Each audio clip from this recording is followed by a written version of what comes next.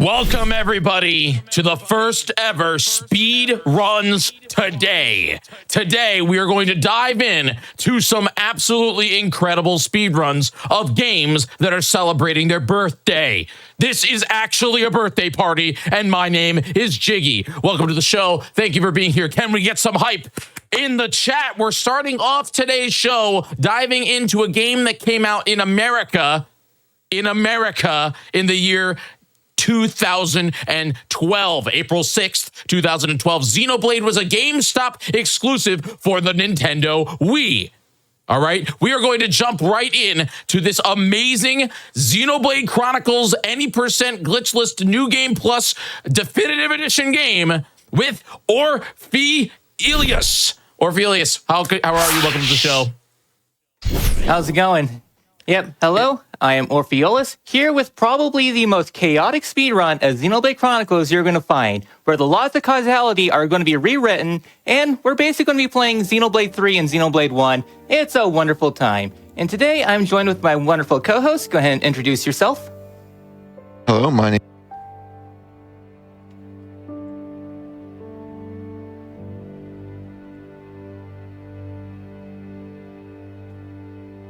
That is amazing. Well, we are ready to get right into this game. I think we should get rocking and rolling, and we could talk more about it as we get into it. Orphe, you ready? Aye, I'm ready. All right. Whenever you... Sorry.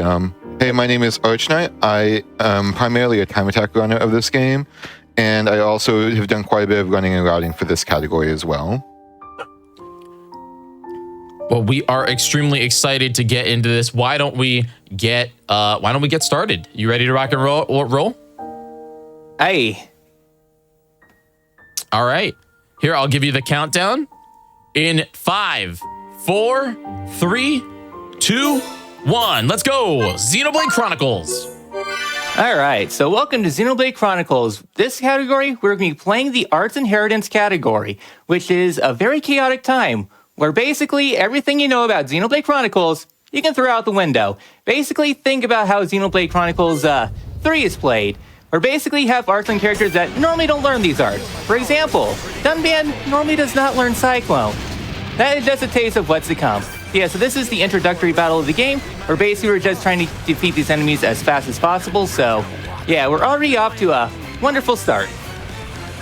So yeah, so these first battle were just basically defeating these enemies.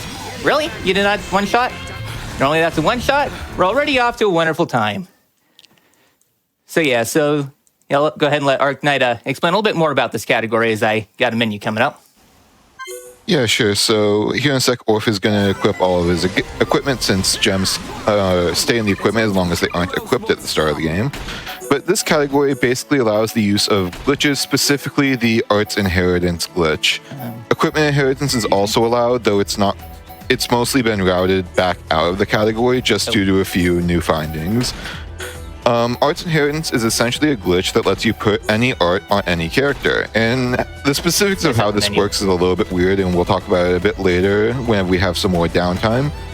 But for now, we're just going to take out these first few battles pretty quickly. So if you notice throughout the run that we have some strange arts on characters in places that they shouldn't be, that would be why.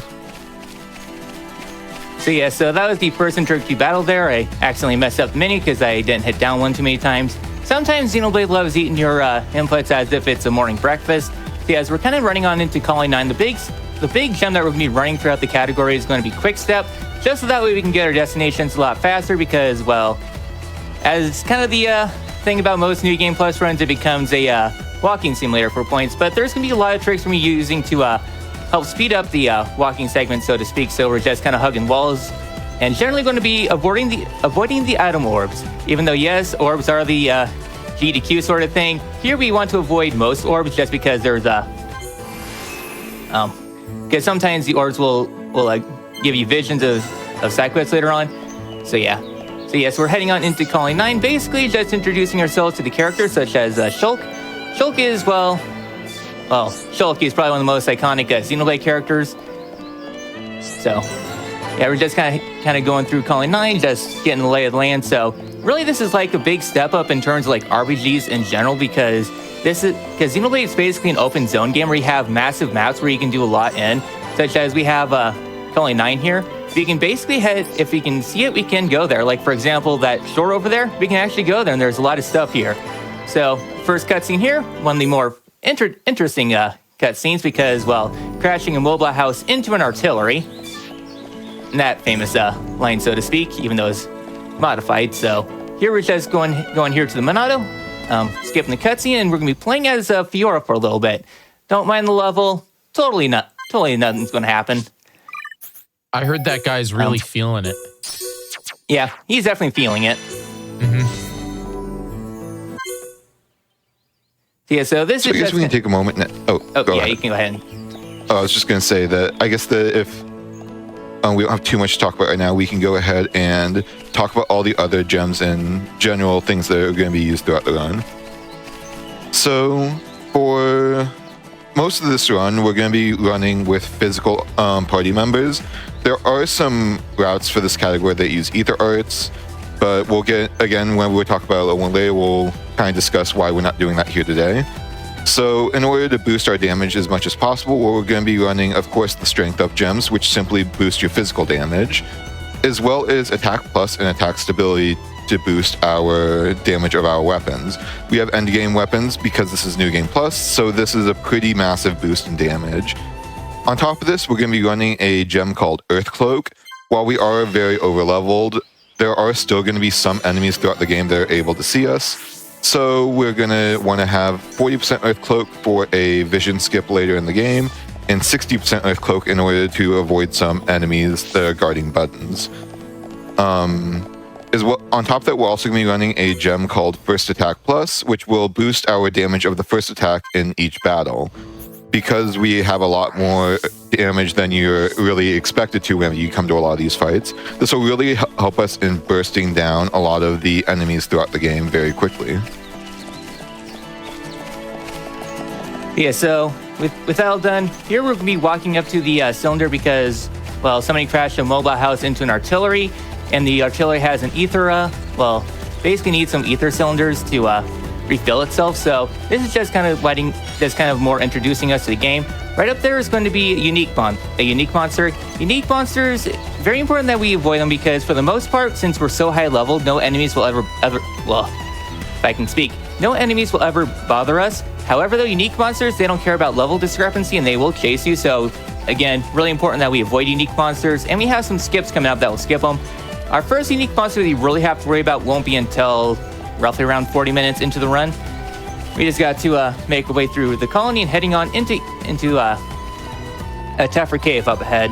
So yeah, so this category has seen a lot of improvements over time and basically reworked itself entirely because the Arts Inheritance category, which is what we're running, was not discovered until I think late 2021 or so.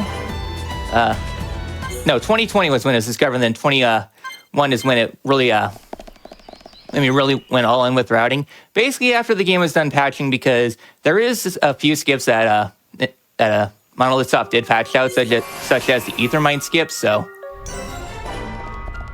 yeah, I guess kind of a little bit of history with that is because in the original Xenoblade Chronicles, at this point in the game, we can use Rhine or Fiora to clip on through a door that normally takes us into a later portion in Chapter 3. And then we can damage boost our way up into an upper ledge thanks to a bug. As long as we block as soon as we jump, we can land ourselves on an upper ledge and we can power level ourselves up to level 50. In Definitive Edition, they did their best to patch it out. However, though, they didn't do a good job, and there was another skip for vine clipping, where you can swap characters as soon as you walk through a vine, and then you can walk yourself into a basically you go to a certain spot, clip through a wall, and you can end up in the level 50 zone. They patched that out, which is why there's a massive why there's a leaderboard split for the new game categories between 1.1.1 and 1.1.2. So yeah, so as we're heading on to the end of the cave, here we're coming up to our first boss fight of the game. Well, yeah, first real boss fight, and that's the Ancient Machines. not really too bad of a fight. Basically, for this fight, we're going to lead up with an auto attack, and then as soon as we're done with the animation, go right into a backslash to hopefully clean up this fight really quickly. A lot of the newer routes, they use a more powerful art for this fight, but because this is a significantly older route, because trying to get Art's Inheritance to work is a pain in the butt, so to speak. So, anyways, yeah, so here in chapter... Yeah, so go ahead, I'll let you give the story dump. Yeah, so here in Chapter 2, Mechon are starting to attack Colony 9, so we need to go make our way back. Anyways, here I'm going to try to jump off a ledge, and I don't think I got it, but basically if you jump off a ledge as your base going to fall off it, you get the fastball, which is basically multiplying your downward momentum by 2. Ideally, we want to avoid it because if we hit it at the wrong spot, then we'll miss our jumps and we'll end up losing the run. However, though, some spots like up there, we do want to do it because we have to fall a significant distance down to the water.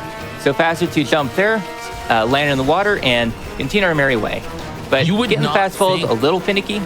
Like, yeah. you would not think there's platforming tech in an RPG. Like, yeah.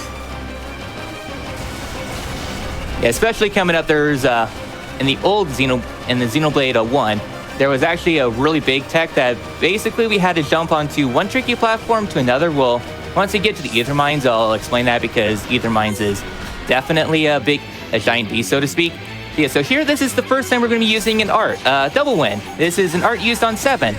Shulk's normally not supposed to learn this, so yeah, the reason why we want to run Double Wind is for 1, it has a fast animation, and for 2, it has a wider area of effect than Stream Edge, which is normally used in the glitchless route.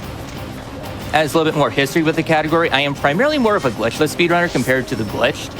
So, yeah, a lot of the strats for glitchless I helped theorize, and especially the glitchless casual. That one there I basically worked on hand, and it definitely is a really fun run. Like, my personal favorite of the categories. So, yeah, here we're trying to get to the research lab because that's where the Monado is. Monado is basically a very powerful artifact that lets us leave through Mechon because normal weapons don't work on Mechon. However, the Monado can cut through the Mechon like butter, so... Yep, so... Don't worry about what's on Shulk's back. We still need to find the Monado. Yeah, we still don't have the real Monado. This is just a replica. The third replica, so to speak. So yeah, like for example, like not this fight here, but the next fight, for the glitchless category, we'd have to use Stream Edge and walk forward to use it because it has such a limited range. Like, we'd hit the first 3, however, though, with Double Wind, we can hit the entire group there. I guess that's... Yep, so Dunban joins the party, and he's supposed to have Monado here, so in cutscenes, you can see 2 Monados in action on New Game Plus. I was gonna say, I wonder how long until, like, you just stop one-shotting everybody. That's my question, you know? This is the New Game Plus.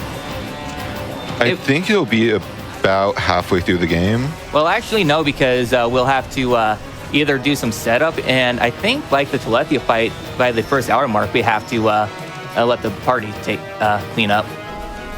So yeah, so Dunban loses the Monado. Yeah, so we're using the... they're having the AI target that guy while we clean up the other 2 just because of how the auto attacks work, so... We just knock out the 2 auto attacks on the side enemies, and by the time that we're done with the 2, the Dunban Ryans are able to clean things up. So coming up here is going to be the first kind of technical boss fight of the run, and that is Metal Face 1. Metal Face, for his first phase of the fight, basically he goes through a series of arts before he uses his big art last resort to end the fight. However, though, we can end the fight prematurely by taking him under half, which is what our AI does.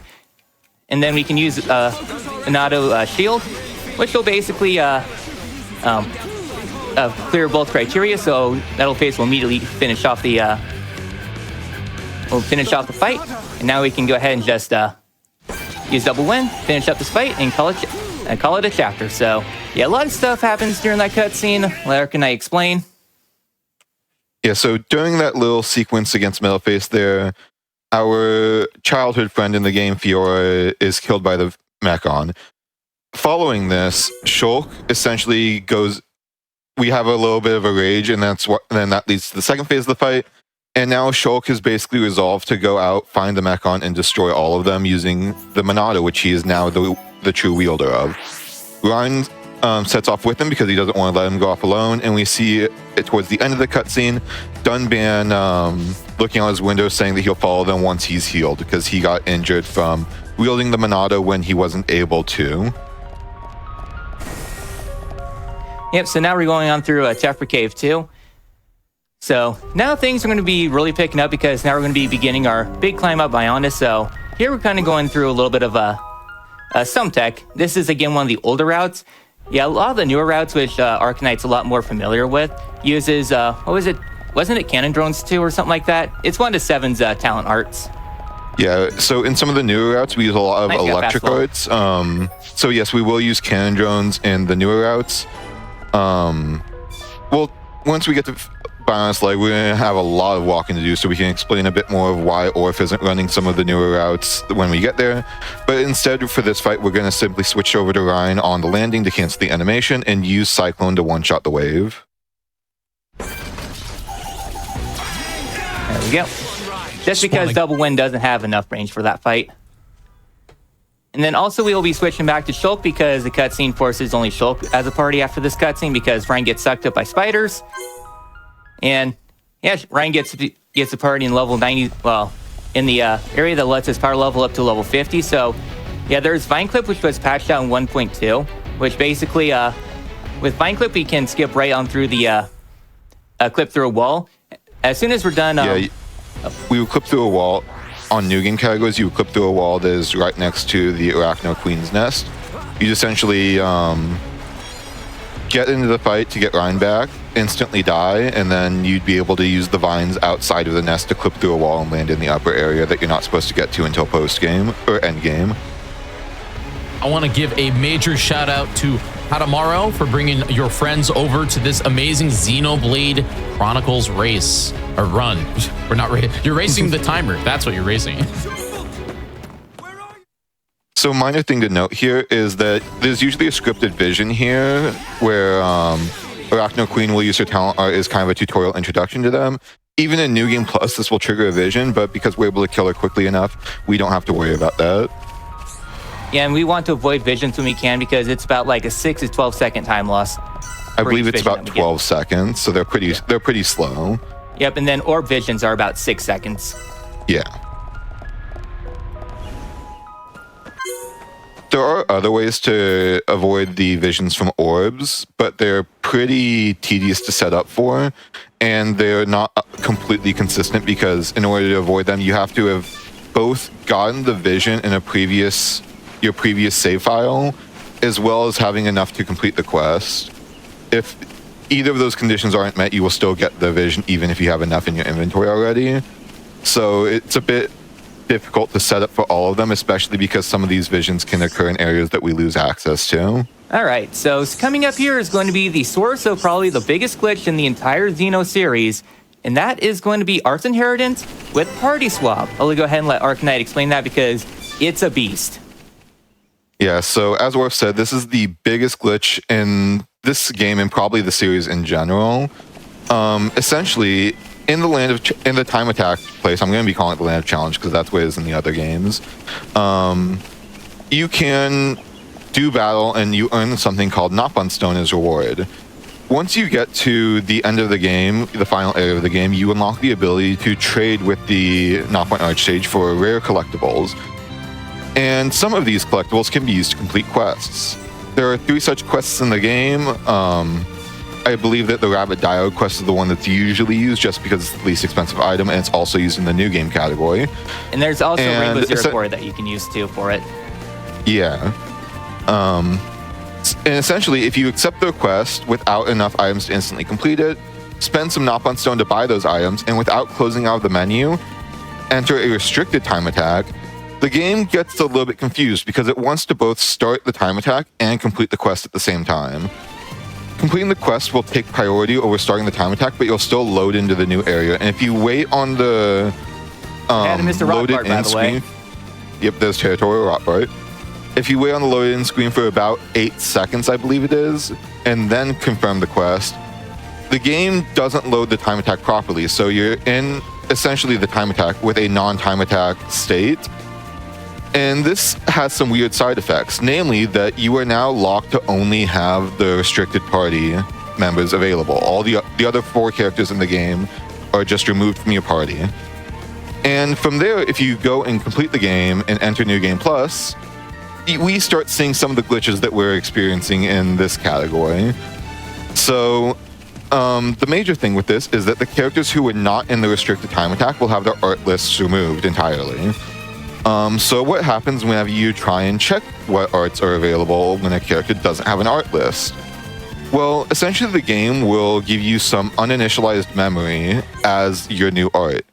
And this can be any number of things is for what the game interprets it to be. Most often this will just be some garbage value. It'll give you a essentially an art that looks like the inverted Monado palette button, but sometimes, very rarely, about 1 in 10 times, it will give you an actual art. And this can be any number of things, from an art for your character, an art from a different character, an art from the Pawn Specters in the Future Connected side story. It can even give you some really weird ones, like the initialized battle or flee icons, as well as temporary party members like Dunban and Alvis. And this is basically what the basis of this category is what is the best setup of arts you can put on characters, where we can go as fast as possible without the restrictions of who they're supposed to be on. Yeah? Yep, so here we're going to the refugee camp because, well, a little bit of story that happened was that Colony 6 was basically destroyed by a bunch of Mechon. This is all the survivors from that initial attack. So now everyone's holed up right now, and Juju tries to go back to the colony to liberate it. Not going to go very well if he is just in a buggy, but yeah, so now we got to chase after him. So yeah, this is where Arts Inheritance really begins to take off. Yeah, Party Swap actually becomes very useful in the new game category. For New Game Plus, we use a different time attack. I believe we use Uniquely Disadvantaged, which is basically you have to fight all the super bosses at once. once. In a Dark Dream, actually. Oh, Dark Dream? Yeah. That uses Melia, Seven, and Ricky, which are all the characters we don't use. Okay. Oh, no, it's Charlotte's in the other one, so... Yeah. Yeah. And I guess to say that the reason why it matters what time attack we use is that for new game categories, they just pick the highest level party so that they can steamroll the rest of the game. But for us, we want to pick a specific party because the characters in the time attack will still have their arts list and thus cannot participate in Arts Inheritance. So yeah, so it's going to be really important. So basically, once you lock into the time attack, you're basically going to be stuck with using that party for all speedruns until you begin the wonderful process known as Arts Gotcha, which is basically the reason why it's so difficult to actually speedrun New Game Plus glitch. Yeah, and I guess I can talk a little bit to that, because that is also why Orph is running a bit of an older route here.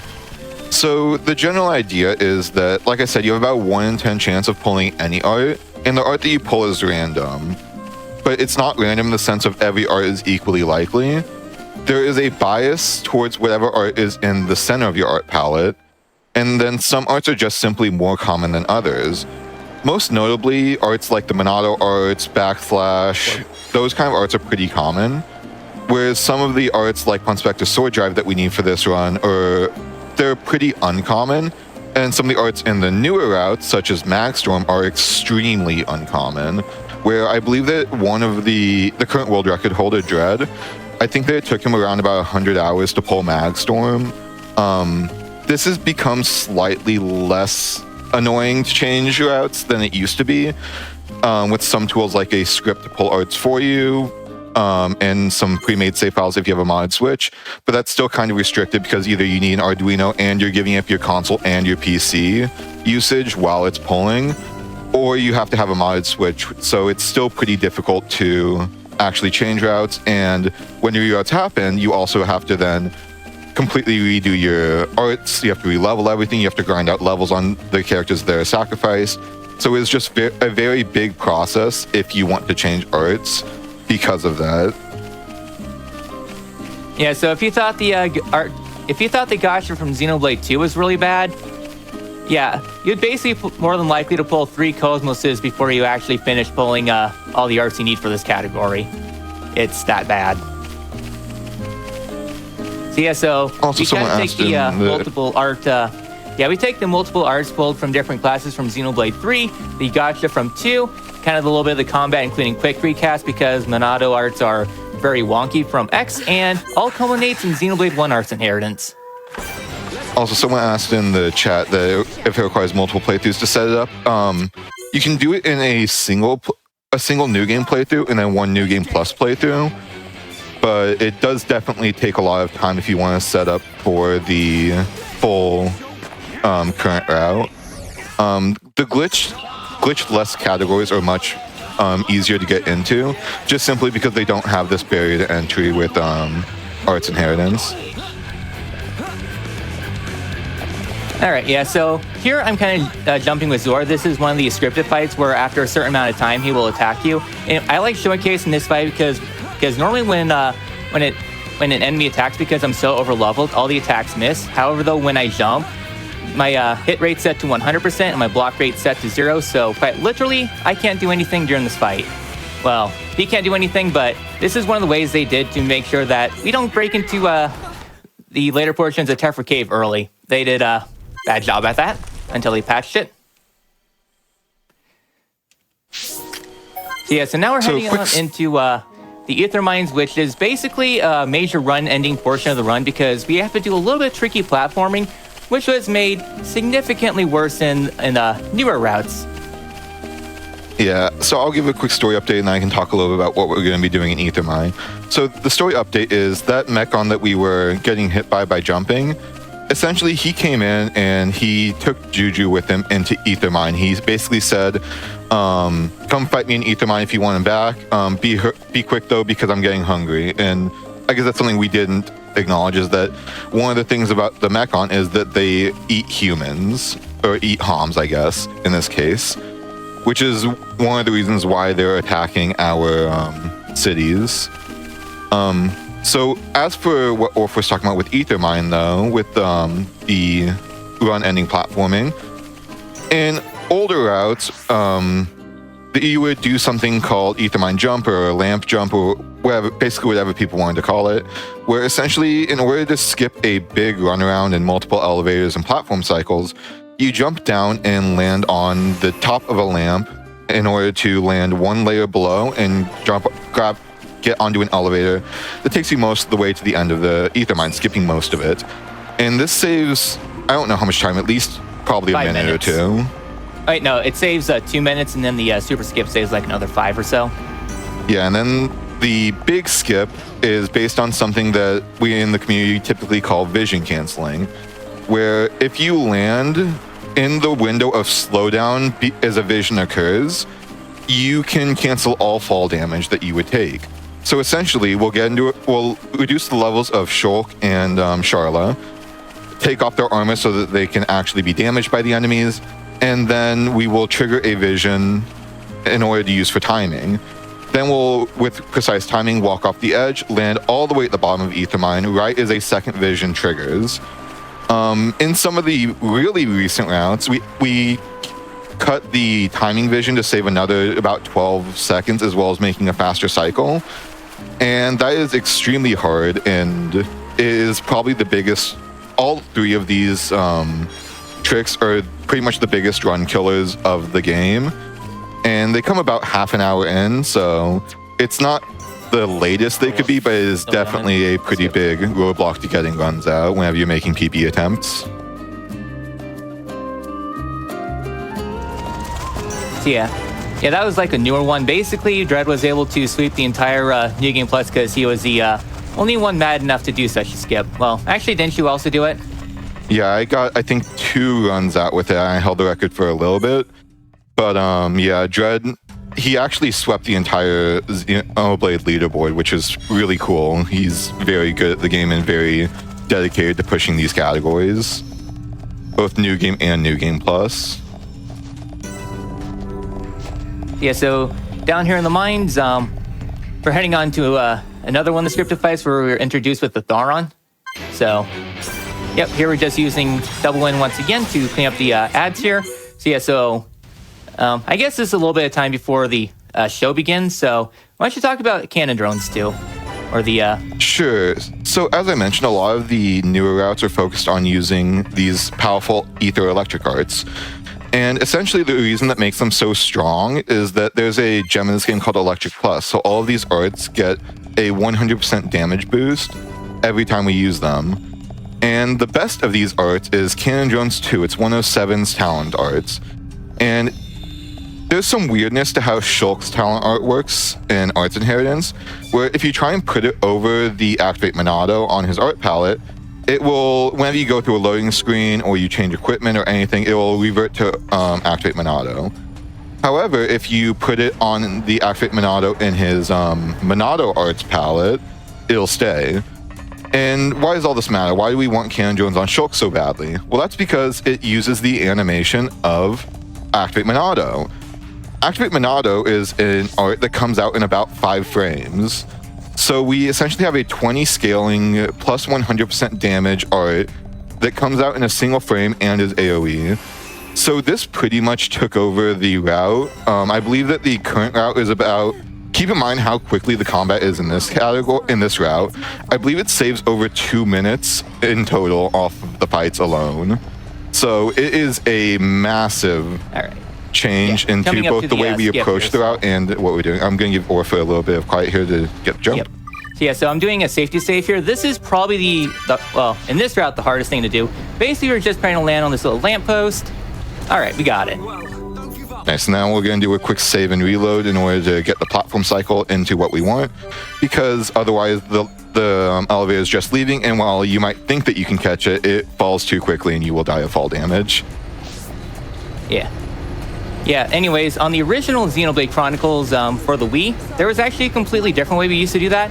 So, anyways, we just wait for the screen to transition, I guess, on the minimap, and that's safe for us to fall. So, basically, we would land on a little bit of a outskirt that lets us jump to the, basically a little bit thing behind the lamp, and then because we have fall defense up, we jump from the lamp onto the descending platform on an optimal cycle.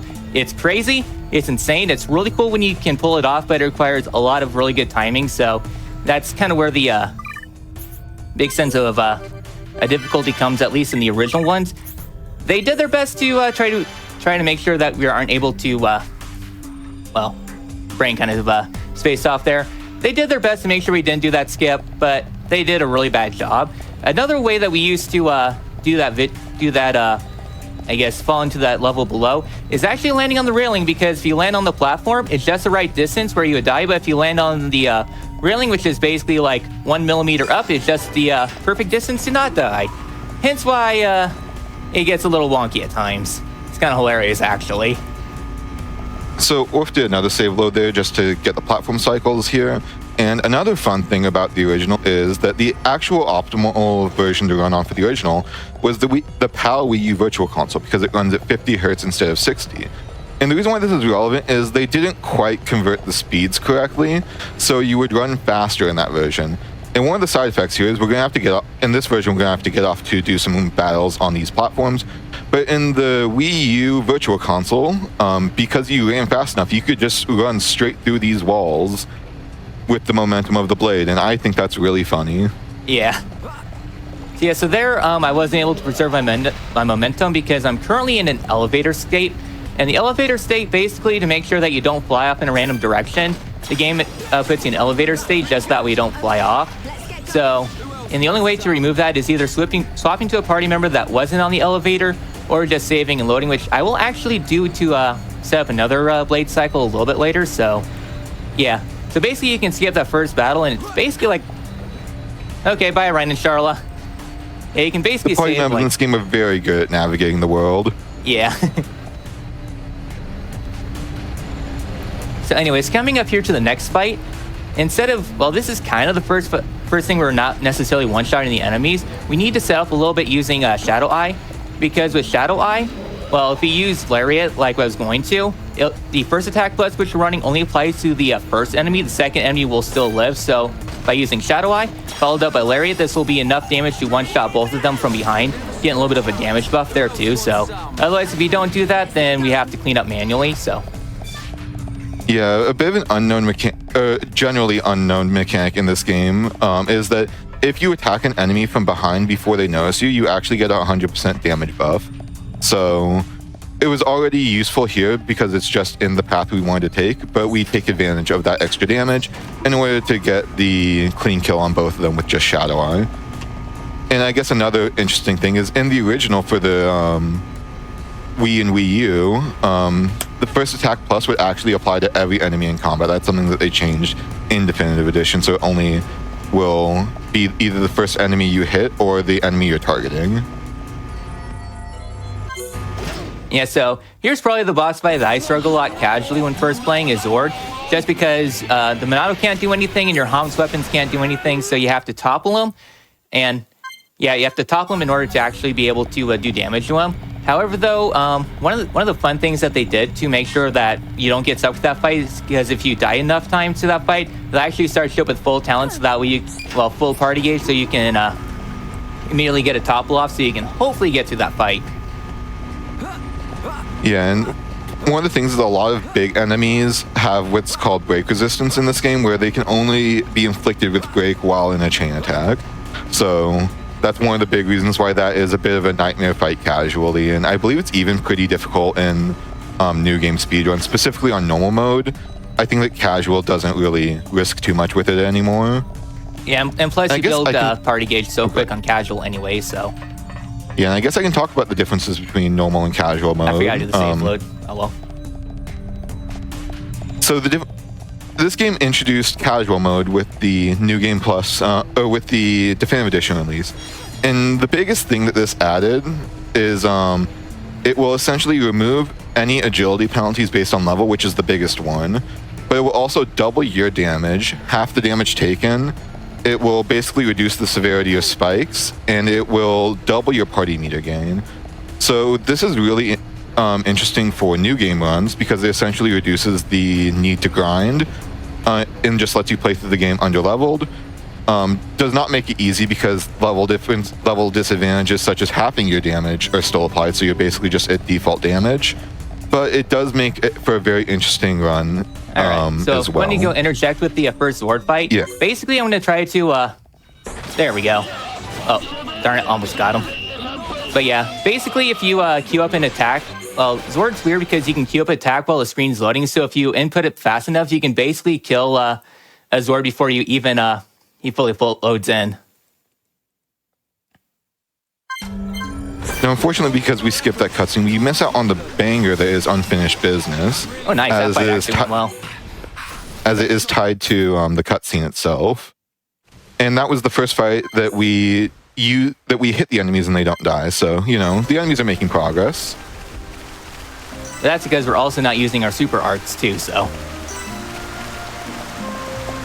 I think even with the new route, there's a chance that they survive that, at least for one of the arts. I think that you make the decision based on if you get a random buff at the start of the battle. Yep, so with that all done, basically this is the run ending portion because it's, especially if you use a lot of more difficult routes, well, the Ether Mine super skip, this is definitely a breather chapter because thankfully Satchel Marsh is a relatively tame location with not too much going on, just a lot of route changes throughout its history. Hopefully as we enter Satchel Marsh, we're going to hope that there's no fog because the current route I used is, well, it goes through the pathway of Unique Monster and we have to jump through water for the most optimal movement, so ideally we don't get fog, otherwise, okay, good. Yeah, fog because there's a Unique Monster in our way, so...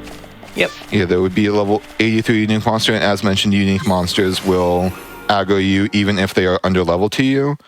So if there was fog, then that guy could be in our way, and we might have to basically when an enemy attacks you, if they hit, they will basically stall you. So we really don't want to have enemies chasing after us because even if you are over leveled, every enemy still does have a chance to hit you.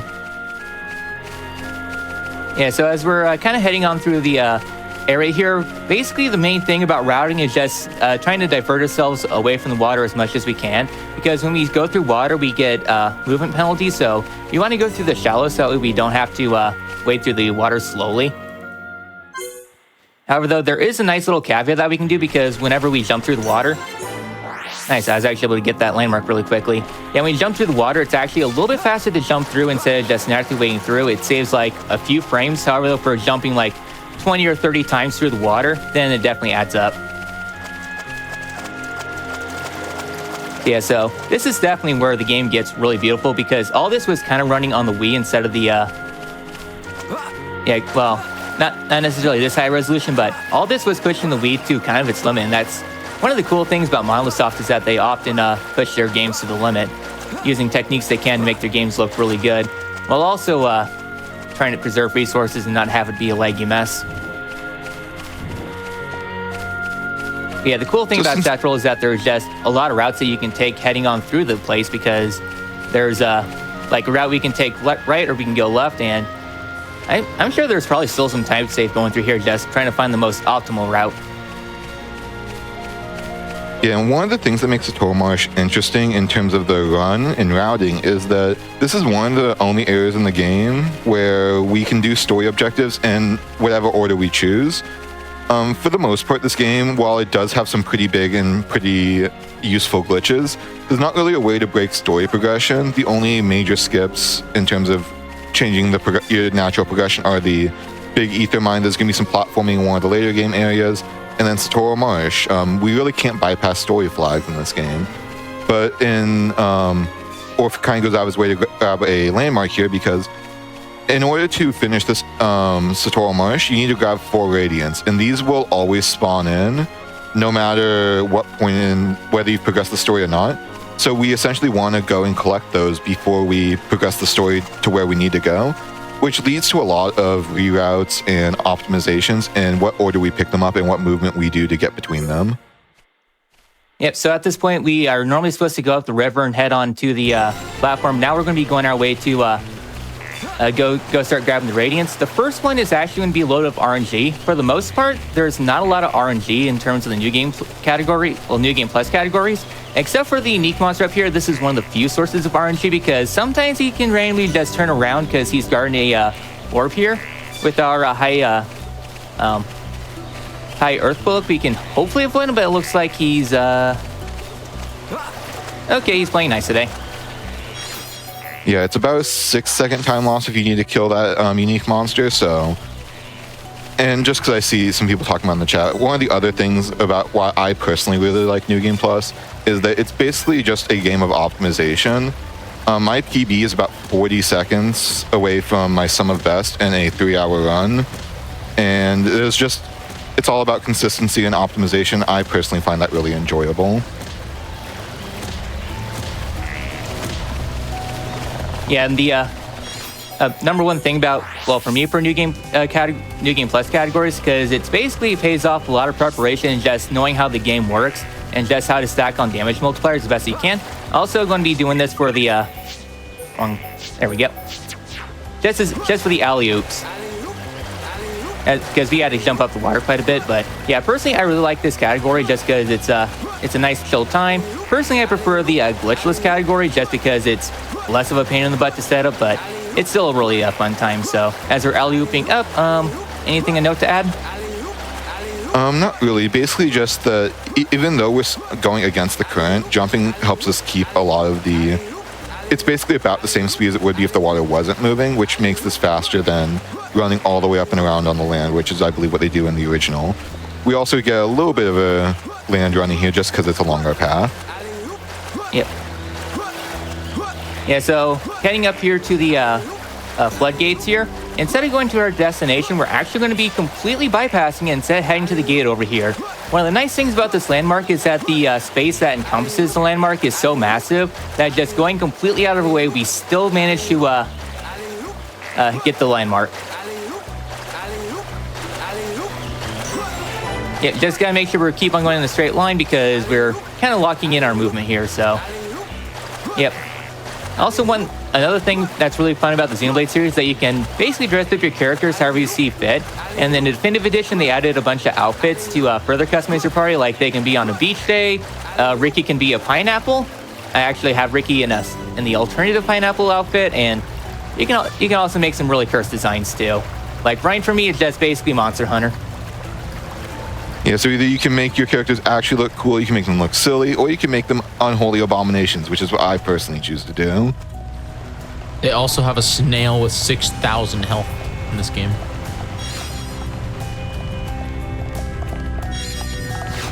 All right, so grabbing the third Radiant. I'm falling off at a weird angle, so that way I don't have to deal with any landing animation.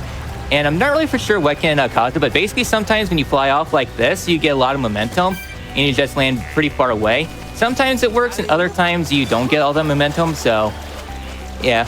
Still not 100% sure what causes it. I think it has to do with the angle that you launch off the waterfall. So at least I was able to get the rocket jump, I like to call it. So. Yeah, I think it's the angle, but I've never been able to get it consistently. Yeah, so here we're grabbing the last of the landmarks and then starting to go with the bird fight. At least I hope we got it. Okay, we did. So yeah, so at this point we can start rebuilding Colony 6, which is basically the big side quest of the game. Personally, I love rebuilding Colony 6, but it definitely has some points of contention. Yeah, just smashing through this dialogue. Yeah, so yep, big thing about the second part of Satchel is that you need to collect 4 Radiants. However, though, we've already got them all, so we can go right to the boss fight. Which this is basically the first real fight where we don't necessarily one-shot the enemy. Well, I'm playing as Ryan, so this should still constitute as a one-shot. Okay, yeah, and this is the... So one of the things of note here is that you might notice that on the center of Ryan's art palette is Sword Drive. But Ryan doesn't seem to be using the Sword Drive animation. Essentially, this is the Ponspectus Sword Drive from Future Connected. It has a much higher hit scaling and uses the animation of Wild Down instead, and is very powerful, and Ryan loves to spam it. The other thing you might have noticed is that we used it multiple times. This is because of the Activate Monado that Ryan has, which will essentially call the central talent art from any range, so we can use this to snipe at some enemies later. Yep. So now we're going to be jumping up the, basically a crapload of vines in order to make our way up higher up into the Bionis. I'm going to be jumping at it as much as I can because the animation for getting onto the vines is actually really slow. So, also, I guess another fun thing about Vine Clip is that one of the things you can actually do is on the final vines, you can actually clip through, well, on the older patches, and you can actually clip on through the vines and get a treasure chest that contains a bunch of basically end-game items really early in the run. Another really good location is in the Hyantia Tomb, where you gotta actually chain your party swap, so to speak, and you can actually make your way to the end really quickly. Like, you can get some, like, I think agility up 5 boost or something like that, just some really powerful items really early in the game. I guess as a quick story update, since we haven't really talked about it. Oh yeah, doing the 2 areas. Statue hop. Yeah, this is like a newer one, so to speak. This was actually one that I managed to lab out, and for the most part, if you know your jumps, it's actually really consistent to do. Yeah, I think that one saves about spots. 2 seconds, just simply because we get to run instead of climb. So yeah, so I guess the story updates, since now things are winding down. Yeah, so as we left Aethermine, we got a vision that basically told us to head to the head of the Bionis. So we have a slightly different objective now. And when we get there, we will get the power to damage face mech on, as we clearly do not have that power yet. As well as that, there was something else I was going to say, and I completely slipped my mind. But yeah, that's the major story beat right now, is we're essentially trying to climb up the Bionis to get to the head and get to Prison Island and unlock the Monado's true power. I guess coming up here is going to be another save load. It doesn't really save or lose time by doing the save load. I personally like doing it because, well, I'm an old runner of the route, so we're just, well, if I can actually not have my inputs 8. Yeah, and this was faster in the original version, so it pretty much just breaks even in this version. It's kind of just a preference thing. Yeah, because I've basically been running this game since launch. Yeah, me and Sonic were basically the first ones to really work through this category.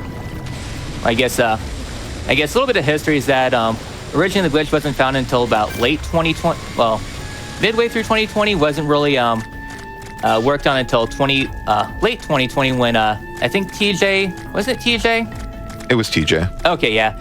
Yeah, he and I were basically the first ones to do the routing. Oh, no. Yeah, TJ, yeah, sorry. Yeah. And then, anyways, here we're at the end of chapter. So yeah, so we basically worked on it independently, and we kind of did 2 different routes. TJ did a mysterious route, which is I'm actually running, and then I did a Dunban route. So, yeah, Dunban has some neat quirks, but he is limited in some aspects. Basically, the mysterious route that we're running, just keeping it hush, uses a very interesting characteristic that really speeds up one of the late game boss fights. So, yeah, so... Anyways, any bets on who our mysterious character is going to be? Will it be a secret alternative Dunban route? Will it be a Rhine route? Or will it be a Shulk route? So, yeah, we're now into Magna Forest, which is one of my favorite locations. It kind of grew on me, mostly because of the massive ravine here. So, personally, yeah, definitely, I hope it's a Pyra mount. Pyra route. I want Pyra. All right, guys, we're switching over to Xenoblade 2. Let's go. Yeah. I can do that. All right, what about I run New Game Mithra? Plus there. Can we do Mithra? I unfortunately don't know enough about Xenoblade 2 to know which one's better to make a joke out of this, but... I'm trying here. I don't know anything about Xenoblade as well. I just know that it's all good. that those are from the other game, so I thought it was funny. Yeah. It's all good. If it's any consolation, I thought it was funny. Thank you. I was gonna say we're gonna end up at a GDQ cringe compilation. We gotta bring them back. I'll pioneer it. Just Jiggy, just Jiggy cringe compilation. That's what we're gonna do. You know, honestly, if I make it into a GDQ cringe compilation, I think that just means I've made it. They're not a thing anymore. It's a bygone era. Bygone era. GDQ's too cool now.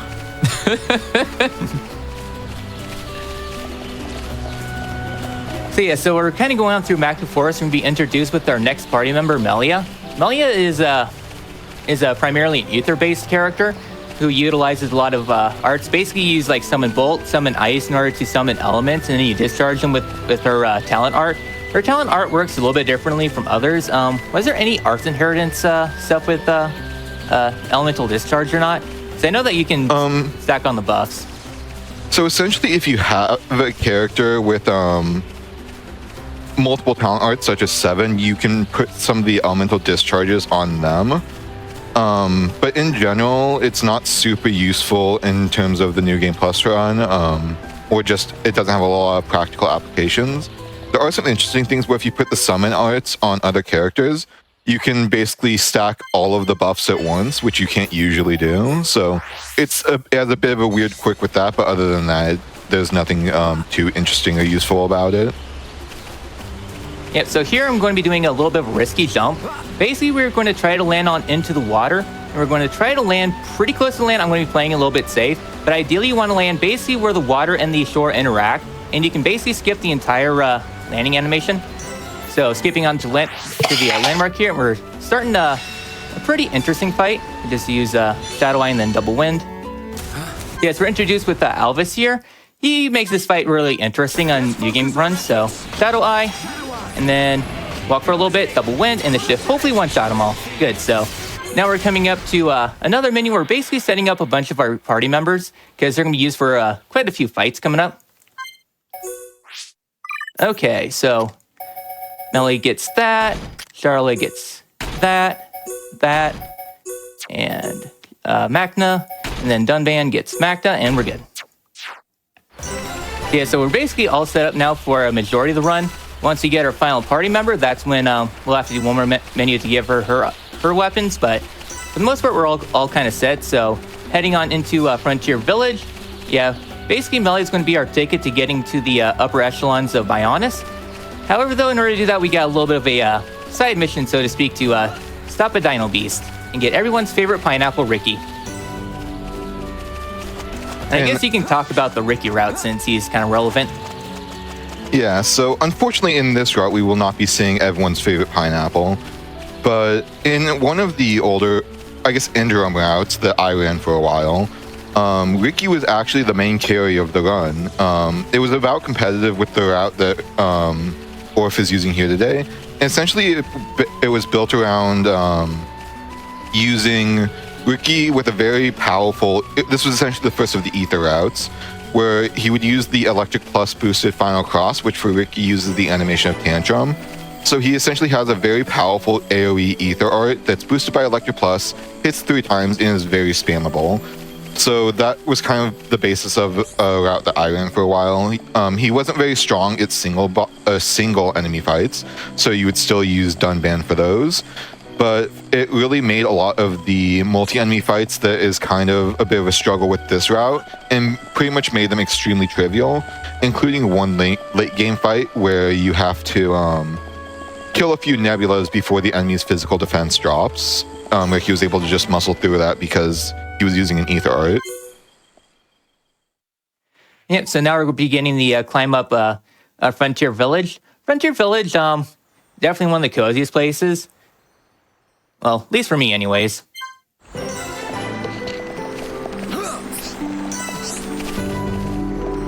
Yeah, I'm just trying to think, because I'm not too well versed in the new game routes. Have you done a lot of the new game stuff? Because I know that Brett and Tyler did a lot of stuff.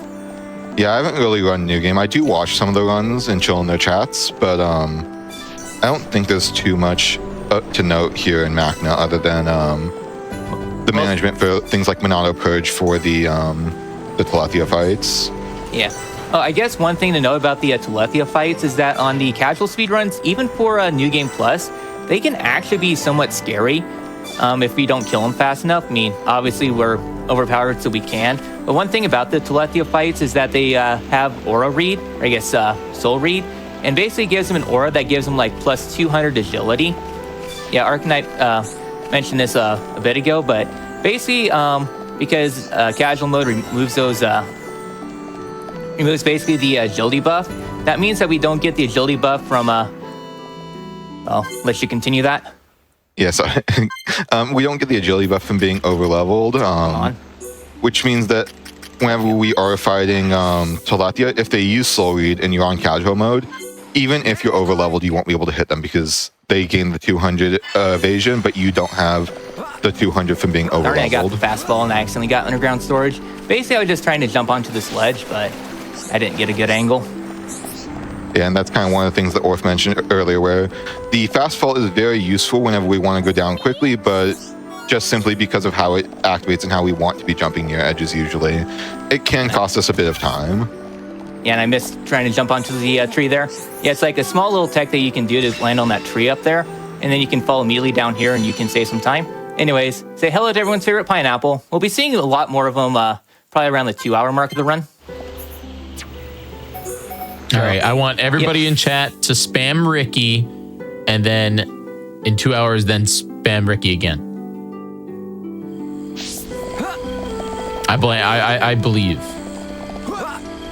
Yep, so now we need to go fight Dino Beast. So we're just going on through Macton once again. Coming up here, we got a few enemies that we got to be a little careful of, just because basically in the second portion of Magna, there's a bunch of level 90-some dinosaurs, including a level 98 Dinosaurus. Well, I guess Dinosaurus.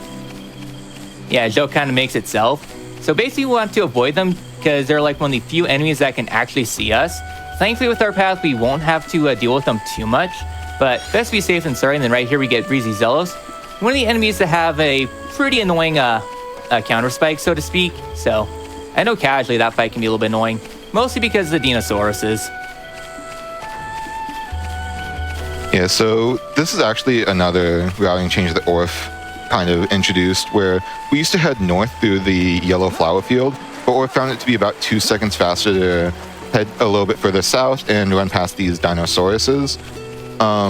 With Earthcloak, they'll pretty rarely see us. They're made pretty blind because they're so overleveled, and the game, Monolith Soft didn't really want people to get bullied by them too much. So they're pretty blind already, and then Earthcloak means that unless they're looking directly in the direction that we're walking past, they'll usually just not see us. Yeah. The only iffy part about taking this route is because this Dinosaurus right here can be a bit of a pain. I'm going to risk it for the biscuit. Just trying to hug the ledge there. Yeah, he didn't see us. But yeah, sometimes the Dinosaurus can completely block the ledge and makes things a lot more annoying. So I wonder if we're going to get the wave dashing dinosaur. This was just something that happened on the practice run. Just randomly a Dinosaurus would just fly across the screen in kind of like a wave dash fashion. It definitely caught both of us off guard. No zoom in dino. Oh. So yeah, so this fight is another one of the fights that's scripted. So basically we're going to be using Sword Drive. Okay, Shulk must use his talent art, but really doesn't matter because we're not going to be using Activate Monado. One of the big things about the about using the current route is that we want to really optimize our party gauge gain, I guess our talent art gauge, because we need to activate Monado in order to activate the other art. So here we're using Sword Drive. So there we go. Yeah, so in the other route, talent management is really important, and we would use downtimes in things like those scripted fights to use Battle Soul to top up our talent so that we can fire off cannon drones whenever we, basically as often as possible. Yeah, I actually did that menu correctly. Been really struggling at menus today. Yeah, so we're kind of heading on to the end of the first hour here. So yeah, things are kind of winding down. We've now gained access to Air Sea. And basically at the end of the, I guess coming up here is going to be a quick break, so to speak. So I'll go ahead and let Jiggy go with that. Basically, once you get to the save screen, I'll let it coast there. So. All right.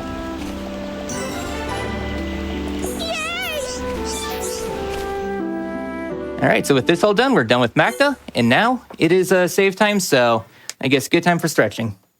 All right, everybody. We are going to take a quick break, and when we come back, we will continue this Xenoblade Chronicles Definitive Edition run. Stick around. In fact, do me a favor on the break. I want you to head on over and join the official GDQ Discord. You can add the hotfix role. That is your one-stop shop for you for keeping tabs on all of our upcoming events. You can talk with our staff and more. So just use !point Discord in the chat and join during the break. We'll be back in about 5 minutes. Don't go anywhere.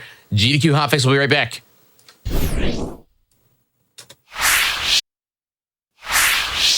Welcome back, everybody, to Speedruns Today. We want to jump right back into this Xenoblade Chronicles Definitive Edition, 80% New Game Plus glitched run with Orphe. Orphe, you ready to rock and roll? Aye. All right, whenever you're ready, take us away. All right, 3, 2, 1, let's jam. So welcome back to Xenoblade Chronicles. Once again, every single law of causality is being erased because, well, we have a party that knows arts that they're not supposed to. So heading on here to Erisea, things are going to be a little bit slowing down a little bit just because Erisea is a pretty large map, and we actually spend the next 2 chapters here because a lot of story stuff develops here in just a little bit. Basically, we'll be meeting with one of the major races of Bionis, that being the High Entia. So, I guess a little bit spoilers for something that's going to happen here in like 20 seconds, but the High Entia are basically, basically they're humans that have wings on their heads. Hence, and Melia is actually the princess, the High Entia. Hence why Ricky likes calling her bird people, so, well, bird lady. So, before we head on to Alchemoth, we're actually going to be doing a slight detour as we head on to the next one. So yeah, even though Erisea is definitely the largest map in the game by a landslide, we don't actually visit a lot of it, even in the 100% speed run, just because it's basically water beyond the eye can see. But yeah, basically anything down in the waters, you can actually go there. There's a lot of islands you can visit, and there's actually quite a few high-level unique monsters down here too, including Stormy Belgigas, which is basically how you're able to farm affinity in this game. Just because he loves inflicting a sleep spike on your party, just have someone that's immune to sleep and just wake everyone up over and over again for a few hours until everyone is 5 hearts affinity. Yeah, so as Orph said, we're going to be making a quick detour here because we have to walk pretty close to the center there in order to actually trigger the cutscene. It's not wanting to teleport me. Yeah, teleports can be a bit finicky sometimes with getting out and getting back in, but it ends up being faster to just go back into the teleporter and run over to get the Seraph Lighthouse skip travel point for later, and then to skip travel back to the center gate, just simply to save that movement time there. Yeah, so one of the big things about Erisea is just knowing where you got to go, because basically we need to go to the teleporters. They're highlighted by a ring. However, though, just because of how the islands are structured, there's basically a bunch of things in the way, so you just got to know where to go and everything like that. So yeah, so things are definitely going to pick up here a little bit because we're going to be controlling Melia for a bit. Melia's going to be featured in quite a few segments. I think she's actually the lead for about 30-40 minutes of the run. Oh, hi, Rain. Yeah, thunderstorms are definitely tricky in RC. Yeah, weather's typically something you don't have to worry about too much, just more enemy spawn. Like, for example, here, level 85 enemy, we're supposed to be in, like, the low to mid-30s right now, so... And also, there's, like, level 92 unique monster that spawns in the rain.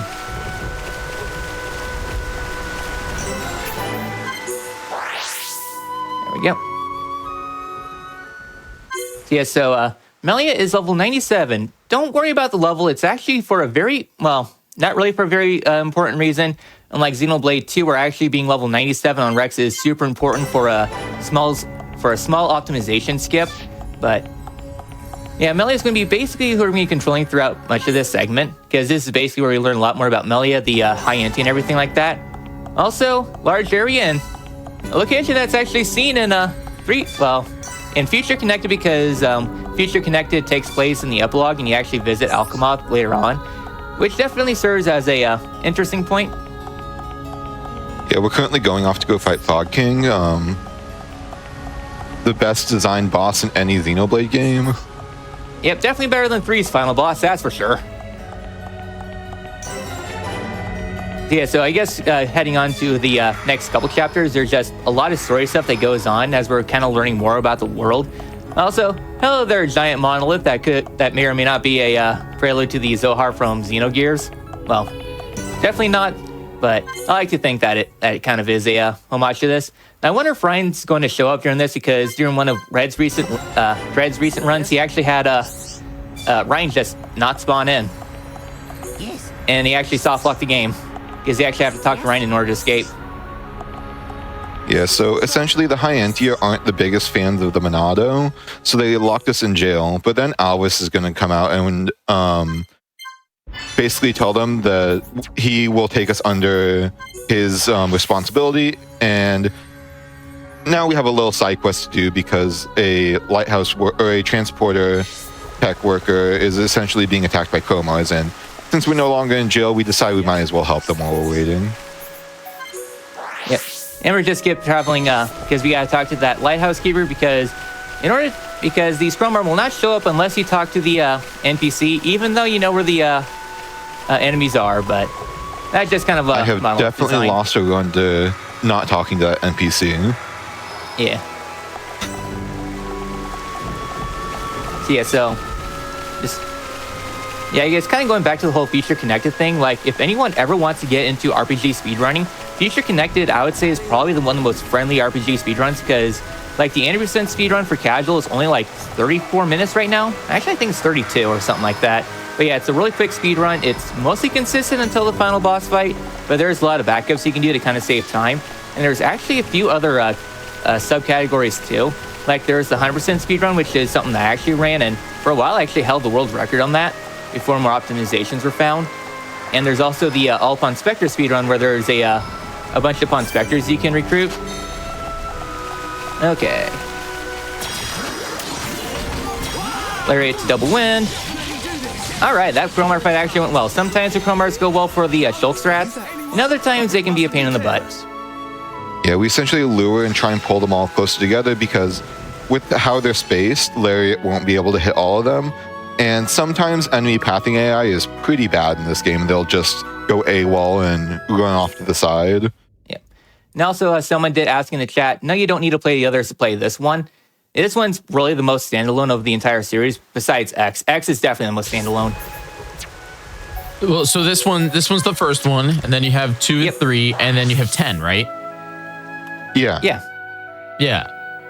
Actually, Xenoblade X came out before 2 and 3, so they just went straight from 1 to 10. So they went from 1 to 10, and then 2 and then to back 3. to 2. They decided they might as well fill that in. But 10 has America in it. Yeah. Literally the America game. I found that out like when they released the definitive edition trailer, and my brain shut off a little bit because I didn't understand that. I didn't realize that Xenoblade had America. Okay. That fight could have gone a little bit better, but at least I backed it up a little bit. Yeah, this fight can definitely get really chaotic really quickly. Yeah, that fight is pretty annoying because the back 2 high end here really don't like to move towards you. So while all 3 of the others will run towards you, so you kind of have to do some weird spacing in order to make sure that you hit them all. And something else that happened during that fight that I guess we should address is how exactly hitboxes work for arts, because by the time the art landed, 2 of them were behind us. So essentially the only thing that matters when activating an art is that the enemy is within the range of it when it's activated. If they're in the AoE when it's activated, it will always hit them, even if they move out of the AoE. This has some interesting implications because the game will let you use arts as long as something is within the range, and dying enemies do still count as being within the range. So for that fight in particular, it's very easy to just keep attacking the enemies that have already died and waste a bunch of time because you threw your AoEs at the wrong things. All right, so in chat, any other guesses of who our mysterious main lead's going to be for the second half of the run? We got about another 30 minutes before we transition to that route. Actually, no, 40 minutes. So I think it's make your predictions. Marth from Fire Emblem. Really close, actually. Anyways, Really? here for these fights, here for these fights, we're going to be using our elements. Basically, there's only 2 that Melia needs to worry about. The first is elemental is Bolt because it deals a lot of damage for the first enemy. And then for the second one, we're actually going to be using a very fun little tech. So yeah, basically every single one of the arts for Melia has different attributes. Like Bolt is electric based, so Electric Plus will definitely help out a lot for Melia. Summon Earth does poison damage, and the main one we're going to be using here is Summon Ice. So we're going to target these enemies using Summon Ice and discharging it, and then as the DOT continues to tick down on them, we're going to put our weapon away, and okay, looks like we got a low range on that. But basically, by the time we put the item away, ideally, the damage over time is going to finally tick away, and by the time we're done putting away, the final enemy will end. It's a bit of an optimization that that definitely helps out. It's a little RNG, like that's actually a low roll for me for the most part. It's mostly consistent. Well, actually, one of my previous friends actually managed to one-shot them both somehow, but I think that if you get crits, you'll one-shot them, and then you need to get a pretty low roll to not have the DOT kill them. But yeah, running away there was my first contribution to this game, so even you can contribute small time saves to games. Get a hold of yourself. Back whenever I was extremely casual, I just saw a speedrun, I was like, why don't they do this?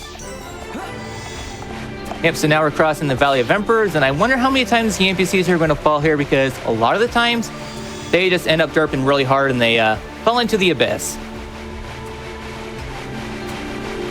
So yeah, so we're having to take the low road because Ryan pressed the pretty red button when he shouldn't have, and we ended up in the robber pool, so we have to take the long way around since Melia's high Entia. She can take the short way through.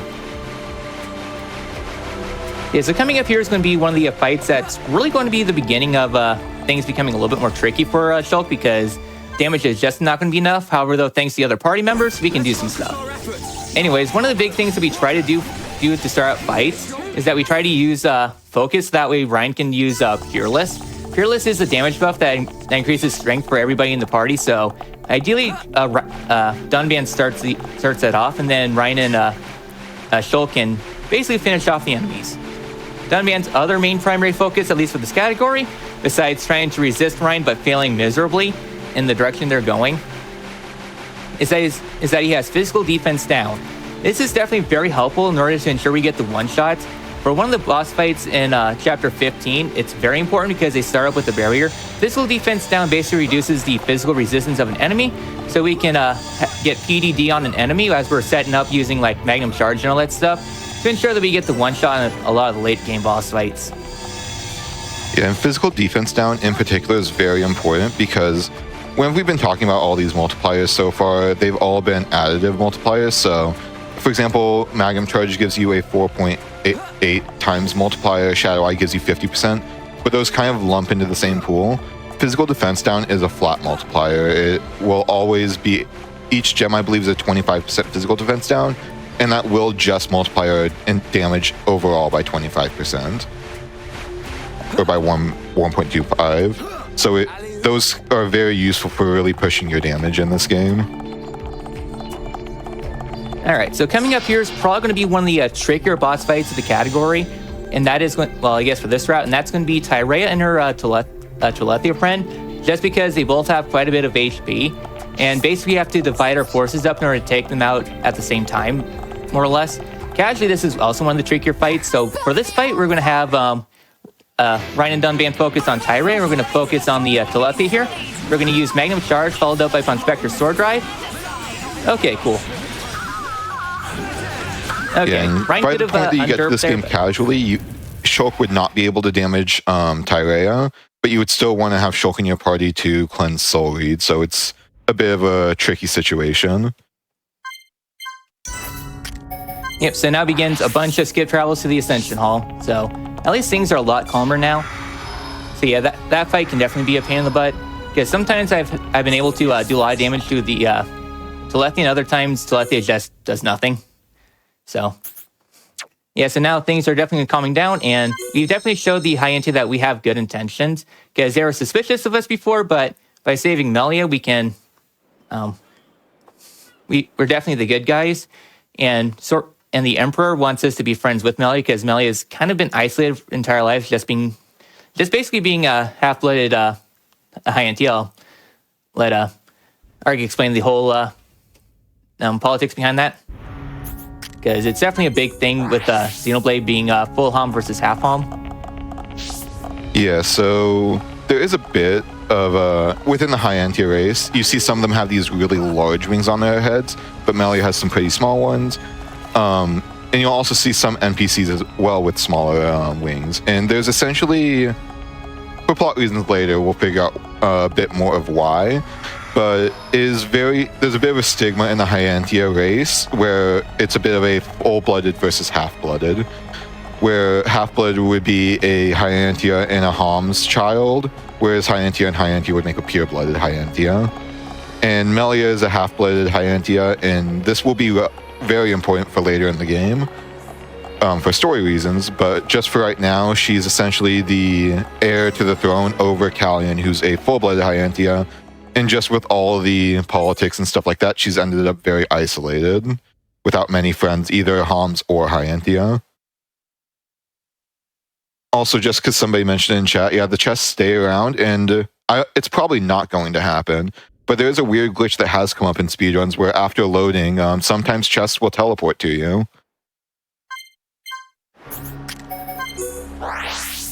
Yeah, and it's definitely confusing when that happens. I haven't had it in quite a long time, but I know it's a lot more common in like the new game or the 100% category, so...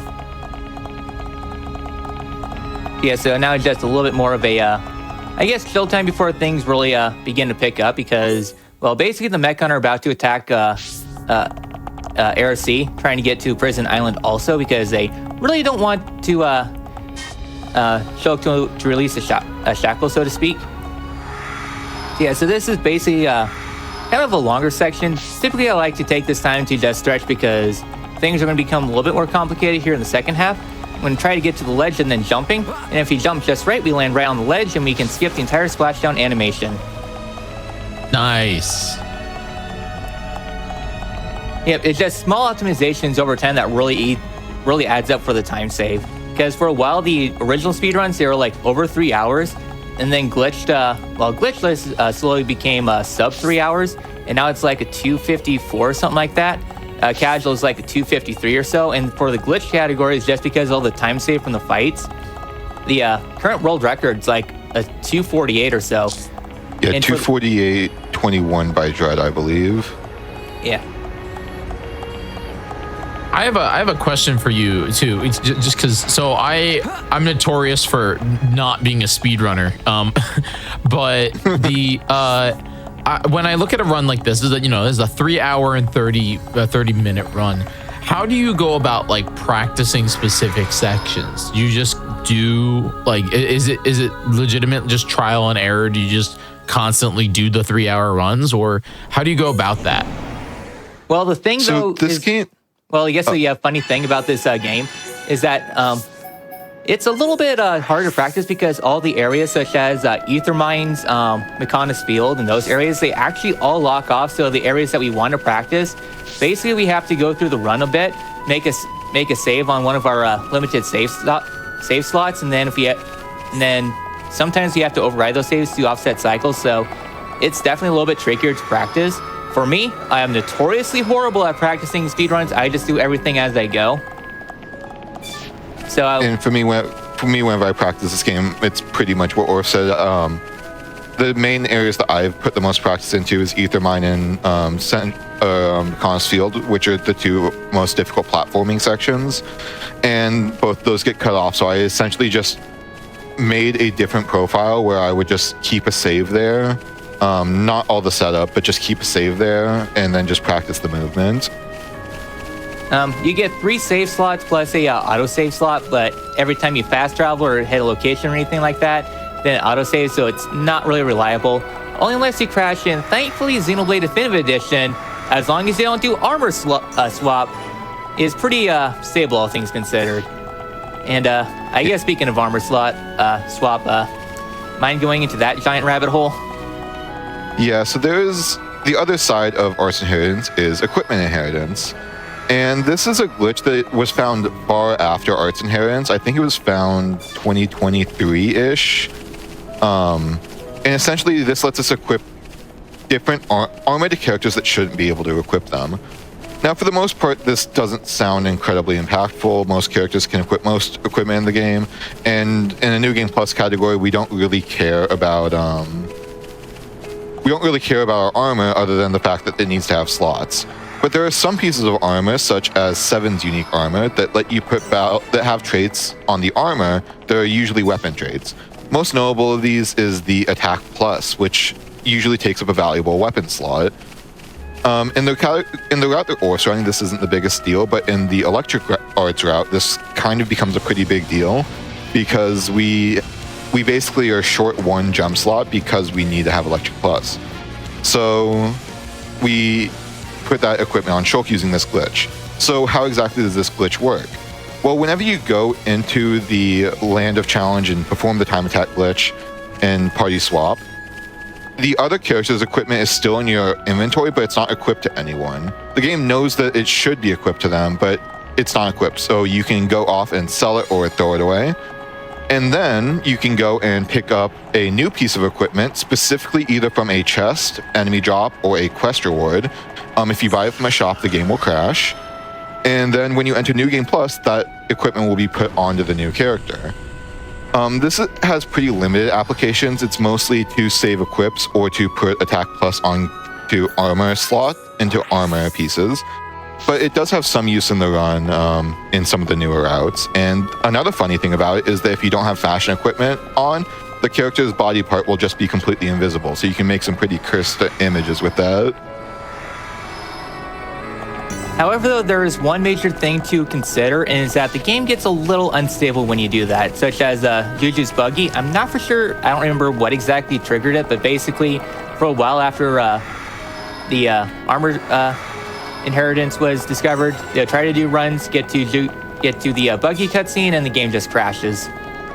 Yeah, that was due to the equipment we were using being bought from a shop, because that was just the most convenient.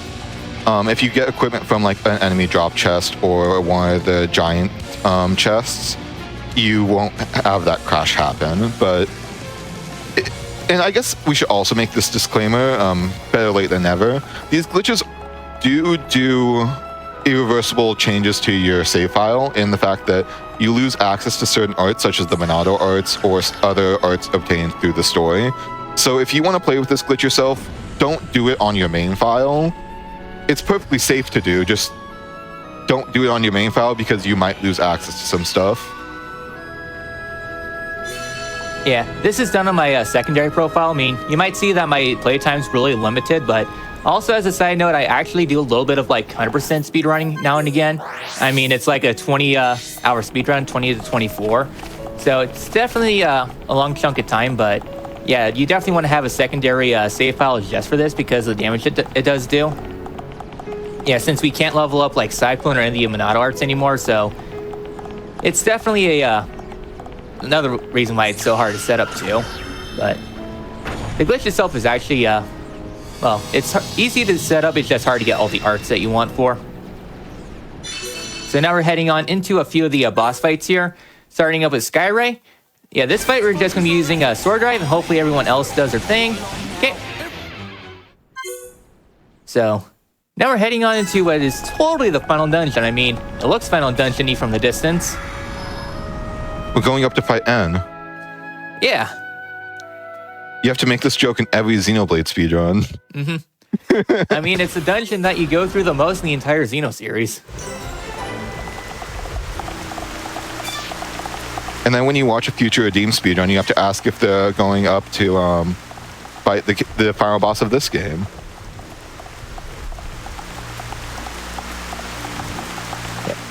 But I will say the music here is actually kind of underrated. I personally really like it, but not really one that's too talked about. I do really like the Prison Island theme. It's very fitting for the area. Yeah, so coming up here, we got a lot of story stuff that's just about to happen besides enemies on orbs that look like dino beasts.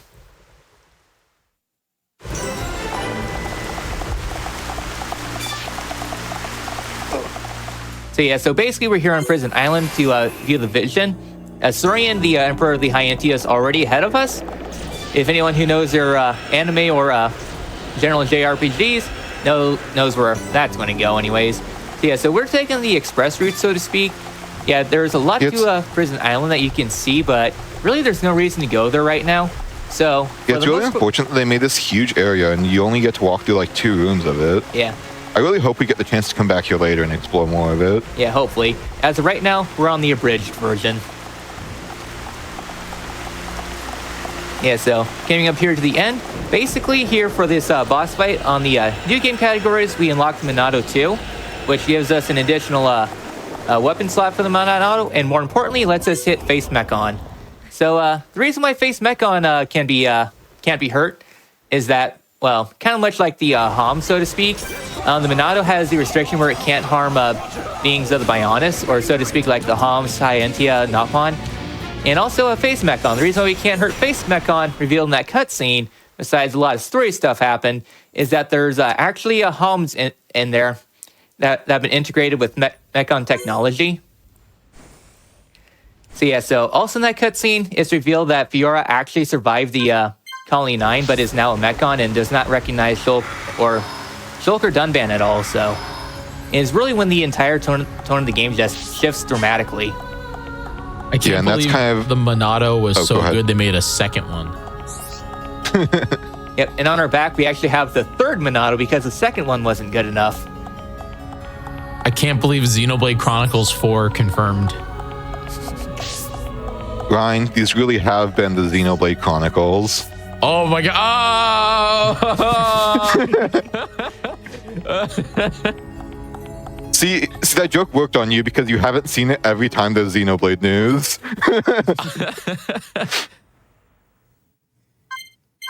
But, yeah, so we kind of have a shift in objective again. We're still going back to Sword Valley, which was our original intention, but now we want to know more about why they're putting Homs into Mechon, as well as to try and get Fiora back now that we know that she's still alive. And to get there, we get to go through an area that is very enjoyable casually, but pretty underwhelming in the speedrun. The long slope that is Valak Mountain. Yeah. So I guess since we got a lot of stuff before Valak Mountain slows things down to a crawl, yeah, I actually do a lot of the routing for like New Game Plus 100%, which actually uses the old redacted route. Yeah, and actually for that run, instead of our mysterious lead, we're actually using Ryan for a significant portion of the run just because he has Activate Sword Drive, which basically one of the weird quirks to Activate Sword Drive, Activate Monado,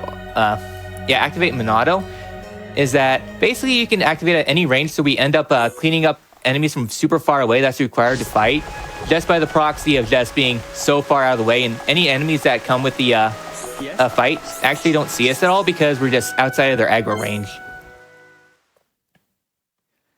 And really a lot of the route, since we have every single item we need to do all the missions, it's more or less, how do we optimize getting every single mission, building up affinity, while at the same time knocking out all the fights we need to all in one. So it's definitely a really fun run, and surprisingly, it's only about 12 hours run 100% the game on New Game Plus.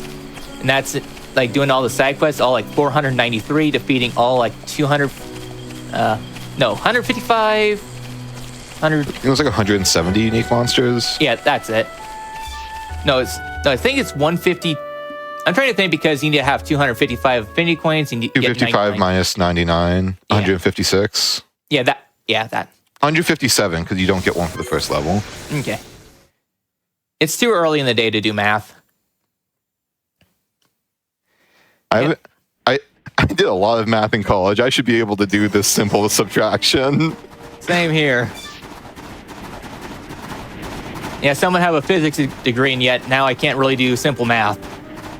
I have a math minor. What's 255 minus 98? Man, this is difficult. But here we are at Valak Mountain. Here at Valak Mountain, as mentioned, it's a slope. This is a very pretty area. It has very nice themes, and there is quite a bit to explore here. But as this is a any percent run, we're just going to kind of run past everything. And because of that, this area kind of has a bit of a notorious bit in the speedrunning scene as just being the walking simulator area. And some of the more recent stuff, I don't know if you're going to be going for Hollow Bone Skip, but there is a pretty risky run killing. For a marathon. Yeah, I didn't think so. I probably wouldn't go for it either, but there's a pretty risky jump you can do here to skip going down the Hollow Bone. And it saves, I think, about 12 seconds, but you lose like over 20 if you miss it. So it's not really worth going for in a no reset setting, but it is just another one of those, hey, an hour and a half in the run, hit this really difficult jump. And the only reason why the jump is possible is because for some reason they changed the geometry by where the jacked geyser drops you off. So it just bends down just low enough to where a jump can clear it. Yeah, because on the original Xenoblade Chronicles, the slope is just like iffy enough where you can't actually clear it, even with the chain jump physics. Also, I am going to be taking another safety save up here because I've had a run that basically I did everything as normal, but for some reason I just ended up dying for no reason. And the last landmark was like 5 minutes ago.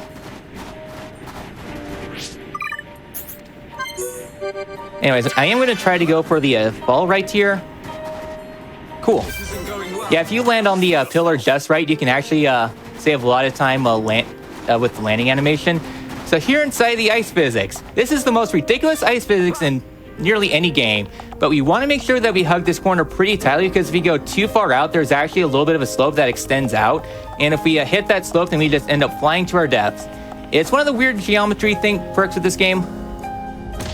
Okay, I didn't make it. Yeah, if you fall just right, you can actually get the landmark just as you fall, so it's a little bit tricky to get, but if you get it, it saves a little bit of time. At least for the old non-hollow bone skip stuff. Yeah, because if you take the hollow bone skip, you actually skip that entire ice physics portion. Yeah, and you would essentially drop down into the water that we'll see up here on the left in a second, the jacked geyser. And it'll basically drop you off right near Lava Cave without having to do that little run around. But you do have to be very tricky with that fall because even though it looks safe, on the cycle that you make the jump, there's actually going to be a geyser that shoots out that will actually cancel your fall. So you have to basically fall right on the ledge between the water and the land. And if you fall a little bit off, then you end up dying. But if you fall just right, you get basically a landing animation cancel. Yeah, anyways, we're going a little bit out of our way just to hit up the lava cave here, since we have to go through it anyways, and there's literally no landmarks between the destination we have to go to in the cave, so we just pick it up now. We just use the second icicle as our little bit of vision. Anyways, there's the geyser erupting. So yeah, so even though we're trying to get down to Sword Valley, Alvis wants us to go to the Ase Tower, which is right up here, which is a very important spot in terms of the story because that was where Shulk lost his parents, and that was where the Monado was first found after it was sealed away by the Hyantia. Also, an important aspect, but Dixon was the one who found us there with the Monado, so just something I thought I'd throw in.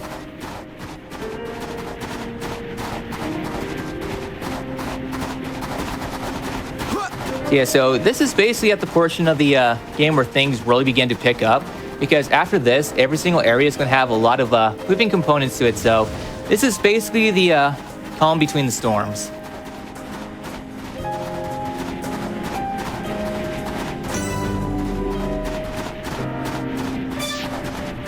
Just moving around this thing. And then here we're going to be doing another landmark skip. Just because it saves like a little bit of time. And then we move up one. Nope, down one. And it's down 2 for the next cutscene here. So yeah, so now we got to go into Lava Cave because the door is conveniently frozen shut. I mean, it's an ice world after all. But yeah, here we got to navigate through the Lava Cave in order to get the stone needed to open up the way. This is also going to be home of the only unique monster required to kill in the run. We will be killing one more later just because the button skip for him doesn't save a lot of time and is pretty inconsistent. But yeah, this is Conflagrant Axial. He's the only required unique monster in the entire game. There we go. Not bad. Not bad at all. And Let's not lose our heads, though. There we go. Skip to the wrong location. Yeah, menu game is definitely off today.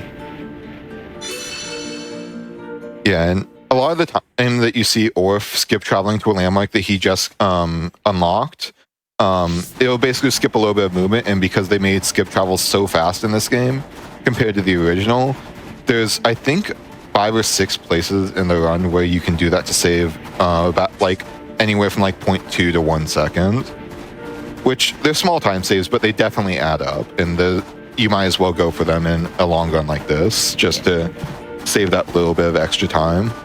Yep. And then also the menu in this game is relatively quick, where you can input your commands before you really see it go on screen. Like even sometimes the landmarks, they'll appear right before we actually get the notification landmark discovered. So you just got to know when it shows up and then press it as soon as we can. Yeah, so now we're heading on to the final portion of Valak Mountain, which is yet again another weather setting, so to speak. So I guess one thing about Valak Mountain is that there's actually 3 super bosses of the 5 spawn here. 2 of them are only available in Chapter 17, and they both actually have a fun little gimmick in the blizzard. So one of the super bosses only spawns during the blizzard, and that super boss is really lovely because it has an insta-kill counter spike. I guess we never really went into spikes. So yeah, so there's 3 different types of spikes in the game. The first one is the counter spike, where if you hit an enemy, it'll counter you with the spike. Most of the time it's damage, sometimes it's a debuff. The second type of spike is known as a proximity spike. This is such as for immovable Gonzalez. And if you're like within the proximity of the unique monster, then it'll do spike damage. Even if you're not attacking it at all, even if you're not even engaged in battle, you can take spike damage. And then the last different type of spike is a topple spike, where if you topple an enemy, it'll do a massive amount of damage. This is pretty rare, all things considered. One of the super bosses, Blizzard Belgazis, he actually has a topple spike. I think it's like 3,000, 2,000, somewhere in there. I think it's 2840, and if I am correct on that number, I need to play this game less. Yeah, that does sound about right. I know he has a really big one. Territorial Rotbar, the most infamous unique monster in the game, also has a pretty big topple spike. I think it's 2,000 or so. But yeah, anyways, Blizzard Belgazis is actually fought here within this area in Chapter 17. Another big thing about that fight is that as soon as we use Sword Drive here, and down goes Mumkar. Yeah, it turns out Mumkar was actually one of the characters that was assisting Dunban in the start of the game. So yeah, that was another chapter done. One thing I think is funny is that if you enter New Game Plus, Mumkar will be in his Mechon form in the prologue. I just think that's funny. Yeah.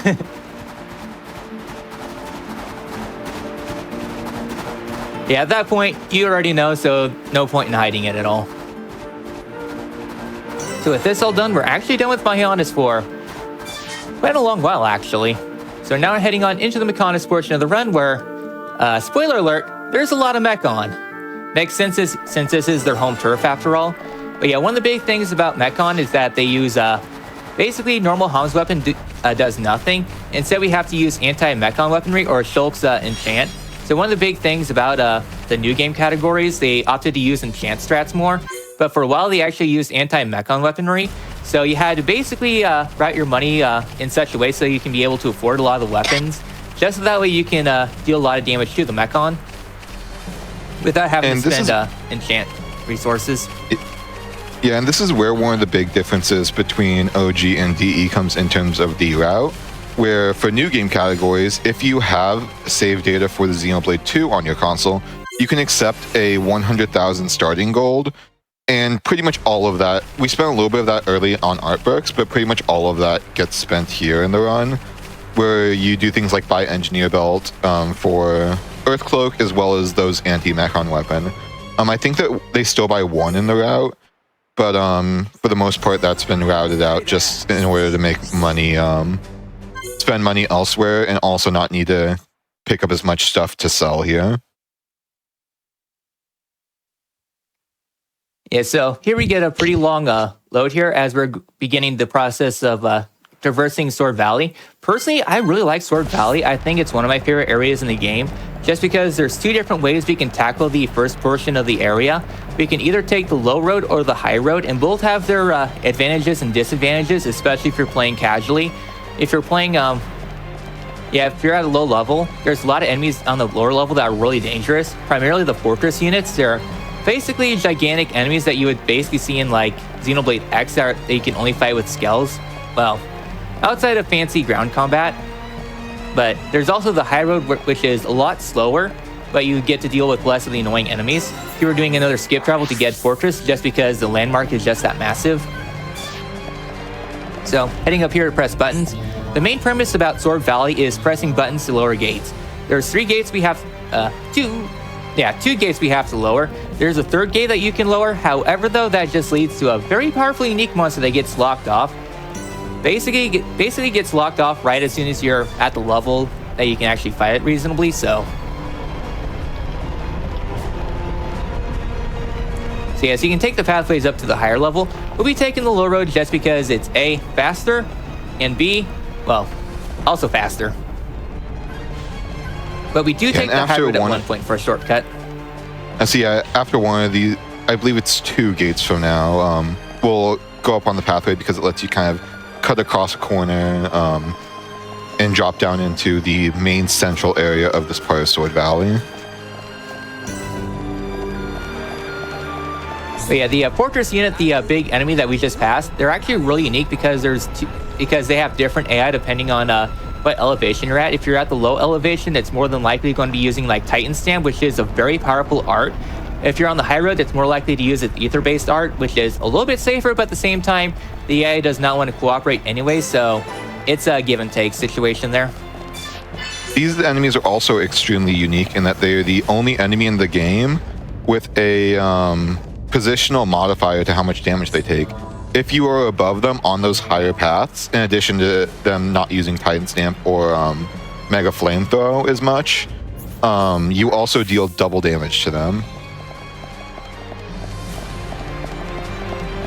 And then one of the unique monsters, it's a little bit tricky to fight on the high ground because it basically stops in an area where you can't get the high ground. So anyways, here we're pushing the final gate button. So now we're going to be moving on to the high road for a little bit just because on the map will show, there's a little bit of a corridor over there, which is where we're going to head into. I currently have X on the brain, so I'm used to a sprint being on the on a R3, so to speak. No, L3. Good old Xenoblade Chronicles 10. Yep. Or Cross, as it's otherwise known as.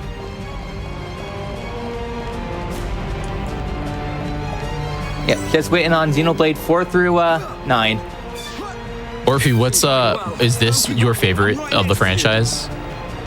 For me, it's a tie between this and I guess 10. Yeah, I like this game for its story and 10 for its exploration and just how ridiculous the combat is. Now, the question of the day, do we get an acid bath? Sometimes Dunban will just run right through the acid and take a bunch of damage. Doesn't look like it. Yeah, down there is a bunch of ether energy that's pumped from Bionis into Mechonis. And if we step in that, we take a bunch of environmental damage. And so, also, if we take environmental damage, we can't skip travel, which is going to be very important for a couple areas that are really annoying. So, now we are heading on into the last of the Metal Face boss fight, so... But yeah, Xenoblade X is my personal favorite. I just love the gameplay of it. I think that Xenoblade DE is the game I have the most time in, though, just simply from all the time I've spent speedrunning it. Yeah, because I've basically been playing Xenoblade since basically when it first came out to the United States. I mean, I didn't get until 2013, back when it used to be a GameStop exclusive at $90.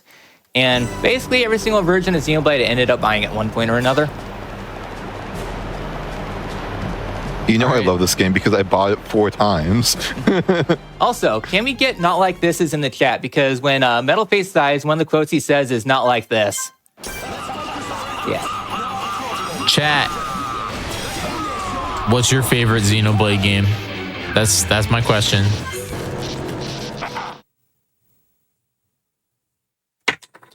What should I play first? That's another question. Because should I play Xenoblade Chronicles 10 or should I play the first one? You're basically good to go either or. Xenoblade X is very isolated from the other ones. It's a lot less story focused. It's a lot more world and exploration focused.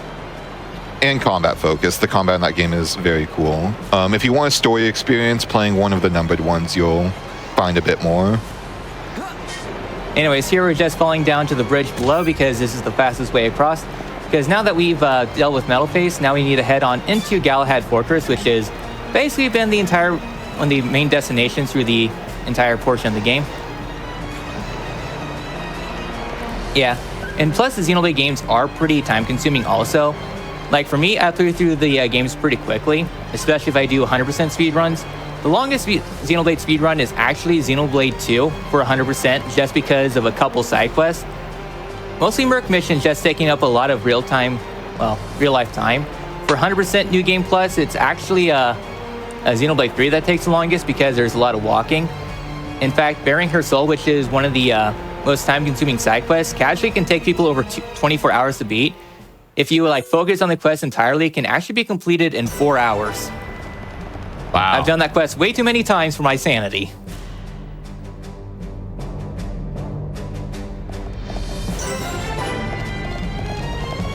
So now we're inside Galahad Fortress, a very underrated location. And for 100% speedruns, this is actually the shortest location because you only have to go into 2 side rooms and more or less it's any percent. Just with a couple extra fights. So yeah, here I'm going to do my best not to move the camera just so it sets us up just right in order to see the enemy we have to fight in here. It's pretty important to get the one shot on this enemy. Luckily, we do just have enough damage, but if you don't, all of these other enemies will join the fight because they're a kindred type of enemy, which means that if they see you attacking another enemy of their kind, they will join in the fight. So all of those enemies will start dropping down, and it just becomes a big mess to try and get out. Yep. So now since we one-shotted him, all the enemies know better is I don't want anything to do with that guy. That guy one-shotted our leader. Let's just stay here, pretend we didn't see anything, and just be an accomplice to the backslashing. So now we are coming up to the first of the unique monster skips. There's 2 unique monster skips, and 2 in this route. There's actually a 3rd one that you can do, but that one's a little bit more difficult to do in this, I guess, in Xenoblade 1. Well, Definitive Edition. In the original, because the jumping is different, it's a lot easier to get the jump arc just right. In this one, it's a lot slower, so a lot more difficult, so it's just way more consistent to just one-shot the enemy. Yeah, as you can see, the unique monster there guarding that button was pretty blind. I do believe you do need a full 60% Earth Cloak in order to sneak past him.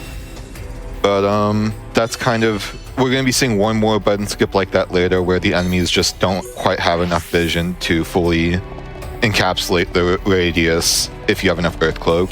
Yeah. It is a pretty small area that you have, so me and other people have definitely gotten spotted by the unique monsters from trying to quickly press the button, but for the most part, it's not too difficult. Yeah. So coming up here, we are actually pretty much at the end of Shulk. The Shulk is starting to fall off really hard. So now we are going to be transitioning our main. So get your final guesses in on who the main is going to be. It might even be Faye Xenogears. I hope it's Link from Breath of the Wild. He has the outfit from Xenoblade Chronicles 2.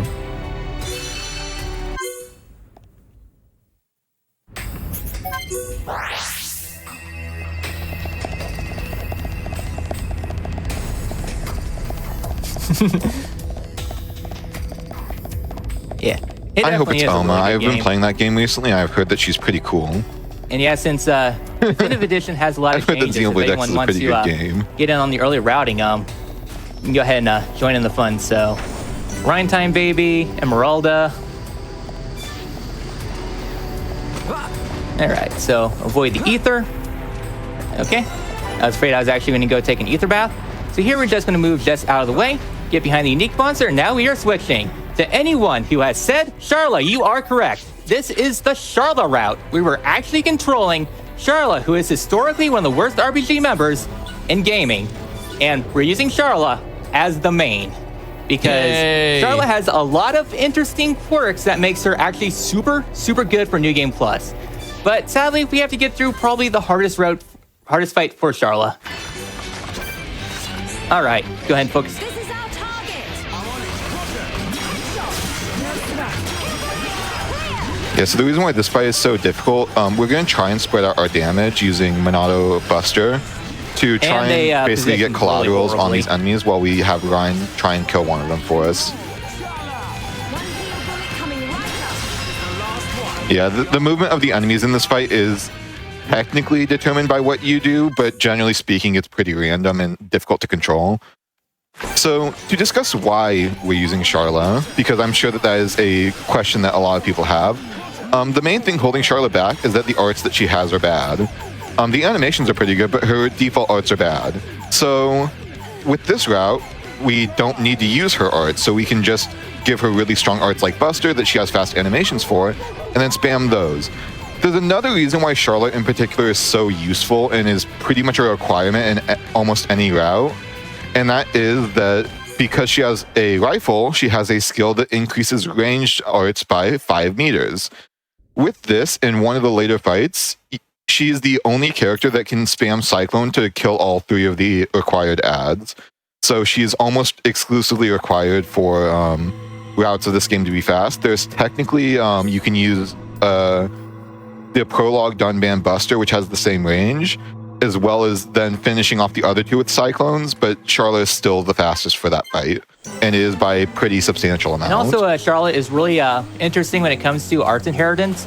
Just because all her arts traditionally increases her talent art, which is cool off if it hits maximum, then she'll be in an animation that she's locked in. There's actually a really fun little quirk with cool off, where basically the higher the cool off gauge is, the more damage you'll actually do, and the less effective your healing is.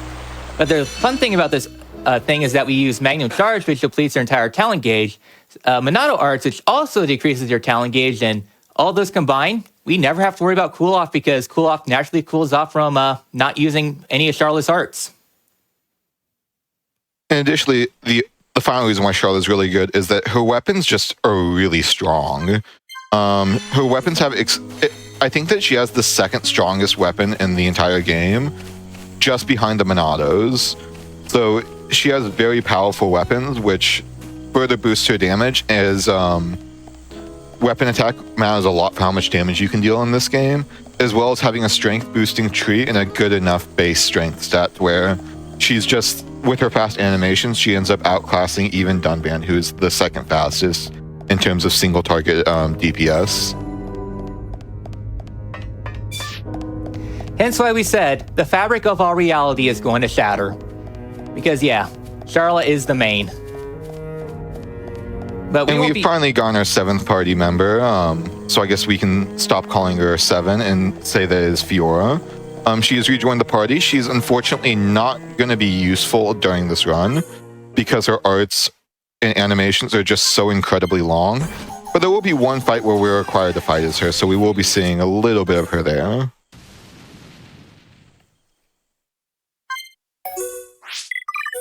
Anyway, swapping over to Charlotte just so that way makes this next fight a little bit more consistent, because Charlotte, when controlled by the AI, is not really the brightest, especially when it comes to arts inheritance, though Ryan's also not really that bright. I think you know the specifics a little bit better on Ryan breaking.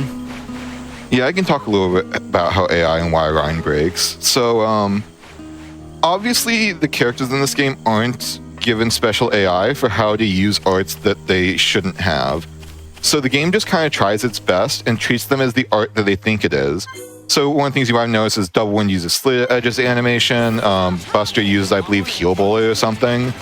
And basically the characters treat the arts as if they are what they're replacing. So for Ryan, Punspector Sword Drive is Wild Down. And Ryan's AI uses Wild Down whenever it is like an enemy is toppleable. So when the bonus effect is active.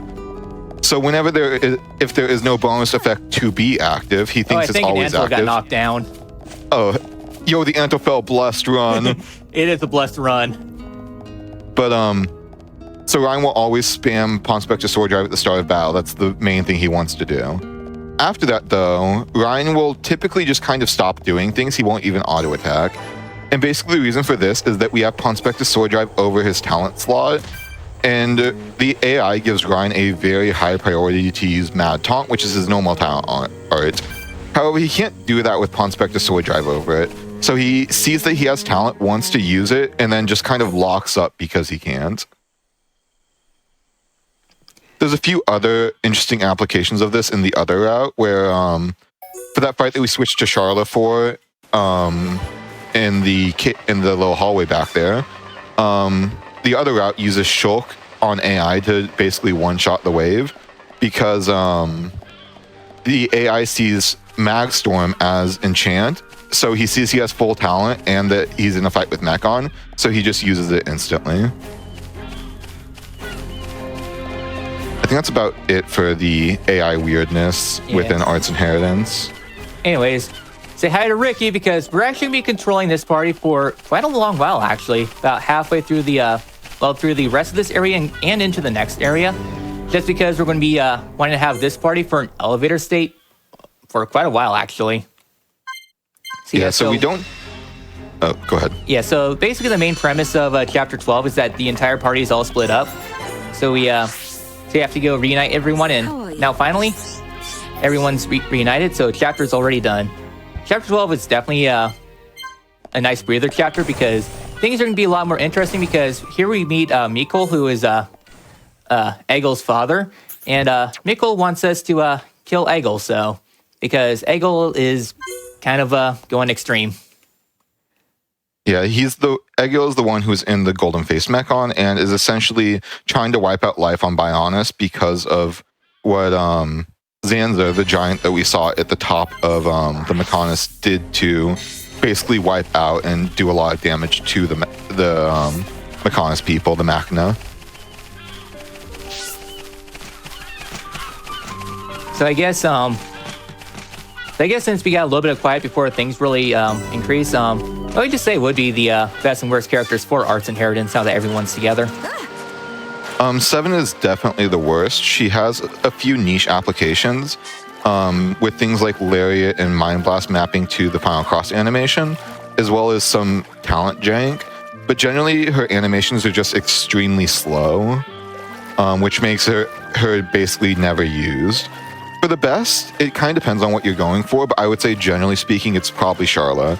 She is an incredibly powerful physical attacker, as we've already talked about, but she's also extremely good to have on AI because she will basically start the battle by spamming Peerless if she has it, which is how the modern route uses her. The modern route uses a lot more Shulk, just simply due to the power of the Ether Arts.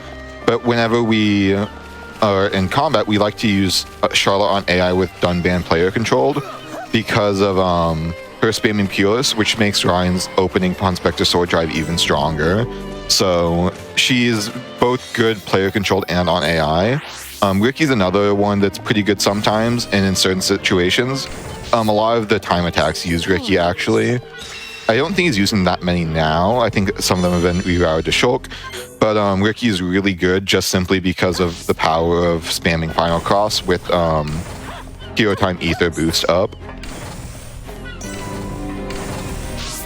Welcome. All right, so anyways, during that last little bit there, I did a detour to the bridge just to offset the Unique Monster's patrol route. Because otherwise, if we didn't, then the Unique Monster would see us if he just went right there or took a slight detour to visit Mumkar's remains, because you can actually see the remains of him after he died on Sword Valley. So with this all done, we are done with the we have everybody in the party. So before we head to break, we're going to be heading on to the next area just because we got a little bit of time. And the next area is definitely a lot more busy in terms of stuff that's going on. So yeah, there's going to be a decent amount of platforming to talk about in the upcoming area, Mechonis Field. And because we don't have combat for a little while, we're just going to be sticking with Melia because she has full quick step. And as Orf mentioned, by waiting to switch party members, we can avoid getting stuck in that elevator state where we're not able to conserve momentum off of conveyors. As Mechonis Field has some very fast-moving conveyors that we want to conserve momentum off of to go fast, as well as we can actually make a faster cycle on some of the external vents if we happen to be able to move through the area fast enough. Yeah, so coming up here to the end, this is going to be another instance where we can actually skip travel before we even see the landmark open. Also, right up there, one of the largest ladders in the game. So those who really like their snake eaters, that's definitely the ladder to view it on, and they even brought it back in Xenoblade 3, so... Yeah, I believe that climb is about a minute long just of ladder climbing. I was gonna ask, you know, whenever I play video games, everyone, I really I have to know what the longest ladder in the entire game is. So I'm glad you pointed it out. It's really important to me.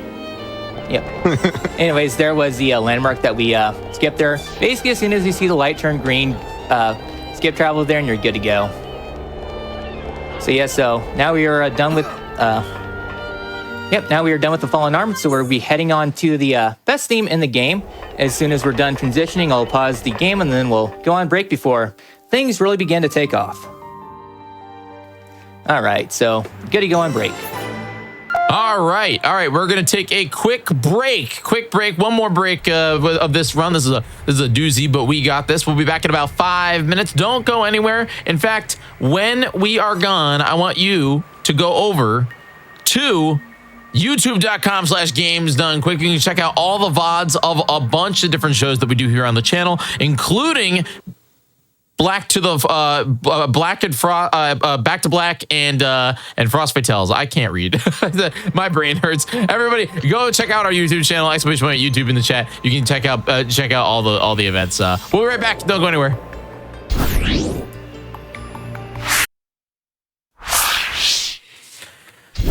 Welcome back, everybody, to Speed Runs. Today we have some incredible runs that we are going to jump into after this one, but let's finish this one up. We got the full rest, the rest of the Xenoblade Chronicles, any percent glitched New Game Plus run. We're gonna kick it right back into Orphe. Orphe, you ready to rock and roll? Ready to rock the end of this this Xenoblade game?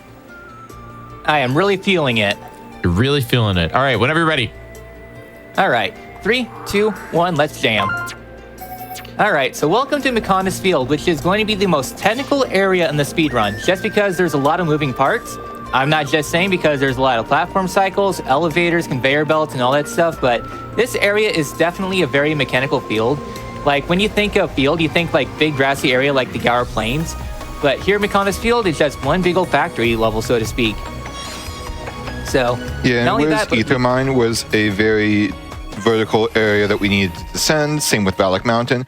This time we're actually going to have a very large vertical area that we need to ascend, so there's going to be some fancy platforming to try and jump between different areas to save as much time as we can. Yep. So right there at the end of that conveyor belt, we gained a lot of momentum, which is going to be very important here for this area just because, well, we're going to be entering elevator state. I kind of mentioned this before, but when you ride an elevator, the game puts you in elevator state, so that way you don't accidentally fly off from the momentum and everything. However, though, the game never takes it off, so if you go onto another one of those escalators, when you jump off, you just stop dead in your tracks. So that's where we're going to be running Melee for a while because we'll be going up quite a few elevators. So, but yeah, personally, Mechonis Field is my favorite area in the game, just because there's just so many moving parts and it's just a really fun area to navigate. However, though, there's quite a few things we have to be careful of because if we don't do things correctly or if luck's not on our side, then we can actually lose a run here if we don't navigate correctly. So we got to be a little careful. There's one skip coming up that's a little dangerous. I might do the, well, I might do the safety backup. There's 2 ways to do it. It just loses like 12 seconds. Yeah, there are 2 major jumps that you can if you're not careful, you can fall all the way down to the bottom and die in. And falling down off the map in this area is especially bad because we talked a little bit earlier about some of the hazard damage and how you can't skip travel while you're taking hazard damage. And the whole bottom level of this place, aside from like one small platform, is a very slow damaging hazard. So we really don't want to fall down into that. Yeah, because it would be a lot faster to just reset the switch and then just load right back into the game from where we were, just because it's just that long of a thing. Because I think we fall pretty far away from the platform where we can actually save ourselves. So this first jump, I think we actually just happen to be over where the unique monster is. okay. Oh yeah, that's but for right. the upper bulkhead platforming, I'm pretty sure that there are places where you can fall where there is not land under you. Yeah. Anyways, there's also a little platform you can jump across there to save like a second. But if you miss it because you jumped wrong, because ladders are really weird in this game, there goes a run. Actually, I timed it out a while ago, and in Definitive Edition, that actually exactly breaks even. So we dubbed it the gamer hop. You do it whenever you feel like risking the run for no time save. All right. Yeah. And it has been in a few records because we used to think it saved time. Personally, I think that's very important for a speedrun, is just to have like a swag move that you can just do. Anyways, there's a safety save because I just don't want to risk that much of a time loss. So coming up here, there's a little bit of a skip. We're going to be jumping onto the railing and then falling to the destination. Just jump like here, and then we fall right to our destination. We used to do a menu here to switch our party around to set us up for an upcoming fight. However, though, because of elevator state, we actually moved this menu until after we get off the elevator. Yeah, and the reason why we liked doing it there before is that you can essentially cancel out of that landing animation where Melio was taking some fall damage. It used to not matter that we were in the elevator state because you couldn't catch a faster cycle anyways. But now that we can catch that faster cycle, with some of the momentum conservation that we know about, we do definitely want to try and delay the menu and lose a little bit of time here to save more time later. Yeah, so a little bit more of Bird Lady and Pineapple Ricky. Say bye-bye to Ricky because this is actually the last time we're going to see him in the run. Which is sad because Ricky's so fun to play as, especially in the new game category where Ricky is actually really, really important because he has an art called Happy Happy, which we can spam from a distance to build up talent, get to a party gauge, so that way when we start a fight, we can start with a chain attack, get the topple, and make fights a lot more consistent. Everyone Also, say with bye, party swap in new game, Ricky. Ricky. We have to all say goodbye to Ricky. Bye, Ricky. Bye, Ricky. But one of the other interesting things about the new game route is that Ricky actually becomes the late game carry in party swap because he's basically the only source of big burst damage in that party with his art Say Sorry, which will remove debuffs but do one additional 100% damage for every debuff removed. So simply with the party that we have, he ends up being really useful in new game, which is kind of funny because he's not really used in too much in speedrunning outside of that. And also, since we can't change our party equipment at all because the game will crash in the party swap state, Ricky is actually very useful because he naturally comes with adventure time. So he's able to move a little bit faster than the other party members.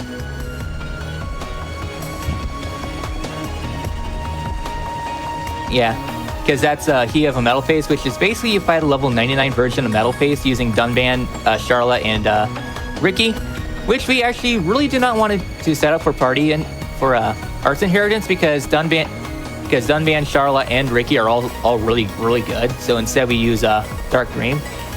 So coming up here, I do things a little bit differently. So we're going to be avoiding this unique monster up here for right now, hence why I'm controlling Shulk. So we're just going to fall basically right here and land basically right at the control switch here. It's a little bit of a fun little optimization I do. Yeah, sometimes you can opt to kill a unique monster first. I just like falling down here.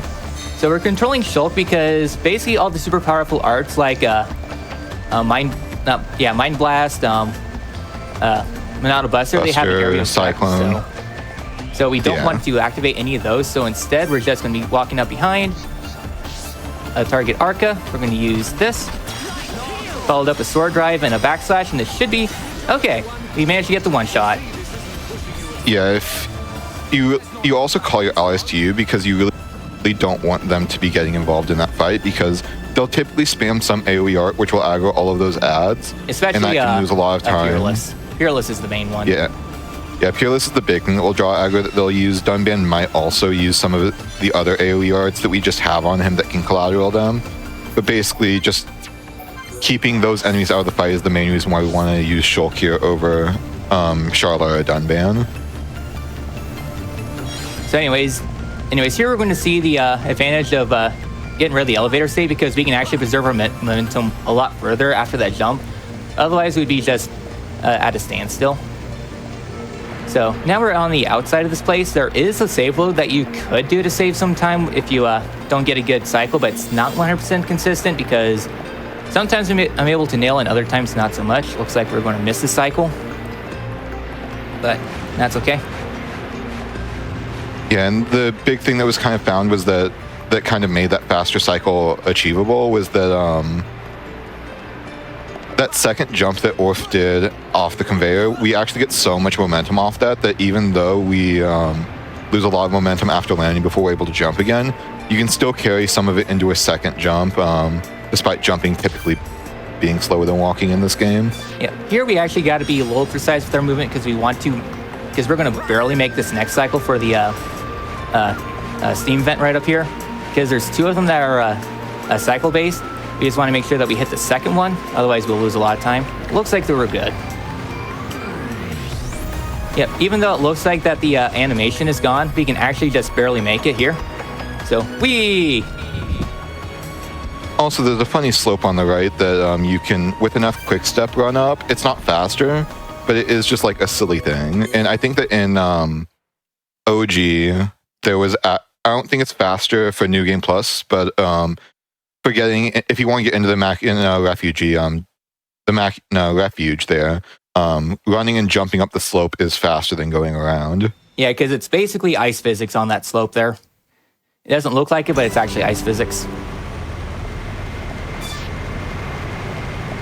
Yeah, so now we're up in the upper portions of Mechonis Field. So here, the main gimmick about Mechonis Field is pressing buttons. So it's only natural that the last thing we got to do before finishing up Mechonis Field is pressing more buttons. And here we actually do quite a few pretty scary jumps.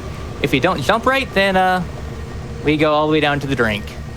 But thankfully, it's pretty safe, all things considered. Yeah, it's pretty safe, and also Mechonis Field is just one of those areas that runners tend to practice a lot because of all the platforming in it. So first thing we're going to do here is we're going to jump down onto this little railing, this little catwalk here on the side. You try and grab the ladder. We didn't quite get it. It would have just canceled that one fall damage.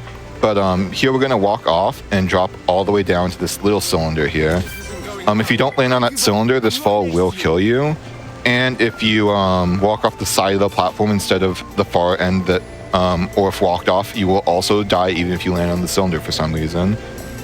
So that's the first major scary jump of this area. And we're going to take another little shortcut here by just hopping down to the area with the button just off the edge here. This jump is pretty safe. There's not really...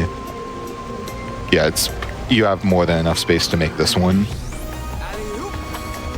Yep. The only thing you gotta be worried about is overshooting your jump and landing on the thing, but I don't think you can do it in this game.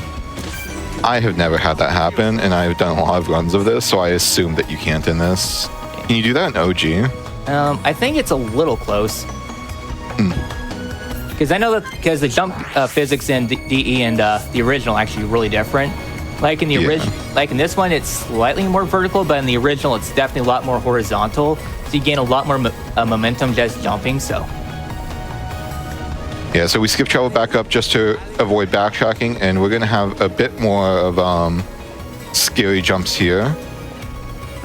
Mainly instead, we don't want to walk all the way around to the sides of this upcoming platform, so we're going to do a bit of a scary jump to essentially go over the railing here and land, but we have to get over before the fence starts on the bottom, so... Yeah, I do a setup. It's a little bit different. A lot of runners, they jump onto the railing and they fall down. I like to jump at an angle just to make it a little more consistent and safe. Yeah, and jumping and walking on the railing there is pretty difficult, but if you're able to get it, you get a pretty consistent drop. Because you don't have to jump off, you can just walk off, which makes it so you don't have as much initial downwards momentum. It is still pretty spooky to do that, though, because it's pretty easy to slip off the railing early and just fall all the way to the bottom. Yep, so for the most part, that's the end of McConaughey's Field, so to speak. We just get one very, very long elevator ride. That's actually a lot slower. That's a lot slower in Definitive Edition than it is in the original, just because elevators just move a little bit slower in Definitive Edition. So as we were heading up into this area, we got to go talk about probably one of the most technical boss fights of the run. It doesn't look like it, but it's actually extremely technical. So we jump at the very end here and jump a few times just to keep our momentum up. So yeah, so I'll go ahead and let you start talking about the fight. Yeah, so for this upcoming boss fight, it's essentially a long corridor, and the boss Jadeface will be using something called Linear Laser 5, which, much like at the start of the game, will force a vision even if it's not doing that much damage. The main reason why this is relevant is that we can actually get him to just not use it if we take a specific path and have Earth Cloak 40%, which comes on the Engineer Belt. That's why we're playing as Ryan, because he has the Engineer Belt equipped, as well as the fact that with the infinite range sword drive, we're able to kill him from a lot farther away than you usually would be.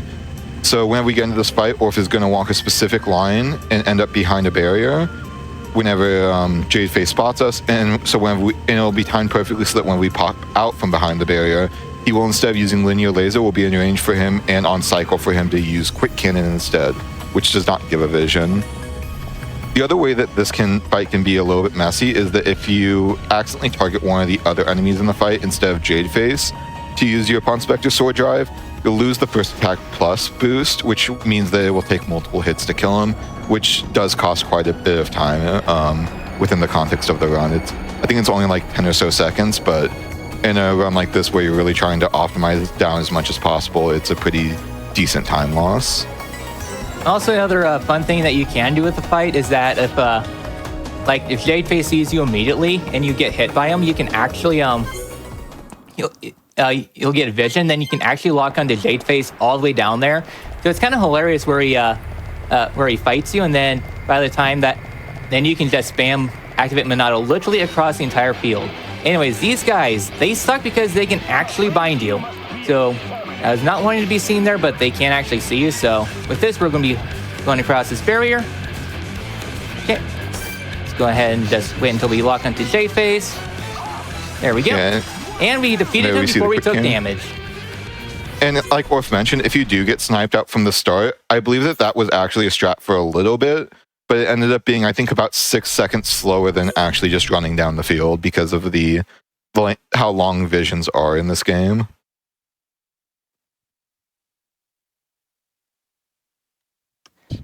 All right, so with that all done, now a lot more story stuff happens. Basically, Gato is the Hams that's inside Jadeface, and Gato used to be Charlotte's boyfriend, I think, fiance, something like that.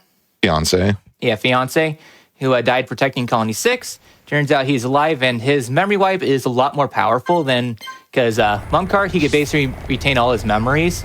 Fiora, her memories were suppressed because there's actually the goddess of the Mechon magnet that was hiding inside her and was kind of controlling her body for the most part. But for Gato, his memories were basically entirely wiped, so. Yeah, so now we're just running along this pretty long elevator, just basically skipping the entire battlefield.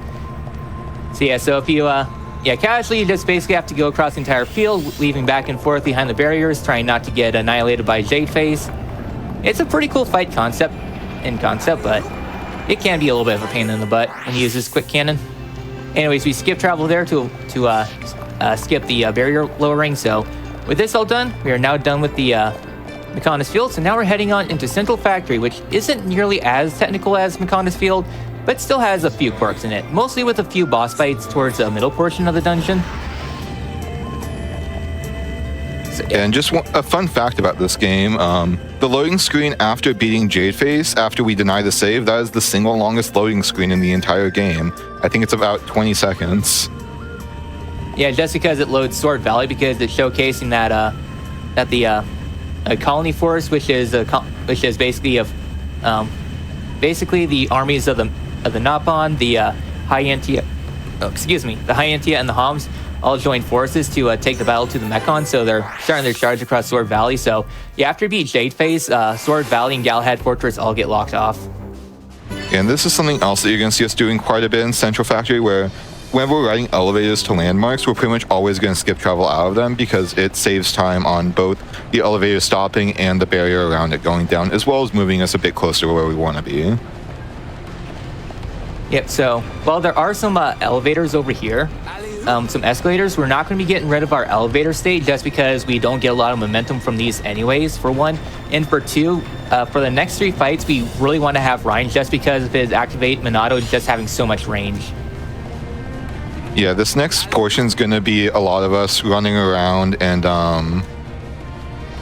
trying to collect a few bomb parts in order to progress further in. And the 3 enemies for this are not very powerful, but they are quick little jump here to drop down the ladder quickly. But they're not very powerful, and you can see them from pretty far away. So we're essentially going to be utilizing that with the infinite range sword drive to take them out without having to run all the way up to them. Yep, so here we're just avoiding the landmarks, just going up the bridge here because we're going to get it anyways. Yeah, pretty funny thing. Well, we got a barrier here, so you just got to walk around these enemies that will try to see you but fail miserably. We can just press the button from outside. Ryan just has that longer reach, I guess. Yeah, they did something to the hitbox on that in Definitive Edition. You cannot reach it from there in the original, but for Definitive Edition, you can just reach it from outside the railing, so save a little bit of time. Alright, the only thing though is that the camera can be a little bit awkward, but also these enemies can push you around, but it's not too big of a thing. Also, these guys can be a little bit of RNG. So now we're heading on into the second portion of the factory, which is probably where all the fights are going to be for the most part, except for the final fight, which for the Charlotte route's actually really tedious. So this is another elevator that we're going to skip before we have to wait for the thing to go down. The weird thing about this landmark is that it actually points you towards the elevator instead of the it points you towards the elevator instead of away. So now we need to be a little bit of have a little bit of imposter syndrome because we got a vent over here that we need to get into in order to get to the upper portion right up there. So here we need to grab parts in order to blast open this. It's a weird quest. For the most part, this entire section here is just a little bit of filler because there needs to be something that goes on between Mechonis Field. Make sure we grab the factory vent. So here, I'm just going to activate Berserker and then use activate Monado a couple times. Yeah, we don't see much of it in this run, but Central Factory does have a lot of really interesting areas and side areas to explore. Unfortunately, we're not really going to be seeing any of these, but on a casual playthrough, there's definitely a lot of fun things to go and find. Also, I'm moving into a specific spot in order to get the back attack plus here. There we go. Yeah, as mentioned earlier in the run, if you surprise attack an enemy from behind, you will get 100% additive. So that pretty much makes it so that we don't have to use any buffs and we can just kill that guy in 2 shots. Yep. And then for the last guy over here, we have been holding off and using Magnum because we want it for this fight in order to snipe him from afar. Yeah, so for this fight, we don't have enough damage, and if we were to aggro him from here, he would instantly de-aggro because we're too far away. So we set up with Berserker and Magnum Charge to get the 1-shot. Now we switch back to Shulk because we have a button skip coming up here. This is the second one of these that we'll do this run. This one's much easier to slide into his vision if you're not careful, so we're taking this a little bit slow. There we go. Just want to be safe there. Yeah, this is the one that I have lost runs. I guess not lost runs, but lost time in runs to getting spotted by. All right. So and also, now funny thing here, the corners of the vent, the textures break. This did not happen in OG. It happens for some reason in this game though, so that's always a funny thing I like to point out. All right, so now we are moving on to Charlotte for basically the rest of the run. Yeah, that's the last time we'll basically see Shulk, so hope you enjoyed Minato, boy. It's time for Charlotte's time to shine. Ah, Yeah, so I took that a little too sharp. so we walk up these air ducts here. There's actually a ladder a little bit further ahead, but it's a little bit slower than moving back and forth on these air ducts. I'm not going to give Orf a hard time for falling there because I have also fallen there in lost runs, so. It's always a heartbreaking one because it's just like you tried to, we're a little bit too greedy on the turnaround. Yeah. Yeah, we're only like 30 seconds behind my PB, so I'm not too hurt. We're still doing really good on time anyways. Yeah, this has been a pretty solid run overall. Yeah. Way better than a couple practice runs I've had before, so. So to kind of talk about something that's going to be coming up here in a little bit is a fight that is generally referred to as CTR, Control Tower Roof. And this is a very awkward fight in the Charlotte route because there are 4 enemies spaced out and we don't have any good AoEs on Charlotte to deal with them. Cyclone's too weak, so we're going to basically be trying to line up collaterals with Buster. Though it's very difficult to get good lines just due to how sporadically enemies move. And sometimes if they spread out too much, it's better to just shoot them down one at a time than trying to spend too much time lining up. In the electric arts route, this fight is pretty fast, as you can just kind of line them up and kill them all with the cannon drones. That fight is still a bit difficult because cannon drones is a very narrow line for its hitbox, which is also one of the reasons why Buster is difficult to use due to it being a narrow line hitbox. Because either this fight goes incredibly well and smooth, or it goes absolutely horrible. Also, one important thing we need to do is not spam Buster, because if we spam Buster, then we're going to be kind of locked in place for a little bit, and we can't do anything, because we're just hitting a ghost enemy, so to speak. Yeah, I mentioned this a little bit earlier, but just for people that might have joined since then, the way AoE hitboxes work in this game is you can use them anytime an enemy is within the range of it. And enemies that are dead or dying before they fully disappeared still count as enemies that you can attack. So it's very easy to lose a lot of time here if you're not paying attention or being diligent enough, where you'll just keep hitting into a enemy that's dying and you can just lose a ton of time. Especially because of the large hitboxes of the bigger Okay, that Mechon. went pretty well. Yeah, that was a pretty clean fight. Solid. Let's press on. Yeah, I was hoping that that Buster would have hit that far fairy, but can't win them all. Yeah, I'd say that's probably the last of the difficult fights until we get to Yaldabaoth 2. And Yaldabaoth can be definitely a nasty fight. Not Yeah, too there'll be bad, a all lot to things talk about considered. there. Yeah, that's easily the most technical fight in the run in just a short matter of time. Because right before it's also another technical fight, so. But for now, at least the next few fights are relatively straightforward. Just spam Buster. Advance Nopon Heroes. Yeah, that there's one of the cooler cutscenes of the game, especially on the Wii. That's very cinematic But now we're inside Agnirtha, which is where definitely the antithesis of Alchemoth. Alchemoth was kind of had a lot of people living in it. Here, Agnirtha is the dead city. There's nothing in it, and as we head a little bit further, there's dead dino beasts all around, so yeah, a lot of story stuff's going to happen inside the exposition dump up ahead. Basically, the Bionis and Mechonis used to live in peace until one day the Telethi attacked, led by Zanza, the quote-unquote god of Bionis.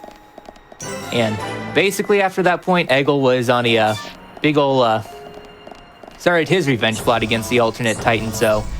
And I guess in some sense, Egil is kind of seen as the antithesis of Shulk. Both were blinded by revenge for their counterpart Titan's leader. However, though, Shulk was able to see a reason in that there's no need for violence, meanwhile Egil continued. Kind of for a decent reason, because Zanza is actually really evil. So.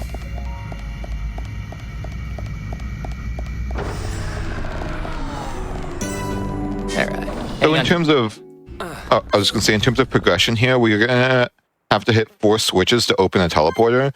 And much like Satoru Marsh, the order you hit these in is completely up to your choice, which leads to a lot of interesting pathing throughout this area. We're going to have a little bit of platforming, though it's much safer than some of the jumps we've done before.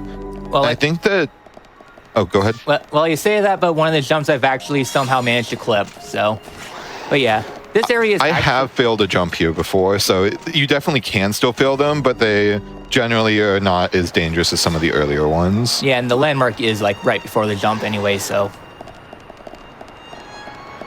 But what I was going to say is that there actually, I think, was a very minor reroute through here recently. It doesn't save much time, and if you it's slower if you happen to not walk off a ledge right and take fall damage. I know at the very least I haven't learned it yet, so I assume we're just going to be doing the old movement. Yeah, the standard movement.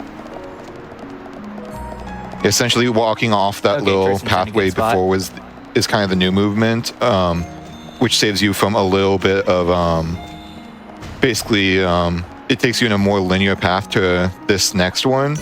But like I said, if you take fall damage, it just ends up being slower anyway, so it's not a big time save, and it's also not really there's a bit of risk to it. Yep, so here we're pressing the second button, and we're going to be making a little bit of a detour instead of pressing the last two buttons, because basically you just follow the highway down there and it'll lead you to the other ones. However, though, we're going to be taking a slight detour to pick up a landmark ahead of time, just so that way we got to skip over here anyways. Over there is a unique monster that may or may not see us. Sometimes it sees us, sometimes not. Okay, not today. Yeah, if you're a little wide, then it'll sometimes see you. And up here, we're just going to grab the landmark for the teleporter, since this is where we're going to have to come back to once we're done hitting all the buttons. And then conveniently, this gives us a place to drop down to the third button, so it's actually not that far out of our way. Yep. So now we are heading on into Dio's pillar. So insert all relevant JoJo references here. You thought you would find another pillar, but it was me, Dio! Alright, so pressing here to the third button, coming up we're going to be doing a little bit of a scary jump. I say scary, but it's actually a lot easier than it was in the original because of how physics are slightly different. So originally, before you had the chance of falling off, thankfully here it's a little bit safe. You can just land up here, jump, and even though it looks scary, mostly consistent. Yeah, that jump probably looks like the scariest one. Oh, were you going to say something, Jiggy? I got aggro by over us here. Okay. We're if we don't kill this guy, I thought I heard you'll someone else aggro for this ads jump. here. I've been in anticipation for this jump. Yeah, sadly, I got spotted by the unique monster, because otherwise the unique monster will chase us over here, and will heal the aggro. The flying enemies won't, so if he ever sees us, we have to take him out. It was unfortunate, but sometimes that's just some of the RNG. Yeah, so that jump looks pretty scary, but it's the area you can land on is larger than it looks, and you can line up without falling off into the corner to get a pretty good angle for it. So it is a bit spooky, and people have lost runs to it. I've actually clipped through the corner before. I've never had that happen. That's interesting. Yeah. So basically, that was the beginning of the corner clip search. That's an unintentional, sad way to lose a run. Discovering a new interaction with corners. But hey, you get to say the thing. Actually, that's actually never happened to me in a run getting spotted by Wrathful. Normally, he's pretty safe for me. Today, he decided to engage in violence, so. I also want to give a shout out here to Mitral for bringing all their friends over to the channel. Thank you very much for joining us here on Speedruns today. And a little bit about corner clipping. Basically, a while ago, it was discovered that in this series in general, corners aren't very solid. There's a bit of a joke in the community that the only reason why we haven't found more corner clips is that not enough people are jumping at walls. Essentially, you can clip through just about any corner in this game. Not just about any corner, but various corners in this game and the series in general by just jumping at it with the right angle, and you'll just go straight through them. This has no application in this game. I think it has a use in Future Redeemed and some clips in 2. But there's a few that looked promising in this game, but you just couldn't get far enough to get back inbounds into a useful place. Also, there was casually one of the harder fights to run. Ideally, for that fight, we want to kill before we have to deal with the ads, because the ads, they love to cast a lock on you, which means that you can't focus on Jadeface. Instead, you'll be focusing on the ads, so it's definitely an annoying thing, but you just kill fast enough you don't have to worry about it. Yeah, that is a very. I know that's a very difficult and probably one of the run-killing fights of some of the new game categories. Yeah, because we also don't have armor, which trivializes one of the scarier arts that he has, because it's immune to a shield. Anyways, here's Eggle, basically same fight as before. Just use 1, 2, 3, and we're done. And then here for Yaldabaoth, we want to just spam Buster. If you don't kill him fast enough, he'll go through an entire attack cycle where he uses like a talent art and everything like that. But if we attack him fast enough, he'll use Machinery Field, which inflicts range shut off Art Seal, yeah. And then he'll go through an entire cycle. So if you get him to under health fast enough, you'll skip all that and he goes right to Catastrophe, ending the fight. So now comes basically a series of difficult boss fights because the next couple can actually be a little bit tricky. Besides, we got the main final boss talking to Mikkel and not talking to his friend next to him and giving you a side quest. Yeah, and so little story thing that happened. Essentially, Eggle is now taking control of the Mechonis and is using it to attack the Bionis directly. So we're going to have to go and stop him. And that's kind of, as well as he shut down the Monado like before, using the Apocrypha generator, so we also want to destroy that. So that's kind of our next two objectives. So yeah, so I guess coming up here, we're inside the Mechonis core, because if we don't defeat Eggle, then he's going to fully power up Mechonis and basically destroy Bionis. So yeah. Also, I guess another thing to note is that if there's one thing that Takahashi loves, it's either Gnosticism or nihilism. In this case, Gnosticism is like a big recurring theme of this. Basically, there's a fake god Yaldabaoth versus the real god Monad. So you can see Monado versus Monad, and then Yaldabaoth being that. And yeah, I'll save the rest of it for those who want to play the game for the first time. Hint, hint, nudge, nudge, Jiggy. Look, the snail scared me, okay? Everybody gets upset at me because I haven't played Xeno. It's one of the only Nintendo IPs that I have not sunk in hours to, and it's mostly because I saw a snail with 16,000 health, okay? It's scary. I can promise you this is definitely a series you will be, if you play, you will sink a lot of hours into. But I'm not gonna lie, this run's been awesome, and it's been showing like the music is. I knew the music was good. Like, don't get me wrong, the music is so good in these games. I knew Xenoblade had good music, but oh my gosh, I didn't know it was this good. You know? Yeah. All right, so coming up here to Apocrypha, this fight can be pretty annoying. I'm gonna be playing things a little bit slow because it starts with a shield barrier, which gives it a pretty big defensive buff. Okay, we got PDD. Basically, you want to wait for Dunban to get PDD, otherwise he will get up his defense, and it'll take a lot longer if you don't. So I'll let Arcanite take over because we got the easily the most difficult, well, technical fight of the run. Yeah, so this is going to be Yaldabaoth 2. And the main thing for this is that he has basically like gated HPs to certain points. So basically here at the start, we're just going to want to burst him down to the first one. And then we're going to move over to his side. Usually he'll use 2 of these big attacks. But by moving to the side here, by where the first of the energy devices spawn, he will skip one of them. So here he'll go straight for energy replenish. And he can also bind you there, so you can't move back here. We move back over here and start spamming Cyclone. This will essentially let us kill off the energy devices from the center due to Charlotte having the extra 5 meters on ranged attacks. 25 meters is needed to hit the one in the back, so from here we can just spam Cyclone a few times to kill them all. We'll get this vision where you see he literally destroys the Bionis, doing infinite damage to us. But we destroyed the energy devices, so now we can just, he's gonna get dazed, and then we'll be able to just finish him off right away. Well, I didn't get a good range on that, but at least we're able to finish. You can kill him in one buster there if you get a good damage range, but it looks like we missed out. Not too much time loss. I think it's about a second if you don't. All right, so now another very technical fight that's extremely RNG dependent. Yeah, so essentially here we're going to be using speed shift and trying to just melt him with auto attacks. In addition to this, a lot of his arts have knockback, so you can use arts to try and block it, so such as here. Okay, cool, we got Sword Drones 10. Yeah, we got Sword Drones up, so we're able to just use second gear and burst the rest of him down. Yeah, so one of Charlotte's skills, there's a random chance during an auto attack that your talent gauge will automatically fill up to full. So that's why we're just using a lot of auto attacks. So now we are escaping Biona. So a quick story recap, which is very a lot of stuff happens. So prepare for the spoiler dump. Vital Spirit, my beloved, or whatever the art is, or whatever that skill is called. Not Glorious Future, but the other one. The Fiora one. Yeah. Yeah, so... Oh. Yeah, continue. Do you want me to give a bit of the story dump, or...? Yeah. Yeah, so essentially what happened there was Shulk is basically no longer in our party because it turns out that the true Zanza, the true god of Bionis, was basically inhabiting him through the Monado.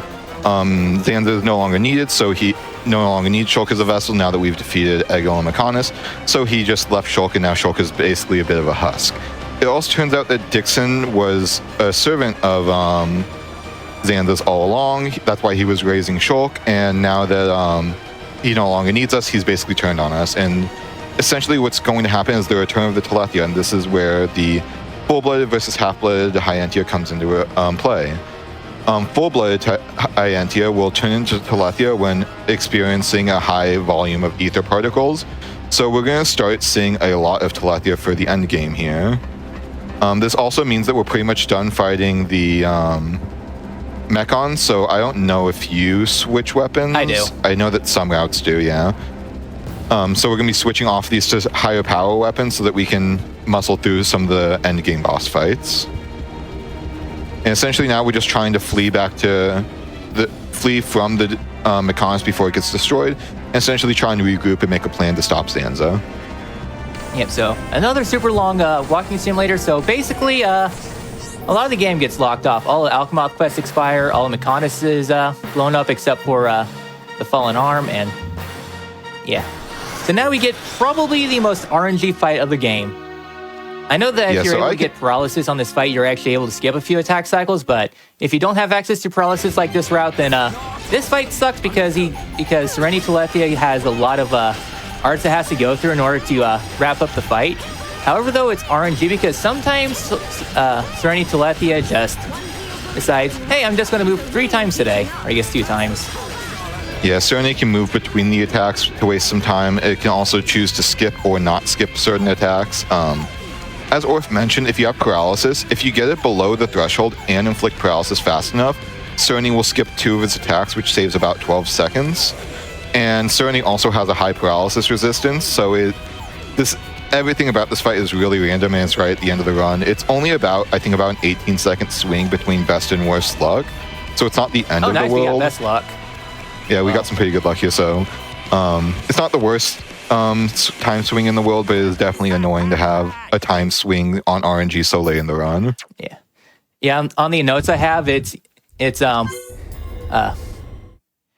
notes, it's get him down to half health, and then and let Dixon laugh at you for losing time because Serenity decides to just be a jerk today. So a lot more story stuff happens. Yeah, basically chapter 16 is RNG boss fights coupled with really long cutscenes. So basically a lot of stuff happened in that last cutscene. Primarily a lot of the Hyantia, basically all the pure-blooded turned into Telethia. One of them includes Callion, who is Melia's sister, and he gives his life to try to take out Lord Thea, one of the disciples. So we're able to make it back to Colony 6, and at this point, this is kind of more or less the airship or Disc 3 compared to other RPGs. Basically, a lot of this stuff opens up in this game, including the super bosses, level 90 areas, all that stuff. So, hey, you're good to start cleaning up everything, but we're not going to be engaging in any of those side activities. We're just running out here to talk to Fiora, who's starting to run basically out of life force because, for the most part, Fiora was just basically kept alive by Mayneth, but since Mayneth gave her life, one of her last major arc word is create a world with no need for gods. So Mayneth gave her life, and now Fiora's basically starting to run on E, and she doesn't have much time left, so she resolved herself to basically fight with Shulk until the very end. So now Telethia are going to be attacking the colony, and we're getting ready for basically the last portion of the run with a lot of fights coming up. Yeah, and this regular mob fight with 3 Telethia is actually one of the hardest to optimize in the run. just simply because it's another one of those where we don't really have good lineups. They're kind of in a fan in front of us, and we only really have line-shaped hitboxes in any of the routes. So it's a bit awkward, and the direction that the Telethia move, either they'll both move the same direction or they'll move opposite directions, can really affect how you want to try and clean it up. It's definitely a lot more polarizing in the glitchless categories. In glitch, it's not too bad. Also have to make sure to switch off Melia here is a big time loss if you forget to do that. Yep. Which I have done in a run. Okay, cool. They grouped up. Okay, just line everybody up. Okay, there we go. That's perfect. Yeah, that was a clean fight. Then the next two are just kind of big HP enemies, so we're just going to kind of stack up our buffs and one-shot them. This is our target. Understood. There we go. Nice and clean. Probably one of the cleanest fights I've had. And also during that, basically Shulk woke back up and he got he had a dream where basically Alvis told him to find his own Monado, something along those lines. And he's now wielding the replica Monados that were made by Mikol in order to basically allow him to still fight and to give a plot reason for why he can still use Monado arts. Yeah, because now we got about 20 minutes off the run, so we are starting to come to the end of it. Hopefully you all enjoy this really fun run. Though coming up is definitely one of the more divisive areas of the game, just because there's a lot of stuff that has a lot of annoying parts. One of the big ones for those who are trying to complete Colony 6 is the black liver beans. I'll try to go for a few of the item orbs that are along the pathway, but basically, inside of some of these orbs, it's pretty random what you should get. However, those certain spots have certain collectibles, like the stuff inside the lung, inside this lung, doesn't have black liver beans. Meanwhile, the one inside, like the second lung, which is one lung that you don't visit during a playthrough, that one has a decent spot in a few areas along the pathway, but basically in order to 100% the game, you need 3 of them, and they're like a 6% spawn with very limited item orbs, so it's definitely really infamous. So a lot of times with the New Game Plus, well, not New Game Plus, but in Definitive Edition, since you can actually purchase the black liver beans, so I think they're like one of the most expensive items inside the shop. You can actually. I think they're like 30,000. Yeah. Yeah, I think I'm one of the few people on planet Earth who actually likes this area. I just like the way it looks. It's cool. But there's a lot of enemies in here that have very... a lot of the unique monsters in here have very annoying effects. We're not going to be dealing with that, but just kind of playing it casually. And the final boss of here is probably the most notorious in the game. Lorithia, where she is known for curb stomping people on the casual playthrough and walling them. All right. So yeah, so on the route that we take, it's basically an open air maze with a lot of Teleth up here, including a refight of the Dino Beast. So coming up here, do we get orb? Nope, no liver bean. I'm kind of going a little bit out of the way just to see if we manage to get one of them. I highly doubt it. I actually got one on my PB run. So yeah, so even though you might be able... Okay, that enemy was a jerk. Yeah, That's another thing that I guess I'm surprised that hasn't come up yet. Just real quick, that floating enemies have hitboxes on the ground, and that is especially apparent in this area with some of the floating jellyfish. I've actually lost a run because one of them managed to push me just right since I was trying to cut corners. Pushed me just right and pushed me off into the death water, so totally not bitter about them.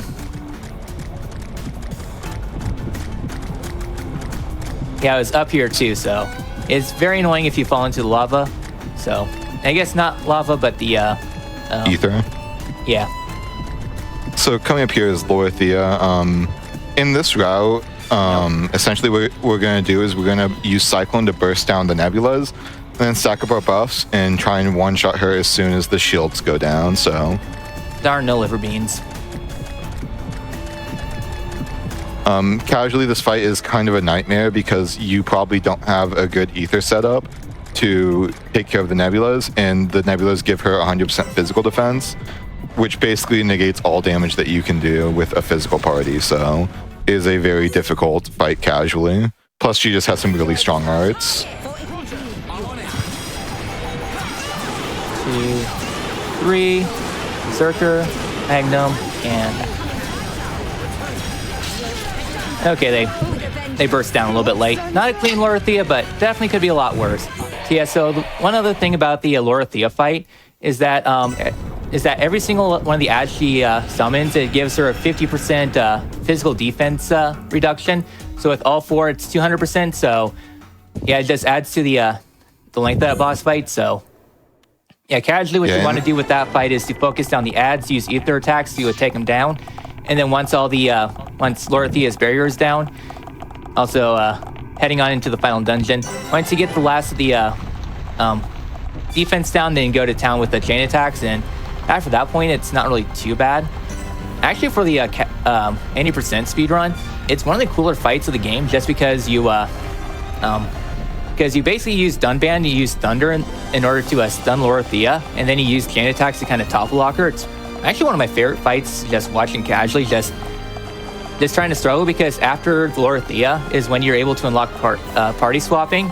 And at this point, we transition to a Dunban, Ricky, Charlotte route.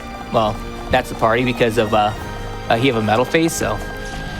Yep, also, we passed the only landmark until about 60% through the dungeon. Yeah, so the Xenoblade 1 is pretty notorious for having some areas with very few landmarks, and this is definitely one of them.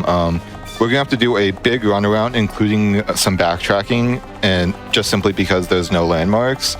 For story reasons, I understand why they didn't put any, because this is supposed to be like, we're kind of sent off track and we have to get back on, but it is definitely a little bit annoying whenever playing through the game. So yeah, so coming up is going to be a lot of interesting boss fights, so to speak. Yeah, there's basically 2 boss fights in a row, a little backtracking, and then another boss fight.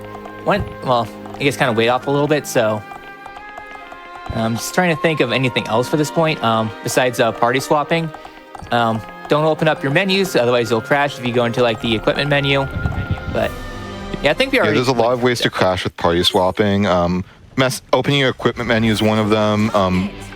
Buying or selling equipment at the shop can cause some weird effects, so there's definitely some weirdness that can cause the game to crash. The game does not like party swap. Something interesting for this enemy is that we're going to see Orph wait. I guess you don't need to. I thought that, well, anyways, that enemy has weaker physical defense on the side, and I know that some routes will have the allies take the aggro so that you can hit it in the lower physical defense side. Or, right there, I assume that you hit the front, and Ryan hits the side, and that kind of makes up the difference. But front and back on those behemoth enemies. Yeah, coming up here is a little bit of a tricky jump. I was able to nail it in practice. Yay, we got it. Yeah, we just fall off. Yeah, we fall off in a specific manner, and we are able to skip a full fall animation. Ideally, you fall up in such a way where you can grab the ladder, but I'll just take the full fall instead of the ladder, because the ladder's a little bit finicky, because if you mess up, then you lose out.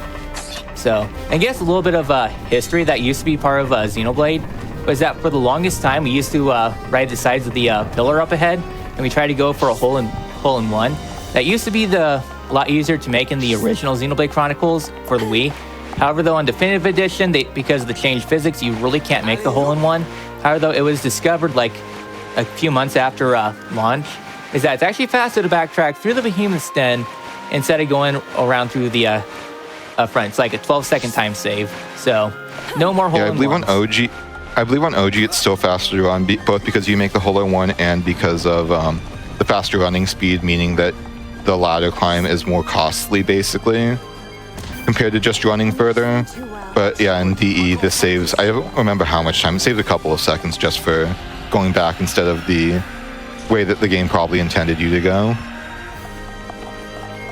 Yeah, so we're coming up here to the last of the trio boss fights, and that's going to be Master Albert, which is more or less the same as the first Albert fight, just has a little bit more health, and I think he's more likely to inflict bleed on the second fight. So, yeah, personally, I kind of like this arena, but yeah, it's used in Lost in a Dark Dream. Well, uniquely disadvantaged, which is basically the ultimate super boss, so to speak. So, Magnum. Okay, they're a little slow on the uptake. There's a small optimization you can do in this room where you target one of these nebulas, and as you're entering that cutscene where it comes down, you draw your weapon, so your allies will be ready to go. But there's also, not only is that just difficult to time, but there's also some jankiness with it where it can lock up your controls. So Yeah, I typically don't go for it. So skipping here to the empty throne, so that way we can save a little bit of time. So now we are heading on into the next portion of Prison Island, which is a little bit of a calm between the storm. So yeah, so heading back here to the bridge, we're slowly getting back to the where we were on our first visit. So yeah, so I guess, is there anything to note as we head on to the final portion of the run, besides we're going to be taking the unabridged version of Prison Island? I don't think so. There's one funny thing with the bell that I'll bring up whenever we get to it, but other than that, I think that it's just, we basically have a final boss gauntlet here after a little more walking, and then that'll pretty much be it. Yep. Oh yeah, I guess while we're up here, there's actually a really well-hid unique monster. Yeah, because I've done a lot of 100% runs. The last one I ever knew about was actually involving these dinos, because there's a unique monster that spawns. If you defeat those 3 dinos, 3X will come down the stairs up here. You defeat those 3X, and then Fiendish Auburn will show up. It's definitely one of the more well-hid unique monsters in this game, because typically you don't have to fight like a series of fights to encounter a unique monster, so.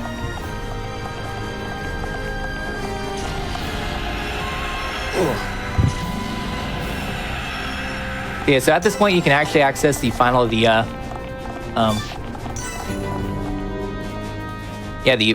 final of the time attack disadvantaged missions. Yeah, I think that Tyler did some testing a while ago to see if fighting those 3 fights with the faster quick step and then getting the uniquely disadvantaged party would be faster than either the metal face, but I think that he found that it just wasn't faster. And plus you have to go through 3 fights at a very low level, because I think you're like in the 50s, maybe approaching 60 at this point, and all the enemies are approaching 80. Yeah, so. Those 3 fights are a lot slower, and that just, it's too much time for the amount that the better party saves. Yeah. I think the party for that is like Melia, Ricky, Fiora, which is a pretty solid party, but the Hero the Metal Face one gets the job done. Mm-hmm. Yep. So I guess kind of going up to the bell up here, there's actually a very weird interaction on the 50 hertz on the Wii Virtual Console, and that the bell will actually get desynced. Yeah, if you want to see a really silly cutscene, look up a Xenoblade 1 speedrun and just watch this cutscene, because the dinging will, the little thing that rings it, just simply because of how 50 hertz is, gets completely desynced. All right, so now we're fighting the dragon. This dragon can actually be a little bit risky, especially if you're just playing blindly, because this guy has a pretty nasty spike. And it's one of the only 3 dragons in the game. The second one is fought after you basically rebuilt Colony 9 to its maximum and recruited everyone to Colony 6 and recruited everyone. Then he will come in. And then the last one is the level 120 super boss that has an instant kill counter spike. Yeah, the main thing that makes this fight kind of a nightmare casually is that it's the first enemy in the game that you're required to fight with a spike, and you can't use Purge against him consistently to remove the spike because he has a 70% resistance to it, so it's the only real required fight in the game that makes you really deal with high damage spikes. Yeah, and the other difficult thing about that fight is that he loves to move around thanks to his talent art. So coming up here is going to be the final boss, and that is this cutscene. Every single cutscene we've been able to skip. However, though, this one we actually cannot skip because the dialogue defaults to no. Yeah, there's a bit of a joke here about this being called yes skip, because runners have messed up that input box and said no and lost like 6 seconds. Yep. So letting you know that this is the point of no return. So now we get a bunch of boss fights in a row. Yeah, we're going to have 2 phases with Dixon and then 3 phases of Zanza. Something interesting to talk about with this Dixon fight is that the arts that he does will be random, but once you get him below a threshold, he'll do like he'll kind of finish his current art script and then use, I forget the name of the art, but he'll end the phase basically. Chaos Punishment. However, if you are able to hit him and knock him low fast enough, you can sometimes get him to end the phase without doing a single action. This is extremely uncommon, and I have only ever seen it like twice in practice and never in a run, but it's just an interesting thing. So you saw right there, he did an auto attack before he used Chaos Punish. So that was actually really good luck with him only doing one thing before. There we go. All right, so with that all done, that was pretty all right, Dixon, all things considered. Yeah, it's a lot easier to hit the damage threshold on casual because we don't have to set up at all. We can just immediately use the stronger arts, and we can just skip right to the final part of the fight and just finish it off. Yes, it's one nice thing about casual. So yes, and now we are here in a memory space, which is definitely a really cool area. The theme that plays here is Zanza's World, and then these enemies here actually have their... No, the enemy theme, I think, is Zanza's World. Definitely underrated. I personally really like the theme. It doesn't play really well, so yeah. Here in space, we're going to Saturn and other planets. Don't worry, it's nothing. I don't know these planets. Must be a Starfield thing.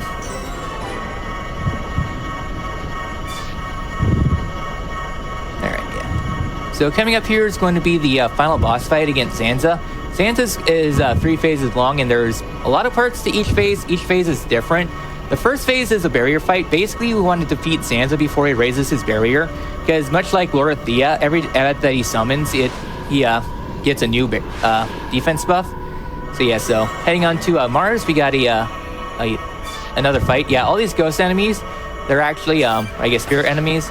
They're actually refights of previous fights. However, though, because we're so high level and these are considered regular enemies, they never see us, so... Yeah, it's kind of unfortunate you don't actually have to fight these enemies, but hey, it saves time, so. Yep, and also in the data mine that there is actually data for a Ghost Lord Thea fight. Thank goodness we don't have to refight her. So, yeah, we're just coming up to the very end of the run. I'll announce time probably on the 3rd phase because it'll be over before we know it. So, yeah, and Zanza 3, we get Minato 3. So, one thing to note, this is especially on the older patches, is that don't change your party around because the game will actually crash on you. I did not know that. Yeah. But yeah, phase 1 he's pretty squishy. He has, I think, 170,000 health. The second phase, he's very tanky. I think he has about 700,000. 800,000. So you only have to knock him down low. You don't have to completely finish him off. But with all of the buffs, we should be able to, no PDDs from Dunban, so we didn't quite get the one shot, but in this final phase, I think he has about 250,000, so we should have no problem finishing this up. So get ready on time. Your existence cannot be permitted. All right, 3, 2, 1, time. That was not too bad of a run, all things considered. GG. I was expecting a lot worse. Yeah, GG's Orf. That was a solid 2:57:09.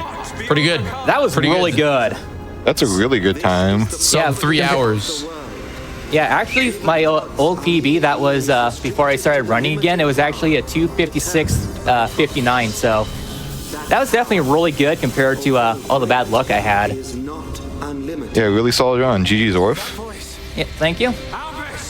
Oh yeah, good stuff. Really, really incredible run. Thank you so much, Orphe, for showcasing this on Xenoblade's birthday here in the United States. This is the whole bit of the show is showcasing games that came out today, and the GameStop exclusive wasn't even a Nintendo franchise. You can only buy it at GameStop with limited quantities. So really cool.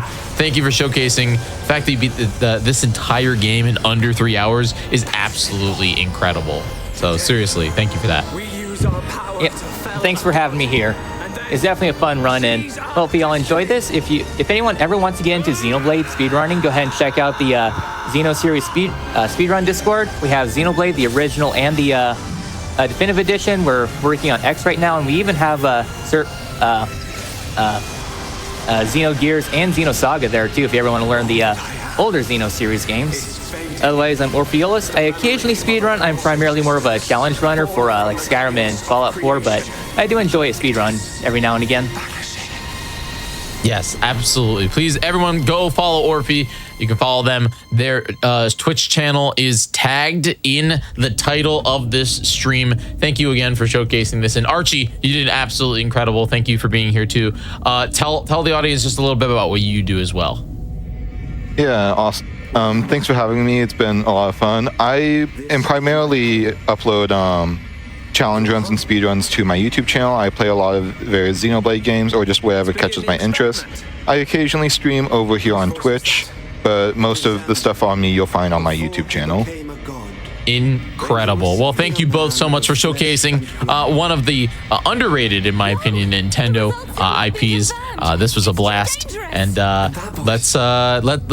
we will be right back. We're going to be moving on to our next run here in just a minute. It's Ninja Gaiden 2. So don't go anywhere. Hotfix will be right back. Perform such a miracle. But today, man. Welcome back, everyone, to Speed Runs Today. My name is Jiggy, and I am here to introduce our next story. Back in the year 1990, in Japan, a video game was released. That video game being Ninja Gaiden II, The Dark Sword of Chaos, released for the Nintendo Family Computer. You might know it as the Nintendo Entertainment System. Today, to showcase that game, we have Zalen. Zalen, how are you? I'm doing great, Jiggy. Thanks for having us. Thank you for How are being you doing on today? Speedruns today. I am doing incredible, and I am so excited for this run. Tell us a little bit about you. So I'm Zalen. I've been speedrunning for about 3 years. Started pretty much during the pandemic. I was watching Arcus doing a run, and he inspired me to want to learn this run. And my buddy Jimmy Poopins has kind of been a little bit of a mentor for me, helped me refine a little bit of my tricks, and yeah, it's been a really fun time. Incredible. And yeah, with you here commentating for today's runs, we have Jimmy Poopins, and then we have Zarkonis. How are you both doing today? I'm doing great. Yeah, excited to commentate. Love this game. Jimmy Poopins is the any % world record holder, and Zarkonis has world records in various different games. So they're both seasoned speedrunners themselves. Absolutely. All right. Whenever you are ready, I say we get rocking and rolling. Alrighty, this run is very short and sweet. It's pretty input heavy, so I'm going to be passing it over to Jimmy and Zark here. They'll take over and describe what's going on for you guys. So 3, 2, 1, let's go. All right. Well, thank you so much, Zalen and Jimmy, for being a part of co-commentary. So Ninja Gaiden 2, the world record here is 9:53 by Jimmy Poopins here in the commentary booth. Zalen's got a 10:10, so not far off. So we should see a really good run here today, even at his worst, but it's going to go fantastic. So Jimmy, what should we know about the fundamentals of this game? Yeah, so it's very hard to talk about everything that's going on in such a short run. You're seeing a lot of damage boosting. That's very important. It doesn't slow you down. It gets you boosted. It gives you invincibility. We're about to see the Act 1 boss where he's going to do a quick kill. Now, a few things to note here is that he's doing moonwalking, which is where you use a special and then go backward. Special is using up and B at the same time. The clone that he has behind him, the little red guy, that guy also does damage for when you're hitting bosses. So you want to get 3 clones and keep them. You can see he has all 3 right now. This is the train stage. It's a lot of fun. If you do it correctly, you can just hold right the entire time. It's pretty straightforward. It's a lot of memorization, but once you have it down, it's great. So, yeah, Zarkonis, you want to talk about 2-2 for us? Yeah, I mean, it's pretty important to know in general that there's very little to almost no RNG in this game, so there's not a lot random happening. Because of that, Zalen can set up a very specific route. In this particular case, it's a stage where there's wind, and it's on a level timer. So each level he goes into, the wind is going to blow left or blow right and impact his maneuvering here. And so he wants to make sure he minimizes his mistakes because it's a very specific bullet that he's going to take a bullet ride right here. And you can see he did it perfectly because he was lined up with his timer on here. Yeah, so he's going to get a neat boost here if you want to watch this. Oh, I think he missed it. Yeah. We got another quick kill coming up, and this is going to showcase canceling as well. So usually when you use an up B, the fire that you see, you have to wait a little bit. And the same is true for slashing. But if you jump, you can cancel that animation and throw another one. And if you're in the air and throwing one and you land, landing will cancel, so you can throw even another one. So the idea is to throw 3 in quick succession, throw it, jump, throw it, land, throw it, and so forth. You can do a lot of damage to the bosses quickly. Yeah, it took a death there. That's a pretty hard trick, trying to grab the back of the pillar.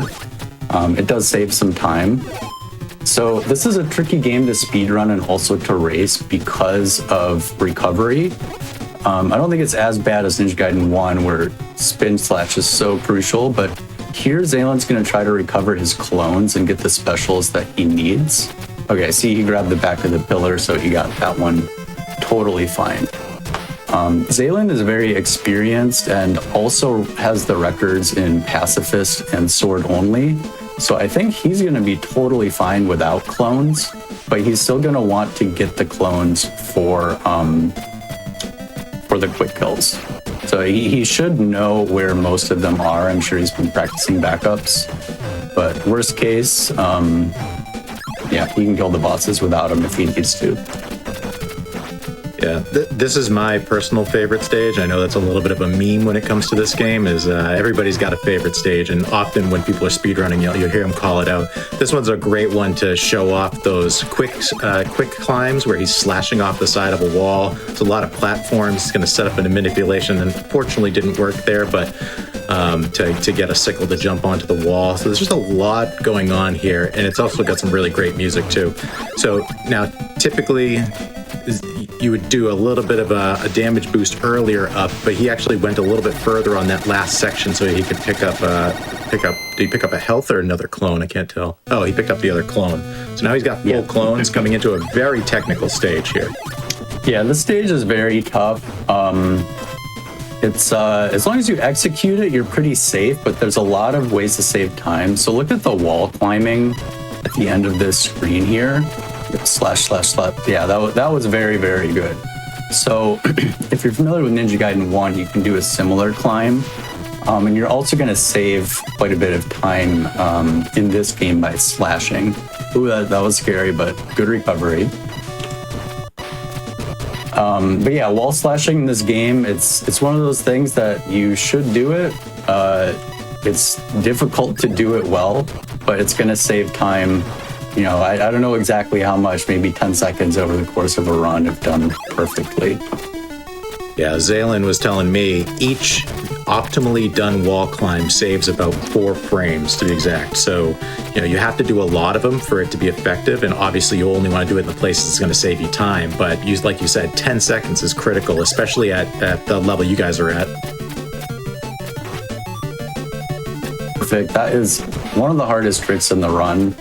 When I was grinding record, I missed that all the time. So very good job of getting that over the wall here. This is also really hard. That was perfect. So those are 2 of some of the harder tricks in the run. This is a beautiful 4-2, very hard stage. So you got another boss here. This one is going to melt if he does the quick kill right. And yep, no problem. Yeah, that's the funny thing about watching any percent runs of NES speed runs in general, is you don't really get to see things like boss animations. There's a lot we're not going to get to see from these bosses because Zaelin is just handling them so well. Yeah, so this is a pretty neat stage. So specifically, well, first off, it's a very hard stage, taking a lot of damage boosts. You're gonna try to go over the spikes here. Yeah, very nice. So Zaelin's going with a very difficult strat here. If he does it right, he has 1 or 2 health, I think, for the boss. This is Jorf's favorite stage, by the way. At the end of the stage here, there's going to be the hardest trick in the game, which is the Ashtar quick kill. I don't know if anyone's ever gotten it in a marathon, so good luck, Zaelin. There's going to be another going through the wall here. This one's not as hard to do. Very nice.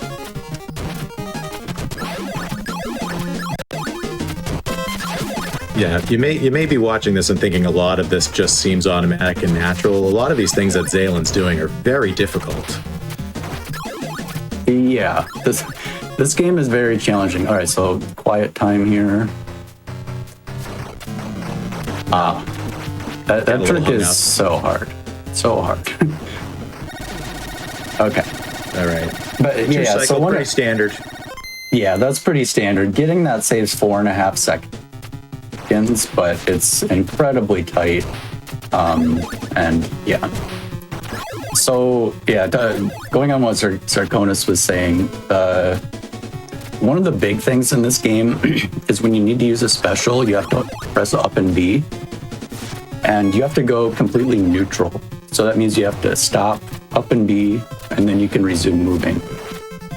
So whenever you see he uses a fire wheel, for example, that is one of the things that's happening. And that's very hard to do quickly.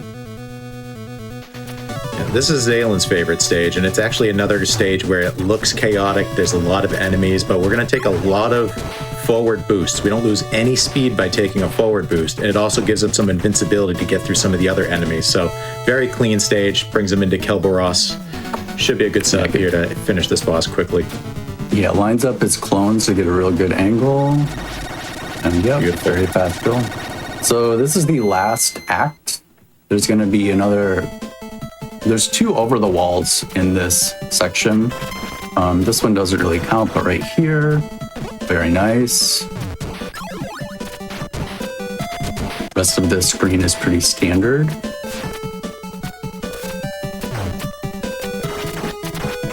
Okay, and then there's another section here, and then there's going to be a very challenging over the wall. This one saves about 2 seconds. Awesome. Very nice. Very nice. And he takes a boost off of the fire there. That's perfect. Very clean. He's having a great stage 7. He's definitely feeling it. Yeah. Now 7-2, if you want to do it optimally, it's one of the hardest. And I think Zalen's doing all of the hard strats. So let's see what happens here. Okay, a little safety there. That's a spot where you can die, and that's totally fine. Yeah, he took a damage boost so that he could have some invulnerability. Good. Yeah. So there is a health in this screen. He should be fine to get it. See how he handles this next section. Okay, go on with the hard strat. Beautiful. Yeah, that is very hard to do. Now, he should have 10 more Ninpo. He missed a scroll in Act 3, but I don't think that's going to be a problem. Gets the health for safety. Okay, this is the second hardest kill in the game. Oh, that was really close. But yeah, missed that one. Now, this boss has 3 forms. The second one is pretty straightforward, but I shouldn't say straightforward because all of these kills, relatively speaking, that one's straightforward. Okay, and then the last form here. So you used up all his Ninpo, Jimmy. Go ahead, you can tell it. Oh, yeah. So normally that boss doesn't absorb projectiles to the head, so you can just boom, kill it. He had to slash it there. Okay, dodging the shrimp, that was really nice. So, That's yeah. it. Woo. Just like that. It took one death, but in the end, it was still an incredible run in a time that I'll never see. What was the damage? What time did I come in on? Oh, did you, is it over? You did it? You did it. Yeah, that was it. That was time. Sorry. He saved the world like Wow. that. I mean, I'm thinking like a 10:35 or something, maybe. GG. That was that was probably like a 10:40. Our timer has 11:03, but that's because I called time. Okay. Thank you all. Thank you. This was wow. That was fast. GG's in the chat. Can we get some hype here? That was Thank you, awesome. guys. Zalen, that was so cool. Thank you so much for showcasing this. Thank you for having us. This is really fun, and special thanks to Jimmy Poopins and Zark here for doing the commentary. This run has a lot. It's really, like you said, it's over already. It's really short, so there's a lot to discuss in a small amount of time. So they did a great job, and I appreciate them coming. Oh yeah, no, absolutely incredible, and thank you for celebrating Ninja Gaiden with us on its birthday, yeah, is pretty incredible. So, yeah, pretty awesome. Thank you Thanks so much. Yeah, Have a good show. Everyone, go follow Zalen over on his Twitch channel. You can click the big follow button, and then Zalen, why don't you tell the audience just a little bit about what you do on that channel? What can they expect? Because I know you play a lot of different games. Mainly, I do this game as a grind. I've kind of adopted all of the different categories for it. So I do any percent for this. I have low percent run, world record, and I do the pacifist run I do as a world record as well. Sometimes I'll be doing those. From time to time, I do variety stuff. But I know about 10 other runs, including things like Marble Madness, Snake Rattle and Roll, some other fun ones that I do. But this is my main grind here. You may not have been able to tell by all the flubs I had, but at least I held it together for the most part. Nah, you did great. It was awesome. And Jimmy and Zarkos, thank you very much for being here. Why don't you tell the audience just a little bit about who you are and what you do on your shows, Jimmy? Yeah, so I've been speedrunning for a very long time. I raced this at GDQ in like 2014. Have the record in this game and done some other speedruns. Right now I'm doing other things on my stream. I'll play fighting games and some other variety stuff. I still want to come back to this game eventually, so you'll probably see that. But yeah, that's it for now. Heck yeah. Zarkonis? Yeah, so my name is Zarkonis. You can call me Zark. It's a 0 in the middle of my name. Someday I'll get that O, but in the meantime, I'm a variety speedrunner, largely NES. I've probably done about 350 NES games, licensed and unlicensed, world records and this and that. My favorite, Super Dodgeball, so if you like that, come check it out. But yeah, I've also run this game and all the Gaidens, and it's always a fun time. Thank you. Heck yeah. Well, thank you all for showcasing this run. Really appreciate it. Once again, everybody, please go follow Zalen. And don't go anywhere. When we come back, we have another classic of the Super Nintendo, Contra III Alien Wars. The Alien Wars. Sorry about that. We'll be right back. Don't go anywhere.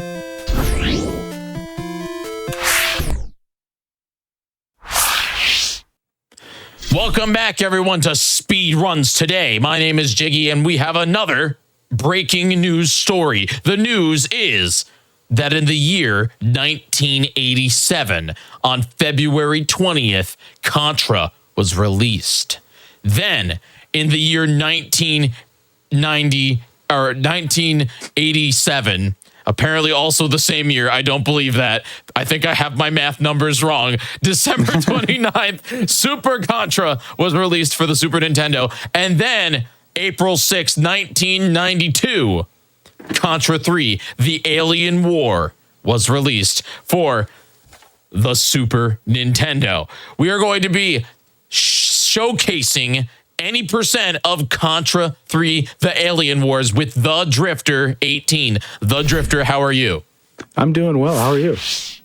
I'm doing great. I'm ready to celebrate this game that absolutely came out this day. Don't look it up, anyone. Don't do it. don't dive down the rabbit hole.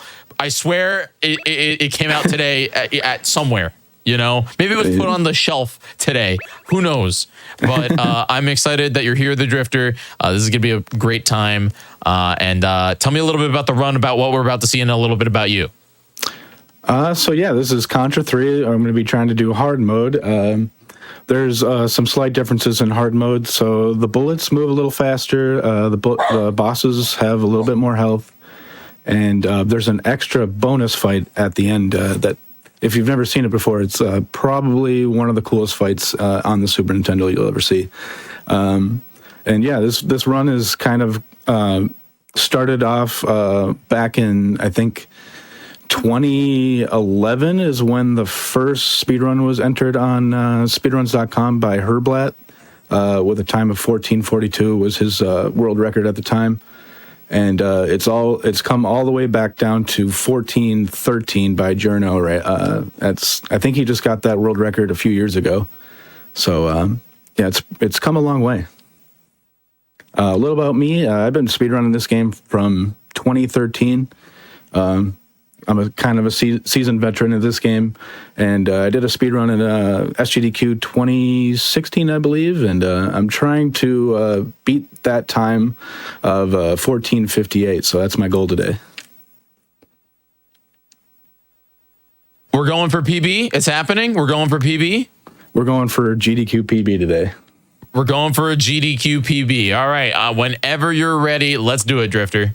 All right, man. So we'll do a countdown from 5, and then we'll start at go. Ready? So 5, 4, 3, 2, 1. Let's attack aggressively. Let's attack aggressively. Say it in the chat, everyone. So yeah, this is stage 1. The main thing we're going to be trying to do is getting double crush. Those are the best 2 weapons in this game. But right now we're going to grab both these spreads, and as you can see, I have a shield on. Just went away. Red guys, they shoot bullets. Blue guys, they just try to run at you and run into you and kill you. So I'm just trying to avoid the red guys mostly. And you'll see that I am swapping my guns back and forth. That's to reset the cooldown time. Oh no. I tried to do a tank skip there. I got a little too aggressive. No such thing. No such thing. You're lying. You're lying. I'll believe but it we can recover. We can recover. So there's a crush. The last crush is towards the end here. And pick up this barrier for safety. So, so yeah. So this is the first little mini boss we get to have right here is the little tank. He's pretty easy to deal with. You just stand behind him and shoot him. Just like that.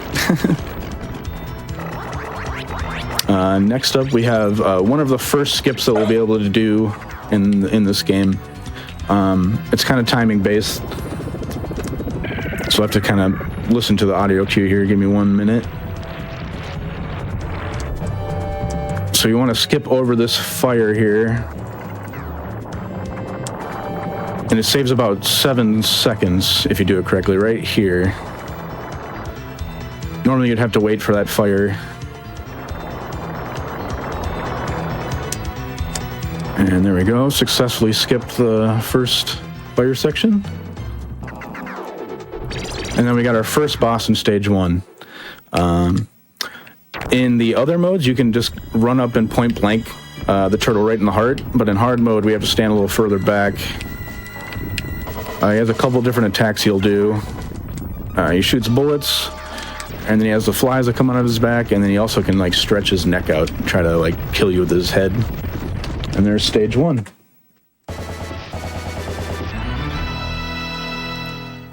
Stage, yeah, hell yeah.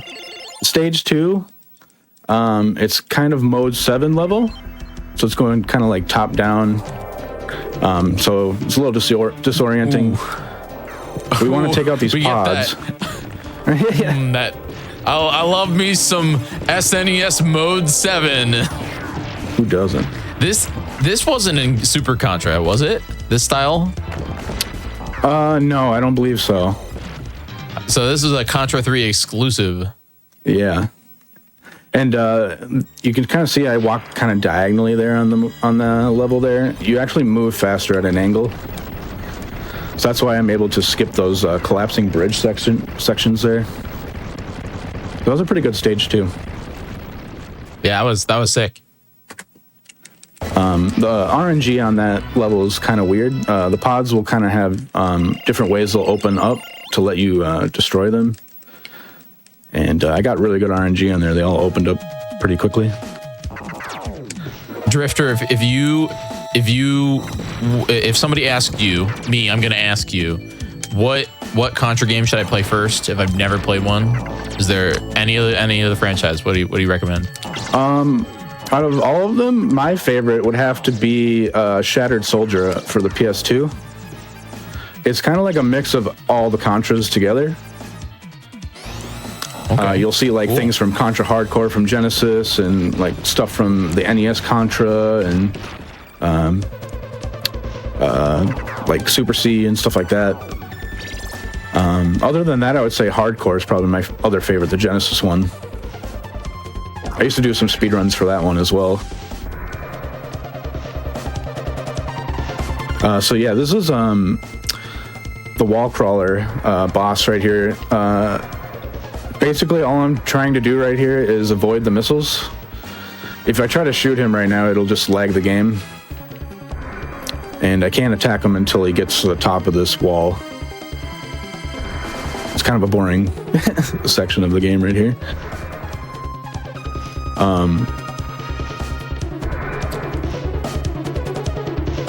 Yeah, there we go, going up.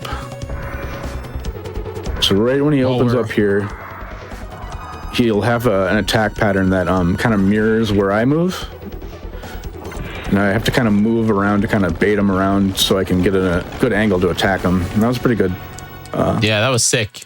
And the auto scroller is over. Yes, finally. You can see the bullets there. That's probably the hardest section to try to avoid getting shot. They're all random the way the bullets kind of come up there. And we got our little UFO mini boss here. It's pretty easy to take out.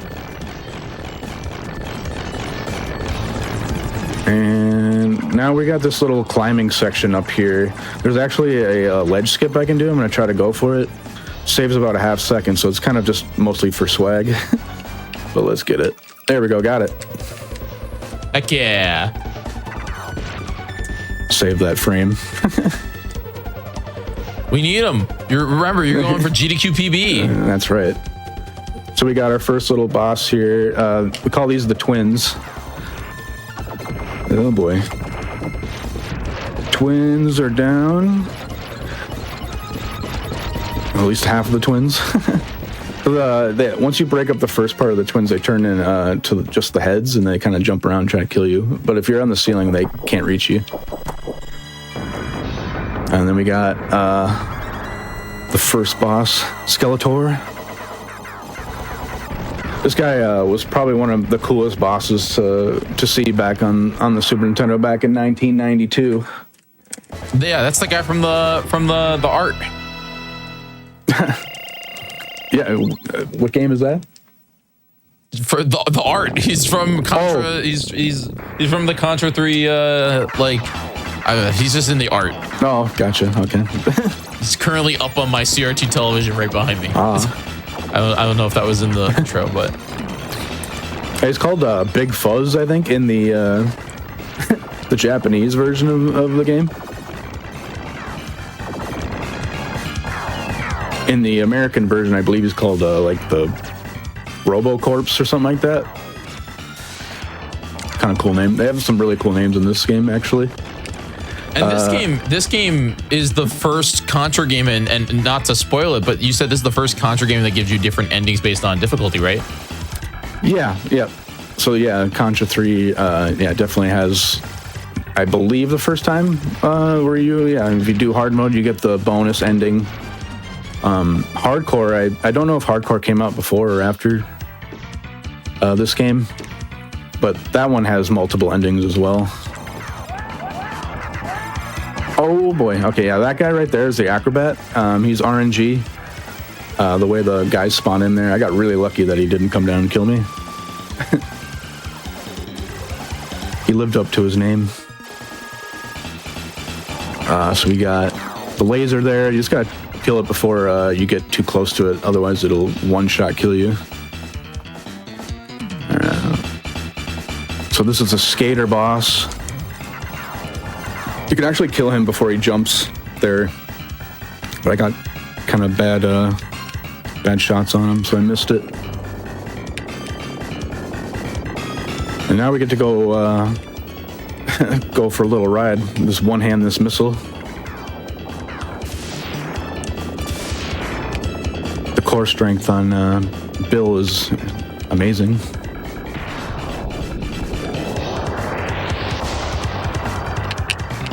All right, so this boss right here, you want to take out the two turrets that are at the top and bottom of the screen here. They're kind of holding the shield in place. And then once you take the shield down, you can attack the core. I'm trying to shoot it from the middle missile. The middle missile, you're able to do more damage. That wasn't the best fight, but we lived, so I'll take that. Is Contra kind of the... okay, all right. Before everyone in chat freaks out, I'm not actually saying this, but is Contra, especially this game, kind of like how in Super Metroid missiles do the most damage? Are missiles in this game just like the best way to deal damage, or do you use different weapons? Yeah, the crush weapons are the strongest because they do damage per frame of contact. And then for each explosion that happens after the hit, it does even more damage. And then like the flame, everyone used to think that the flame was like the strongest weapon in this game. But it is actually not that strong, mostly because it needs to like have all of the segments of the flame hitting the boss to be able to do maximum damage. How many mode 7 modes are there, or levels are there in this? Just 2. In this game. This is the last one. Okay, so we're on the final one. Yep. Yeah, this is the second to the last level right here. That boss is kind of difficult because the sand pits there, they spin you around. You have to use the trigger buttons to stop yourself from spinning. And that boss there has some kind of weird hitboxes where only like the eye can be hit, but the crush explosions slow it down so much just because of the like there's so much stuff going on in that part with all the sand pits moving and explosions and stuff flying around everywhere and trying to kill you. All right, Drifter, give me the lore breakdown. All right, everybody, it's time for lore breakdown when we're going through this fun auto scroller. Oh my god. Why are we fighting aliens? So I believe the lore of this game is oh god, the heart section. You got this. The face huggers. So yeah, so the lore is the aliens came down and they're looking for some kind of relic that we captured from them, and they're trying to reclaim it. Yeah, Bill and Lance are the only 2 soldiers left to fight the aliens. And here we are. We're on the final boss right now, or the final section. This is the gargoyle. Definitely not Ridley. Definitely not Ridley. Definitely cooler. Honestly, cooler Ridley. Like, let's be honest. He's way cooler. Right, Chad? That's a cooler. That was a cooler fight than Ridley. Here we got the Queen, the Red Queen, the leader of the Red Falcon. Took him down. All right, so we got the brain fight. So the brain fight in hard mode, there's a couple of extra orbs that you can select. Makes it a little harder for getting the quick kill. I'm trying to do 3 red orbs and then a stone orb. See how well my selection is here.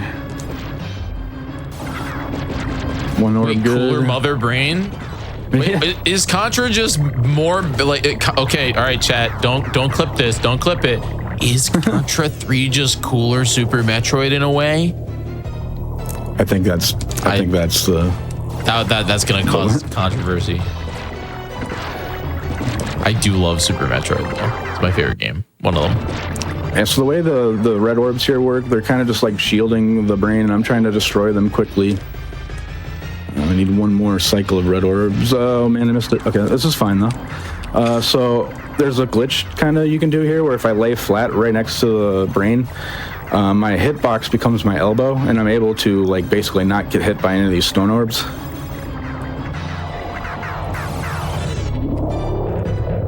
And I just gotta do 1 more phase of the stone orb. Here we go. I think this should be a nice 4 cycle.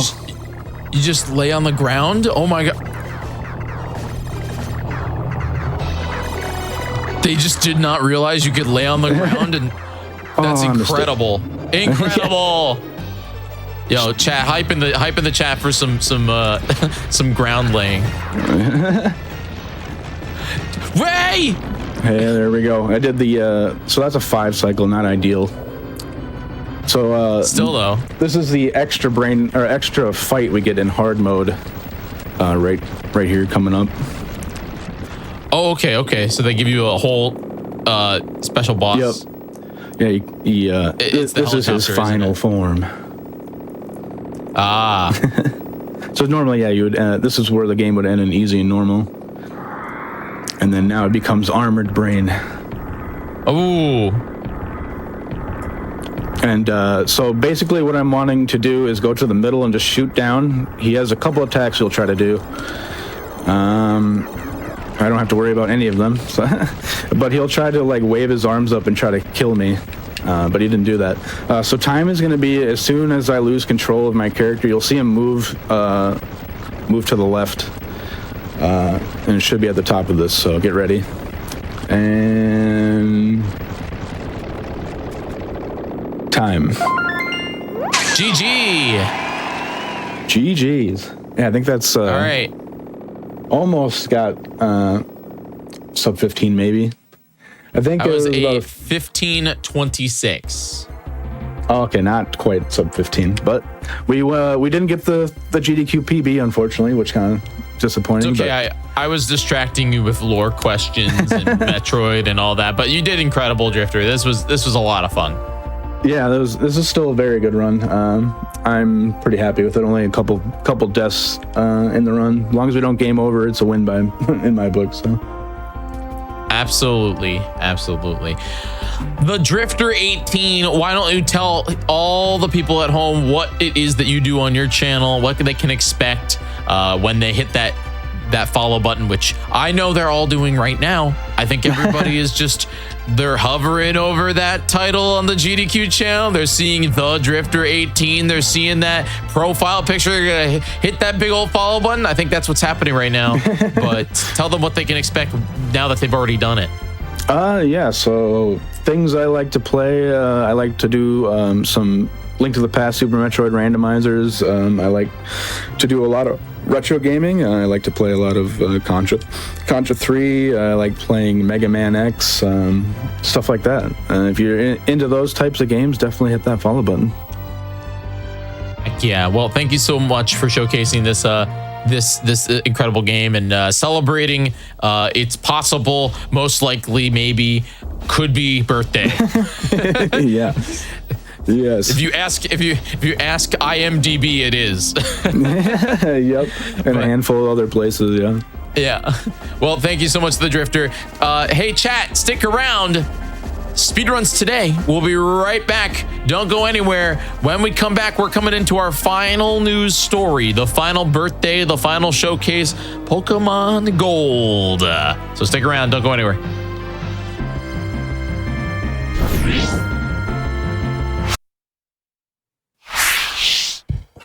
Welcome back, everybody, to Speed Runs Today. My name is Jiggy. This is our final showcase of the day.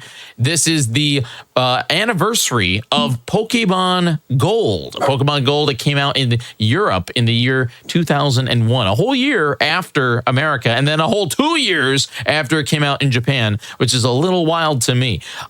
How are we doing? Are we having a good time? I hope you guys all are having a good time. This is the first ever Speedruns Today. I've been having a great time showcasing these games, and I really hope that you guys have enjoyed all these games that came out today. I want to just get a big thank you out to everybody that has been watching. I hope that you've been enjoying it, and I just want to say that your subscriptions, your Prime subscriptions, any gift subs and bits that you all have done here on the GDQ channel go to supporting shows like this. So if you enjoy me putting together specials like Speedruns Today or my OOP shows that we have going on, definitely consider subscribing. You get access to the channel emotes across the board. You also get ad-free viewing, so you get to hang out and listen to the music, and there might be some cool stuff coming up with what that happens during the breaks. I won't rely on everything, but you get access to a lot of different stuff,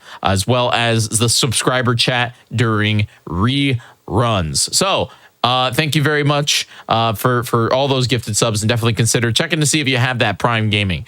All right, without further ado, again, we are getting into our final story, the final game of the day, a game that came out in the year 2001 in Europe, Pokemon Gold for the Nintendo Game Boy Color. Lionheart Dagger, are you ready? I certainly am. All right. Well, very excited to see some Pokemon Gold. We're doing any percent glitchless manipulous, right? That's right. No glitches, no manips. Amazing. And who do we got here on commentary? I'm super stoked to be joined by my friends from the community, Stern and Revolver. What's up, guys?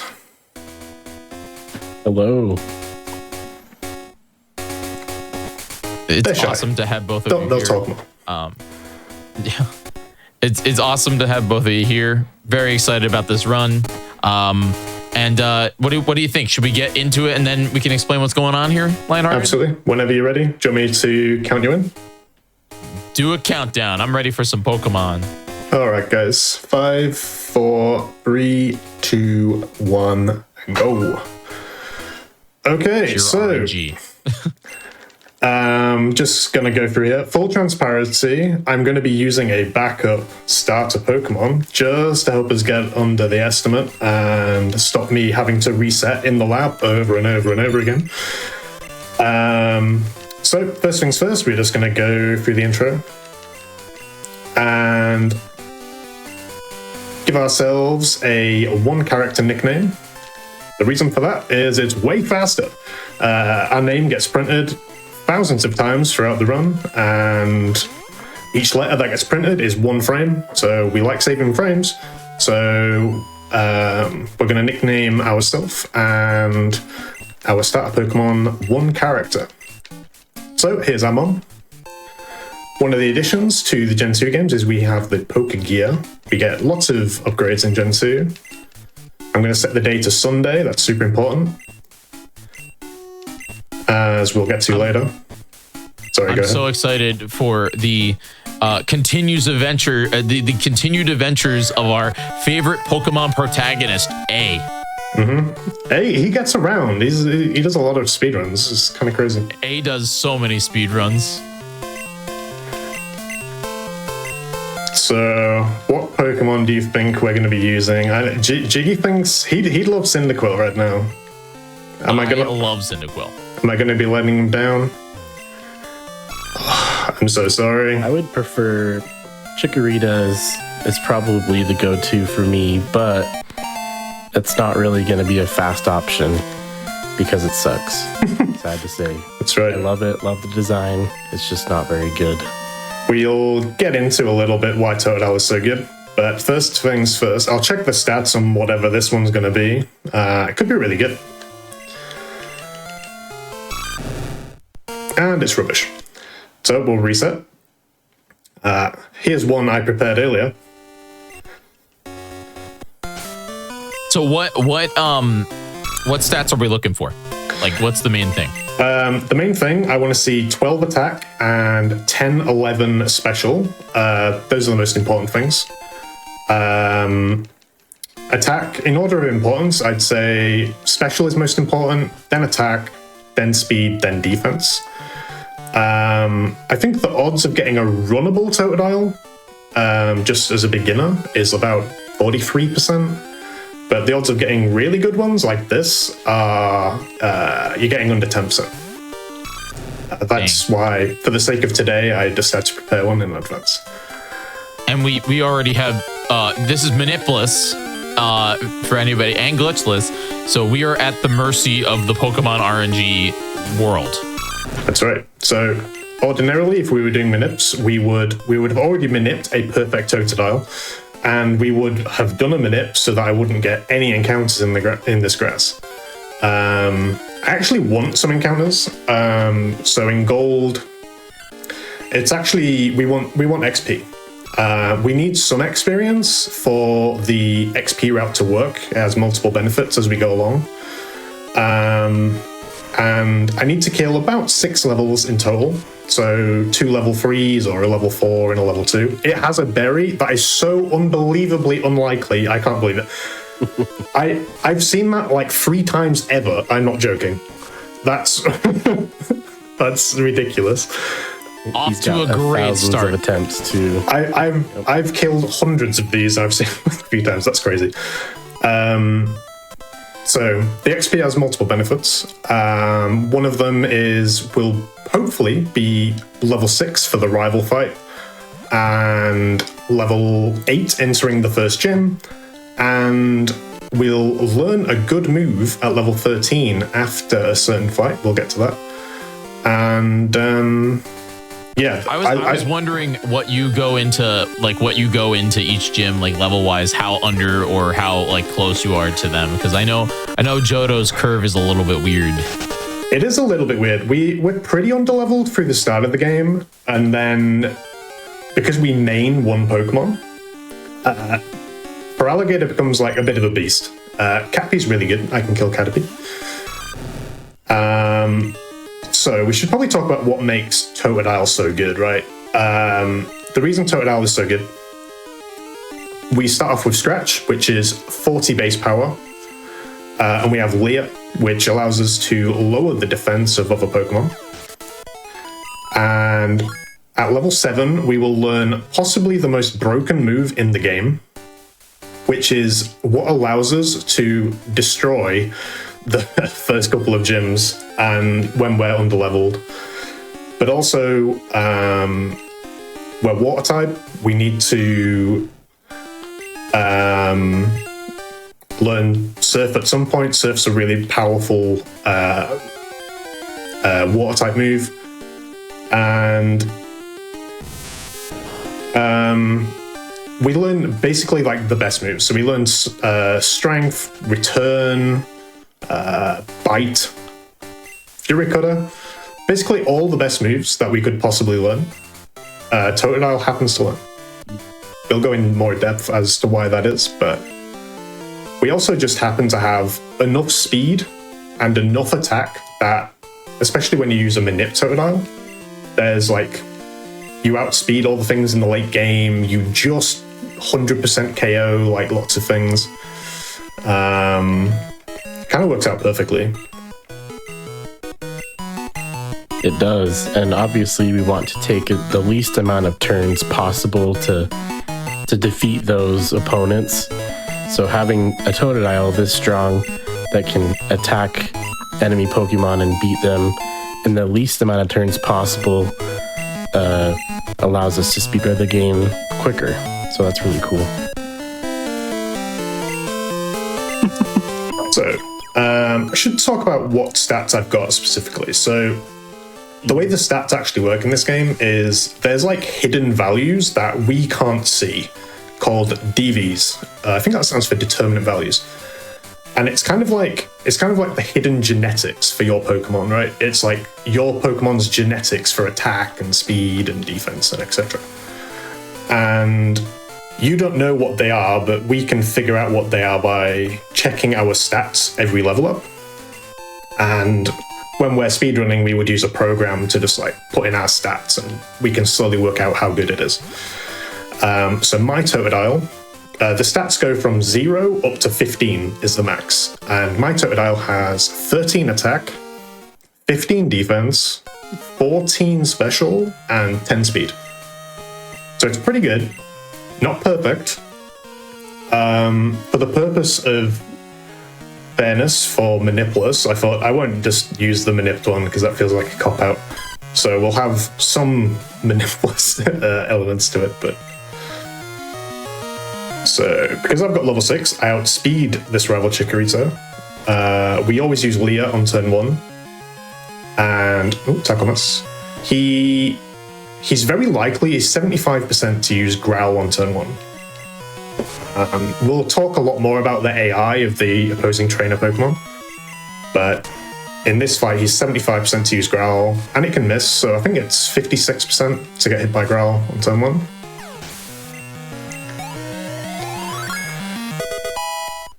That looks like one of the highest HPs I've seen people leave this fight. That sounds about right, yeah. I mean, it seems fair after that Sentra beat me up, to be fair. We take that. I have a question for chat. There's some lore that Silver is Giovanni's son. Do we agree with that? Is this game... Have we gotten to that point where we know that for a fact, or are we still in the time frame of this is fact. Gold? Nah, this is fact. It's fact. Yeah, I think there was a Nintendo distribution event for Heart Gold Soul Silver that confirmed that more or less via like a flashback. Can I get confirmation on this, chat? Yeah. Our gamer 2009 says it in the chat that it confirmed the was that the Celebi story? I forget what distribution event it was.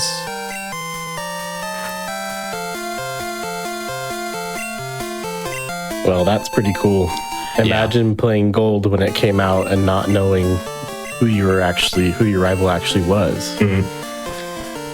There's like everyone says, "Oh, I named the rival ? Because like they thought that was his actual name and they didn't want to like lie to the policeman." But again, for the purpose of speedrunning, I called him A because I'm boring. You can call him B. It works fine. Sentra is wonderful.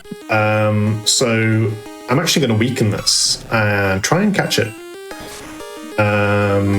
If you've watched Pokemon Speedruns before, you probably know about HM Friends. That is so unbelievably unlikely. I max rolled it on turn 2. That's fucking ridiculous. We need HM Friends for advancing through the game. So I want to catch a Sentra to cut a bush. Multiple bushes. There we go. I got lucky. I got a second one. And we need to be able to surf on water and push boulders. I'm just going to throw balls at it. I'm not risking this game. We love for it. We do. We love for it. The odds of me killing that on the second turn, I'm pretty sure were a max roll. So it was 1 out of 39 for me to kill that. Wow. Not even a crit either. Yeah, that's what is pretty ridiculous. So that's the first one. Got in first ball. That's great. The catch rates are Amiga busted in this game, like they're really bad. So even though the reason I wanted to weaken that twice is it was only about 60% to get in after the first scratch. And we will be getting more HM Friends. We'll get to that when it comes. We won't be catching any for a little while.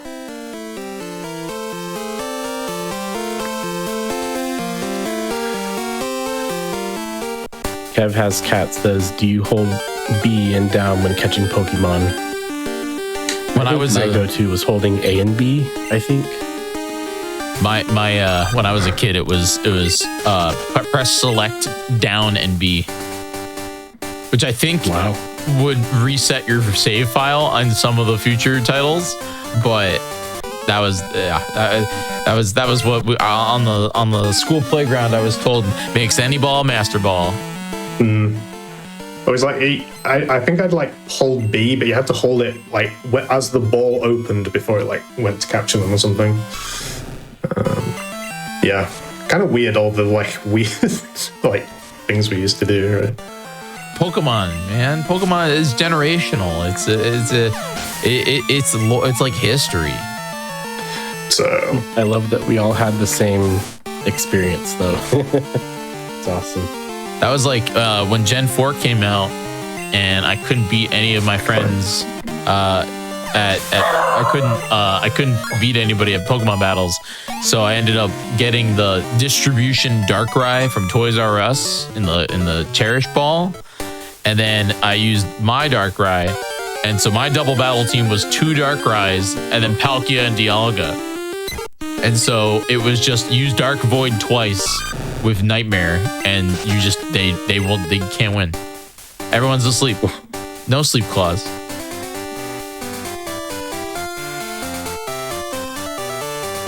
I was unbeatable until my one friend brought out a knockdown that had insomnia, and I was like, "Oh, you're too smart for me." It was very diabolical. Okay, so we just safely got past the first spinner of the game. So one of the main mechanics that you will encounter when you speedrun the second generation of games is spinners. I think there's about 15 spinner passes in this game.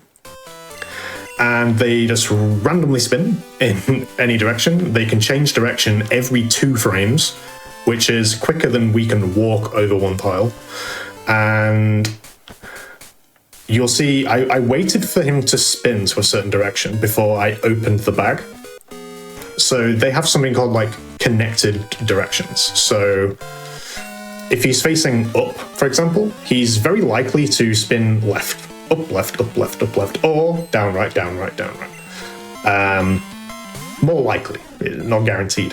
And the reason I opened the bag there is I'm looking for him to go to a good direction, and then me opening the bag helps me react to what he has done. Because if I just tried to walk past him, you can't always actually react fast enough. So opening the bag sort of is like an extra layer of safety before you go past. And you can think, do I trust that? Or do I think he's going to hit me? Because one thing to note is no pass is safe. No matter how good you are, the best players, spinners can hit you. And even like world records, it's really quite rare actually for a Gen 2 world record to be spinnerless. I'm not sure what the actual percentage of a safe pass is. It's pushing like 90%, I think. But I'm going to wait for safe directions and pause to open the bag. So sort of give myself the best bet. So while I was yapping, we're seeing the power of rage here. This is why Totodile is so good in the early game. And every time I get hit, you will see it says rage is building. And the way I like to think of this is it's kind of like adding an attack buff. It's like applying a multiplier to our attack each time we get hit. And each subsequent rage that I use is doing more and more damage. And we're just like crushing these birds, man. And the other good thing about Totodile here is I believe both of Falconer's Pokemon have the move Mudslap. Oops, did not mean to open that. Have the move Mudslap, which is ground type. And because we are water type, he will not use it, which is great because Mudslap would lower our accuracy. So if we were Cyndaquil, for example, you would have a real hard time against Falconer, unfortunately. Yeah, I love when Totodile stacks its rages up. I like to think of the show, how it likes to jump around and bounce and scream, and that's how I think of it, rage stacking. It's just getting more and more energy to hit the opponent. Yeah, he's like giddy with power, right? He's so excited. So that's with Totodile. This gym, like, it seems really easy, right? Because I've got a good Totodile, but one of the reasons why experience was so good is I got level 8 before the Spearow, which made it so that I had a chance to free shot it, which I did, I think, right? It does way less damage, and we didn't get crit once, but if you're playing a bit riskier in this gym, you're playing it a bit fast and loose with what HPs you go in, and you're probably thinking, if I get crit, well, whatever, we reset, right? But I've died to this gym like 5 times in a row in Crystal. It's like it's so silly, but when it goes well, like this, it goes well. Super smooth. We are through the first gym. Can you believe that? 17 minutes? That's pretty good. I was getting obliterated with encounters on the first part, but we're catching up a little bit. So, 1 badge down, and we have to go to the Pokemon Center here. The reason for that is we literally have to advance the story. Who's that guy stood next to me? We'll find out. While I'm here, it just makes sense to use the Pokemon Center for 2 reasons. A, coming into the Pokemon Center sets the warp point for later. I wonder why that's important. And I can heal up, and we get an egg from this professor. Why they're trusting a 10-year-old boy with a lot of things here. They give me a Pokemon. A policeman asked me for information. They've given me an egg. They didn't even know Pokemon laid eggs. Not great professors, if you ask me. But we have to get the egg to come onto this route. Because if we don't pick up the egg, this guy here, he talks to you and he's like, whoa, whoa, whoa, where are you going? Go back. That's great, no encounters. So, yeah, going in the center there, serves multiple purposes.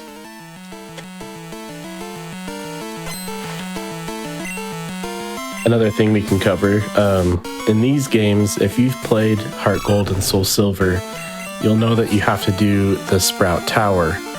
It's mandatory. These games, it's optional. So if you don't need Flash, the HM in this game, you can just straight up skip it. And so we opt to do that in the speedrun. Yeah, can you imagine if Sprout Tower was mandatory? I know in Heart Gold Soul Silver, they use Cyndaquil partly because of that, but frankly, we can skip it. And we love Cyndaquil. I want some chat. Tell me, out of the 3, which one did you pick? Don't lie.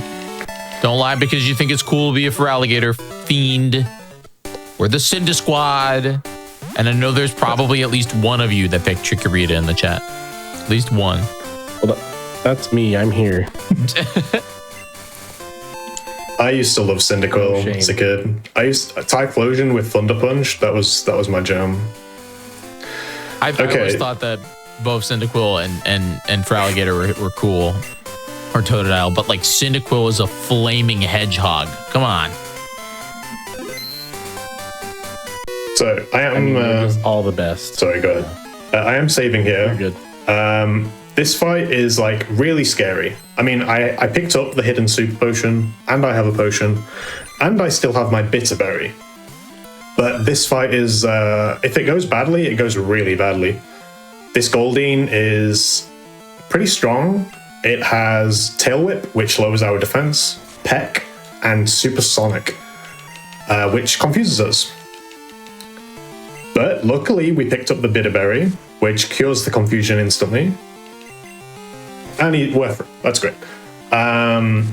This fight is like, it's so bad. Especially the fight before this, the guy had a Zubat, which can steal your berry as well. So if he sets up like 2 Tail Whips and then uses Supersonic, it gets messy real quick. You'll also note at the end of the fight, we learned Water Gun. Really good, 40 base power, and we get something called same type attack boost. So it's essentially like 60 base power because we are water type. And one of the reasons why we wanted to get wild experience, I killed the Sentret and the Caterpie, right? Is if you don't kill any wild Pokemon, you are like 15 XP short of learning Water Gun after the Goldeen. And what Water Gun allows us to do is the trainers in here all have pretty strong Pokemon and Rock-type Pokemon. So we can just like one-shot them now they've got Water Gun. Full transparency, this guy is an optional trainer. He's a spinner. And I fought him on purpose for a few reasons. One, he gives loads of XP for how quickly it is to fight him. And we would normally get wild XP. I would kill like a Geodude and something else. But because this guy's at the start of the cave, I was a bit worried, like, if I didn't find any wild encounters to knock out, could get a bit messy. So I was like, I'll just fight this guy. He gives loads of experience, and he gives a bit of money. So just covers our bases, and it helps out with loads of things later on. So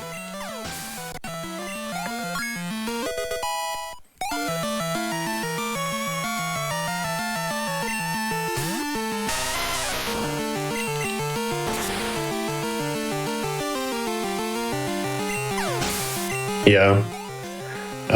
Like I said, he is a spinning trainer, the guy with the Onyx, and even like top level runners, I've heard say he basically doesn't count. Like they just YOLO him, and if he hits you, like great, like it's an investment because he gives so many benefits, right?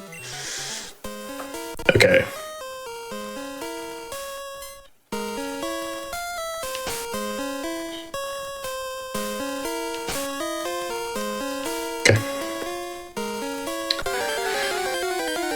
That guy, a spinning trainer, is Bill. We have to pass him twice, and we all hate Bill. Bill has killed. We've all done runs, and Bill is like, not today. He's got 2 coughings, and they're both 2 shots. It's kind of cringe. And Not gonna lie, I would love 2 coffees right now. I could go for that.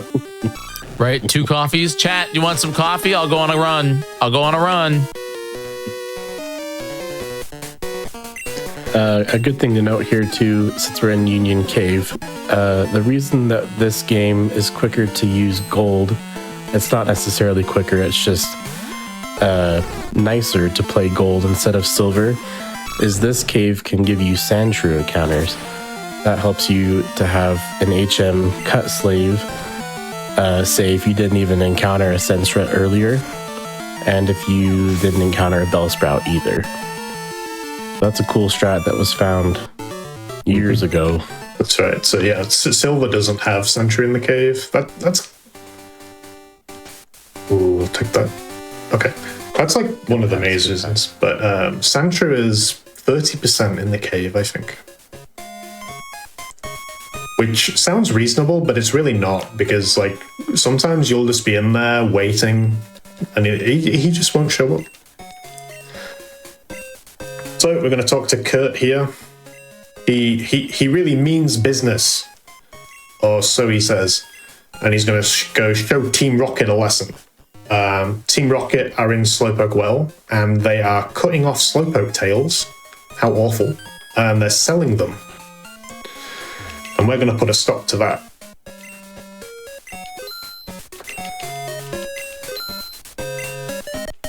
So are you telling me a 10-year-old has to stop animal abusers? That's right. Illegal selling? They're putting a lot on my shoulders right now, but I feel up to it, you know? Gonna get a full heal here.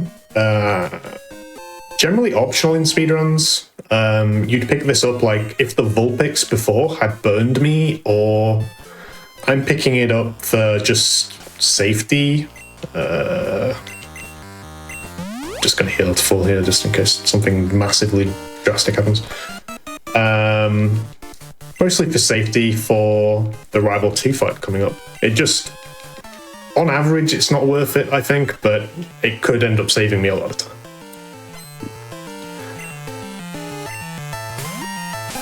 It's also so you might have noticed I didn't repel coming into here, and that's because even though it is a cave, it's just and you can get encounters in here. It's got an extremely low encounter rate for some reason. I think it's like just under 2% odds to get an encounter per tile, which is pretty ridiculous. So, and we actually get immunity tiles. So the first 4 tiles when I walk in, and 4 tiles after each fight, we can't get an encounter. So you are generally, it's pretty rare to get an encounter, but that doesn't mean it doesn't happen. But didn't need to do that. Instinctually, I always heal here, and I couldn't remember my HP, but it's fine.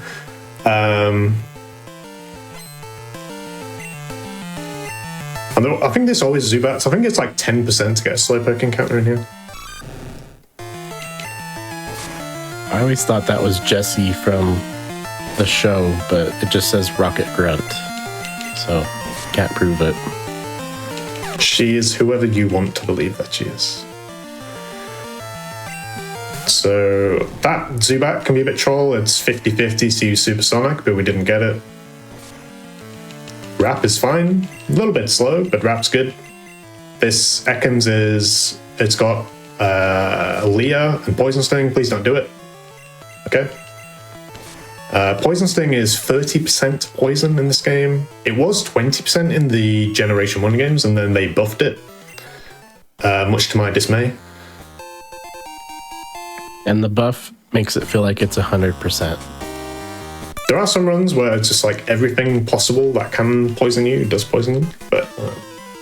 Okay, so this fight's really interesting. I'm gonna Rage here, and the reason for that is his last Pokemon are Zubats, right? And if I get hit twice...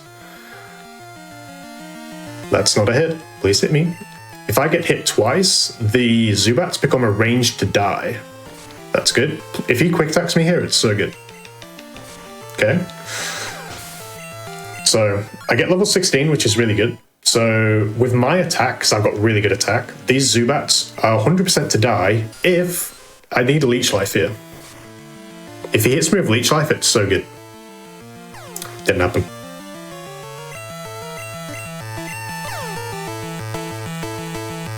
Okay, we're 50-50 to just keep hitting ourselves here.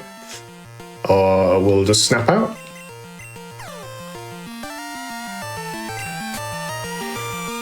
Okay, gonna have to heal this. So you can see how much better this could have gone. If he'd have used Leech Life there, I kill this guy, and then I one-shot the next Zubat after. Or this can happen. Bro, that's free. I'm 50-50. All of these are 50-50. He was 50-50 to use Leech Life, and then I'm 50-50 to hit through each one of these. So now I'm just going to Water Gun this. The reason I'm Water Gunning here instead of Rage is if he happens to use Leech Life here, that's good. It saves the Rage's building text box. If I don't use Rage, so it ends up being like marginally faster to use a move that isn't Rage there. Okay, so we lost a lot of time, but it's fine. This fight's super interesting, this coughing. This is one of the really good reasons, as well as the Zubats, why XP in the cave is so good. So if you've got good special, and you are level 16 here, which I am, this coughing is over 99% to die in 3 hits. Whereas if you're level 15, it can die in 3 hits, but you have to have, I think it's at least 1 max roll, which is a 1 in 39. So we save a full turn, guaranteed, by getting the experience. And that still took well. And Kurt, magically, his back was hurt, and now he's fine. Oh, he's feeling much better. That's great. After we did all the work. Anyway, thanks, Kurt. Anyone with a keen eye will notice it's nighttime outside, and I know we just had to run into a building, but this game was the first Pokemon game to introduce day and night cycles. So you set the time when you start a new file. And Does that like help with the time? Or I know there's specific Pokemon like Hoot Hoot that are only at night, but like does that help in any way? I set the time to night basically just so we could like show off the fact that it happens. But there are some niche things that do happen, and one of them is at nighttime in Ilex Forest, which is just to the west of this town. The chance of getting a Pokemon that can learn Cut increases from 30% to 75%. And there's a really niche strat that Stern actually theorized a while ago, where you get Sweet Scent for races and consistency. Do you want to talk about that, Stern, I guess? Yeah, so we learned that you could set it to night, obviously, for when you're as part of the run. It helps increase the odds to find Oddish and Paris in the next forest after this gym. There's then a person that will give you a TM that you can teach to these grass Pokemon. It's called Sweet Scent. And by using Sweet Scent, it ensures you find a Poliwag later in the game the second you get into the water. Poliwag is another HM slave that we'll go over later in the run. Good spinner pass, by the way, Lion. Yeah. So Sweet Scent can take away the time spent surfing on the water. It can take minutes to find a Poliwag there for whatever reason.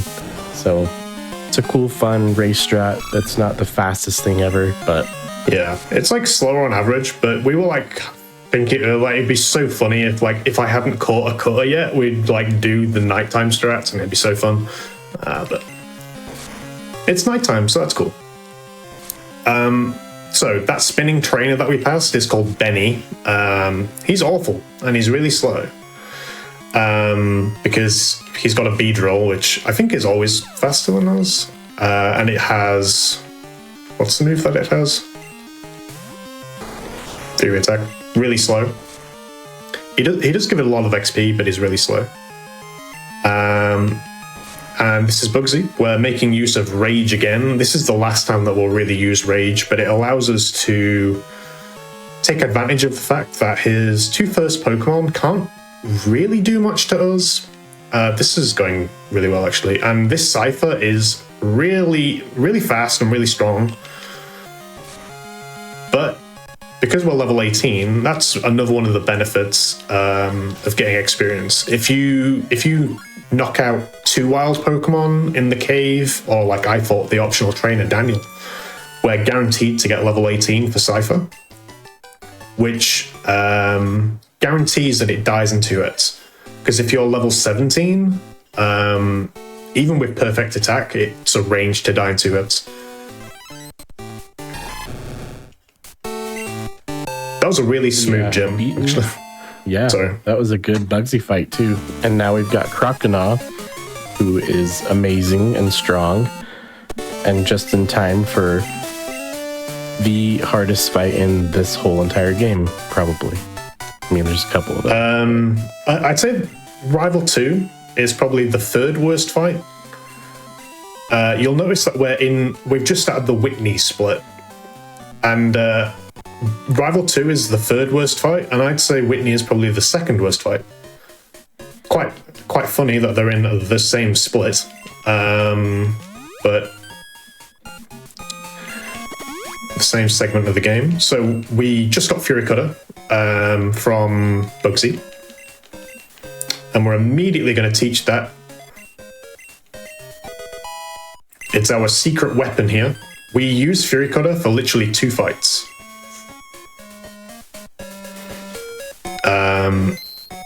Which is this, and with Fury attack.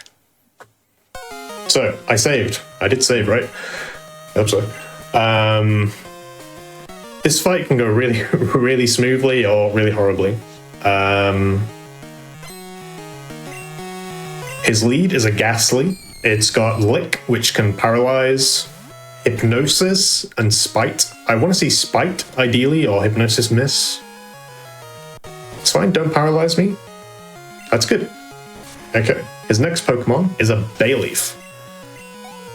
It has Growl, Reflect, Razor Leaf, which, that's the bad one. It's also got Poison Powder, which is fine. Not ideal. That's really bad. We lose. I need him to miss. Razor Leaf is 5% to miss. And he hits, we lose. Close. You just lose. If he crits, you just lose. So he's not guaranteed to actually use Razor Leaf. You'd think, oh, he'll just spam Razor Leaf because it's good, right? But he can use any of his moves on turn 1. And turn 2, actually. He can use, like, Reflect into Poison Powder or something. But in that situation because I was guaranteed to die to a second Razor Leaf. He'll always use it when he can see that he's going to kill me. Spite is good. I've got Fox Frost in the chat.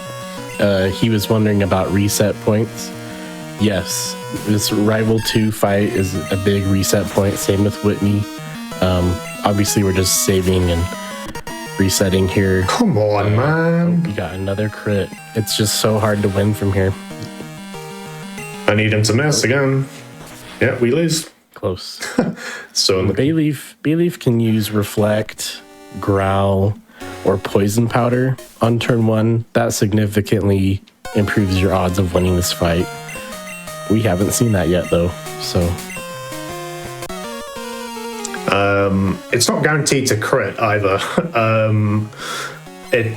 The odds of a crit in this game, I think, are 1 in 15, and Razor Leaf is a high crit rate move, so it's like twice.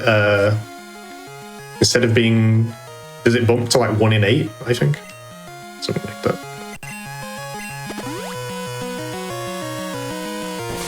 Don't paralyze me after that. Okay. So Hypnosis is fine. It means I have to use my full heal, but that's the reason I got the full heal, is just because Hypnosis can be so slow on this fight. Okay, buddy, just do something good. Give me something good. Okay, that's fine. That is fine. Okay, so now you're seeing another downside of this fight. The move that I need to use to win is Fury Cutter, and it's only 95% accurate. We lose again. So if I miss, we're donezo. Most of the time. I did a run the other day where I actually won even though I missed Fury Cutter. Because I got like Reflect into Poison Powder miss. And then I ended up living on like 5 HP. So yeah, this is one of the worst fights in the game, as you can see. Please let me pass this time. I would very much like to show people the rest of the game. Okay, Hypnosis miss. Hypnosis, the good thing about Hypnosis is it's actually got really low accuracy. I think it's like 60%. Come on, let me pass. Chat, we need your help. Reflect, it has other moves, did you know? Don't crit me again, but it's fine. Could be it. Are you kidding me? No. There's no shot, dude. 4 deaths in a row? I'm in disbelief, man. 4 deaths in a row. I should have said this was the easiest fight ever. I think I've jinxed myself. Okay. You know what I say? 5th time's the charm. People say that, right?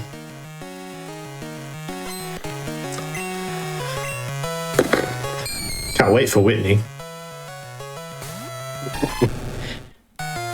Maybe Whitney will be nice.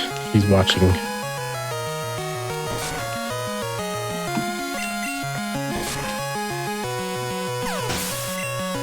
Okay, everybody pause. Let's see it. Here it comes.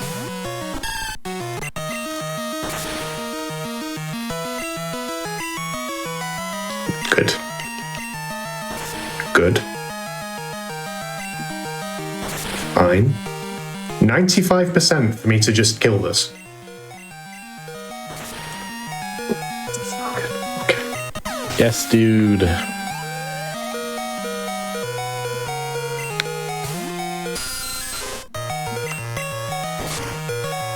It's unlikely to get that many deaths in a row, I think. Usually, you're bound to win. Yeah, 4 deaths in a row is really silly. I don't know if I've ever died to it 4 times in a row ever, like seriously. So I used Water Gun turn 1 on the Zubat there. This Zubat it's an awful range to die in 2 hits. It's like 19%, I think. But generally it's good. You Water Gun the first turn, in this instance where I was at lower HP, hope that you crit or do a lot of damage, and then you would decide, that's worth going for, like the 2-shot or not. In this instance, I'm always going to heal there. An interesting one there, the way the AI works is on the Zubat, if you're at below 50% of your max HP, it's very likely to just use Bite.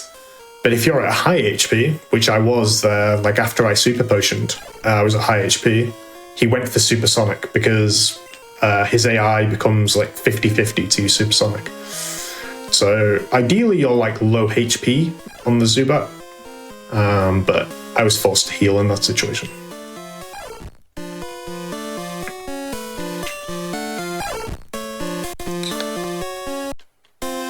So we've got to help these guys out. Apparently he couldn't be bothered walking around and getting the Farfetch'd here, so we'll do it for him. And in exchange, we get a very useful item, which is HM1. What could that be? That was one of my favorite in-game games. I guess, I don't know what you'd call that, far-fetched gathering mini-game. And there we teach it to Centro. And you can't advance unless you get a cutter. So here we go. And we catch Celebi. Just kidding.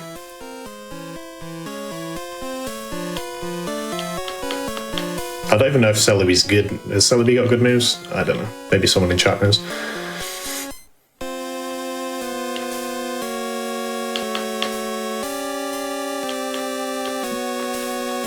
And coming up here, we're going to get another move that's necessary to beat this run in the quickest amount of time possible. This guy is standing here headbutting a tree for Pokemon encounters, and he allows us to teach Headbutt to one of our Pokemon. We're going to actually see Lion teach it to Croconaw. Yeah. It's a 60 base power move. It can flinch, but it usually is just used to one-shot a lot of Pokemon. Go ahead, Lion. I think Headbutt's 70 base power, actually. Oh, is it 70? Yeah. Yep. But as he said, he was like, he's going to teach it to Croconaw, because if I taught Headbutt to Centric there by accident, the run was over, or I'd reset back to before level 2. So very important.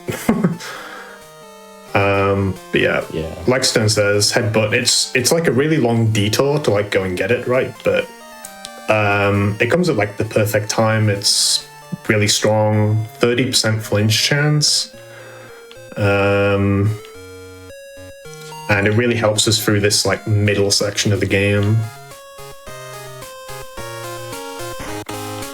It's also just a good normal type move. I mean, like, yeah, everybody loves their takedown, but in reality, the recoil is not, Headbutt's more worth it in my opinion. Mm-hmm. Especially because of the flinch. And then just get the flinch. When you're done with your speedrun, you can like catch Heracross or something cool, you know? Yeah. You're not doing the bug catching contest, right? I'm not. There are speedruns where you do the contest, I think. There are like speedruns where it's like the end goal is you win the contest, but I will not be doing that today. But now we're going on to the true enemy. One of the scariest Nintendo villains of all time is after this battle. Snubble, right, yeah. It's Snubble, yeah. Snubble and Ganondorf sit at the same table. This Snubble is, unironically, can be a bit annoying, but we flinch, that's good. Do it again. Don't paralyze him. Okay, that's good. Stubble's got Charm, which drastically lowers our attack. Scary Face, which drastically lowers our speed. Bite, which can flinch us after it's dropped our speed. And Lick can paralyze, so it could be a bit troll. So what I'm going to do here, I'm going to equip the berry just for a bit of extra safety, just because this is like the worst fight ever. We'll heal to full. And we'll save it. In speedruns, when I'm doing runs, we wouldn't have the berry, and I would probably go into this fight at 50 HP. So what makes this fight so awful? She's got 2 Pokemon. Sounds easy, right? The first Pokemon is a Clefairy. It's got Double Slap, Mimic, and Metronome. Metronome can randomly roll, I think it's 237 moves. Meditate is good. That's fine. Potentially. Mimic is really good, because it copies the last move that we use, which is Fury Cutter. Clamp. Okay. Not the greatest. Clamped. Not the greatest, right? That's- It adds another It's box. It's really, yeah, it's still fine. Miltank, I really want to see roll out here. Stomp is really bad, don't flinch me. Good. She's going to use Milk Drink. One more. I just need to hit another 95% move. Okay, that's a really good Whitney. Okay, thank you. Yo. After that awful rival too. But yeah. Putting the monster to shame. You can imagine with her rolling 237 moves, the randomness is amazing sometimes, and you see some crazy stuff on this fight. I think I went through the list once, and it's like about 2/3 of the moves possible are just fine, but if she uses the wrong ones a couple of times, and like the Miltank there, Stomp was 30% to flinch me, and that's just GG. It's very likely to use Rollout, which is fine. And I think she's like 1 or 2% to use Attract, which is really bad, but thankfully it's like really uncommon. So my question for chat, and don't lie, again, we're being really honest today. How many times, if you remember, how many times did it take you to beat Whitney on your first playthrough? I remember. It took me 2 months to beat Whitney. Yeah, I don't we know are the- all eligible. We're all eligible for financial compensation. Yeah. Because of Whitney. Like, let it be known, this was my first ever video game, and all my Cyndaquil knew was tackle. But like, I would love to know. I don't know how many times I tried, but it did take me over 2 months to beat Whitney. Okay, so I talked to this random guy, right? And he, it's easy to miss, but he just gave me a Pokemon for free. He essentially sends us on a quest. He wants us to give a Spearow that's holding a piece of mail to his pal who's in the other town. But we're just going to borrow the Spearow for the sake of our speedrun. And it learns Fly, obviously, which is really good. So, again, we've gone out of our way down here into the underground, which serves several purposes. One, it gives us more experience, and you'll see later just how good the XP route works out. It's like the XP route is so tight. We actually have to fight these trainers to make the XP work. And there's an item down here that is super important for later on that's going to save minutes, several minutes. So it's absolutely worth coming down here and fighting these guys. It's actually mandatory to fight these guys because we would have to fight them later anyway. So it's just so worth it to come down here and fight them now. And you'll also note, like, after, like, the Whitney fight was a bit full on, right? But I learned Bite right after killing the Miltank, which is, again, perfectly timed because the Slowpokes from the first trainer don't die to anything I have. It's arranged to die to Headbutt, so we learned Bite at the perfect time. And Bite is another reason why Totodile is so good. It's 60 base power, special move. It's like a really good coverage move. It's super effective against Psychic and Ghost types. It's got high power points, so we can use it a lot. So Bite is a really good coverage move for the speedrun. And we learn it as through level up. We don't have to teach it as a TM or anything. It's really good. Gonna get this hidden super potion, that's for safety.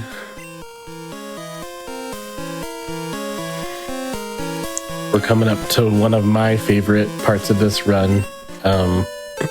We get to visit a place called the Game Corner, and it has the best music that you could ask for. Here it is. He's gonna buy some coins to then purchase a Pokemon, which sounds questionable, but it is Abra, and Abra is super useful in Gold because we're going to use his signature move Teleport to go around the map, and that saves us a bunch of time fighting a bunch of trainers. It's a really cool part of the route. Yeah, getting Abra seems like a weird detour, like we have to go get the coin case and come in here and get it, but Abra saves minutes, literal minutes in this speedrun. We'll see one of the reasons why very shortly.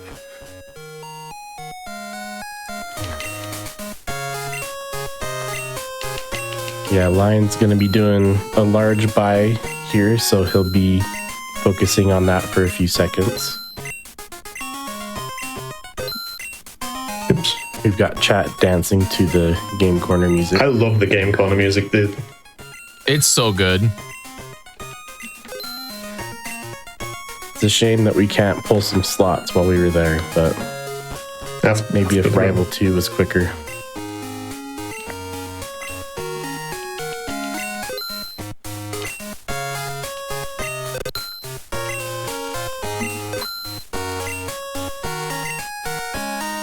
So, I'll talk about what I bought in a second, but we're about to see one of the reasons why Abra is so good. Do you remember the last Pokemon Center I used, where we got the egg, right, in Violet City?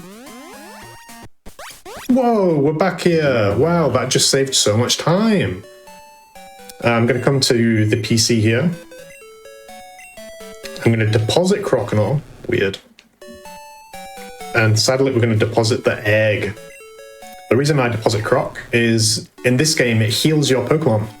So I've got a fully healed Croconaw. And unfortunately, we have to deposit the egg because if we had it in our party, it would hatch. And that's really slow. So it works out nicely to just kill two birds with one stone, so to speak, and deposit them both there. And here's another brilliant part of Gen 2.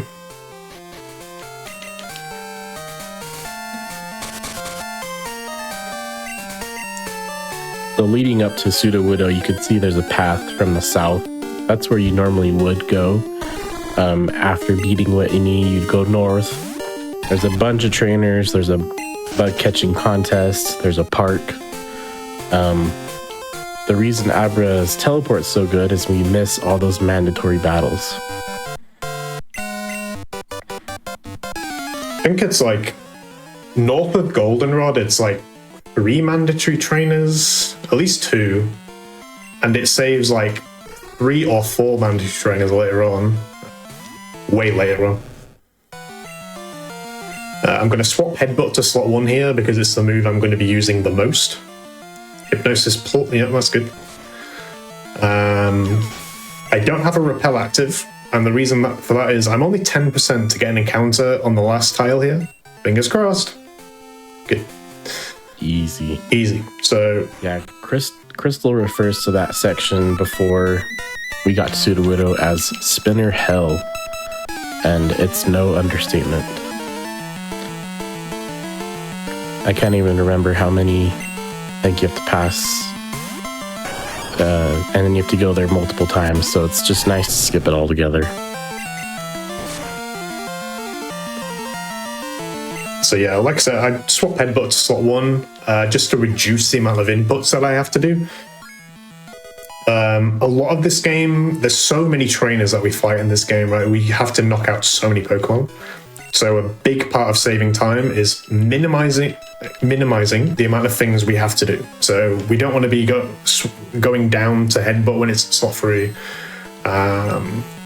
things like that. So these are the kimonos. Normally I would do these with 10, I've got 10 speed. I would do them in the reverse order. It would start with Jolteon. But Jolteon is really scary, and if it crit me on this run, I would cry. So I'm just going to do the standard order, left to right. Sand attack's fine.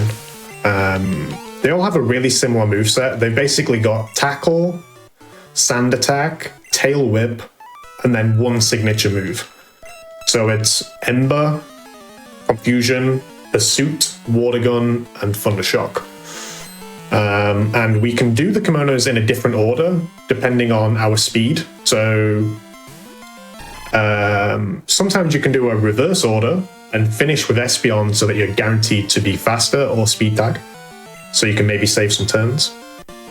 And sometimes, if I have less good attack, I will do Vaporeon before Umbreon so that I get level 24.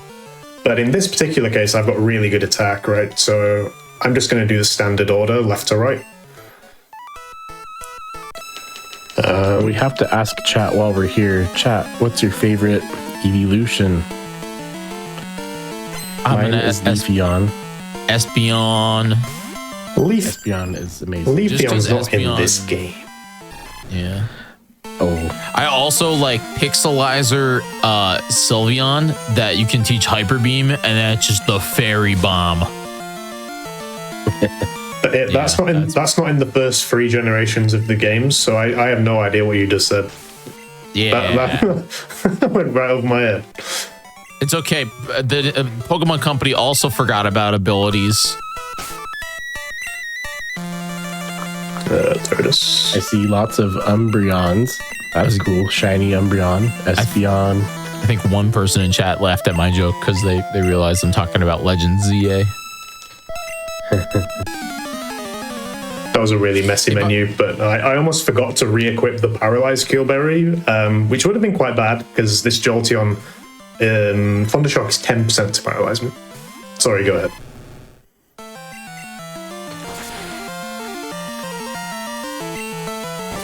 Oh no, sorry. I thought I was like interrupting. Oh, good crit. Holy. That's really good. When I was a kid though, like with this game, I picked Flareon because I thought Flareon looked sick, but Flareon is, I think, definitively the worst of the evolutions, right? Flareon on paper is weird because it's like it learns no good moves really, and it's got insane attack. Like I know in the Generation 1 games, it's basically got almost highest attack of any Pokemon. It just doesn't learn any good moves. Like, very unfortunate. Okay. Well, we did get a nice prize from beating those kimono girls. It's the HM for Surf. It is definitively the best water move you can get up to this point, and just even in the whole game. Crocodile uses it coming up in the next gym.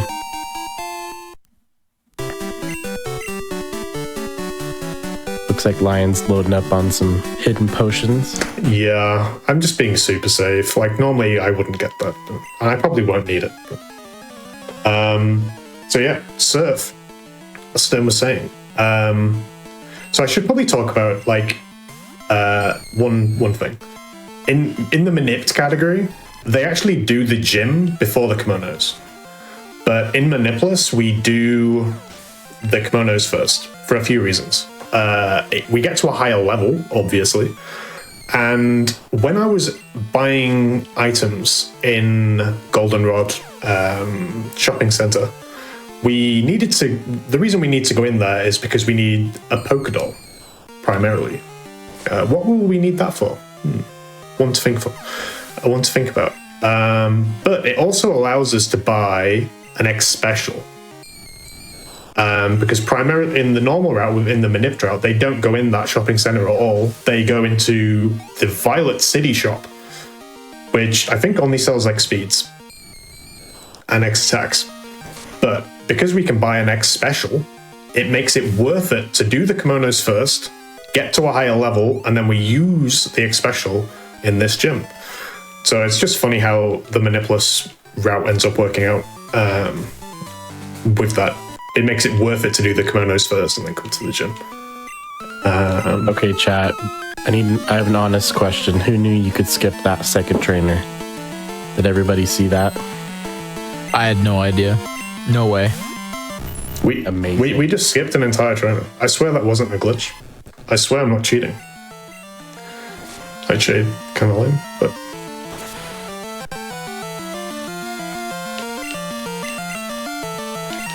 This Haunter sprite is so good. I think it's one of the best ones of this generation. okay. So before I went on the random tangent about why we do the Kimono Girls, surf. So why is surf so good? First, we need it to surf on the water.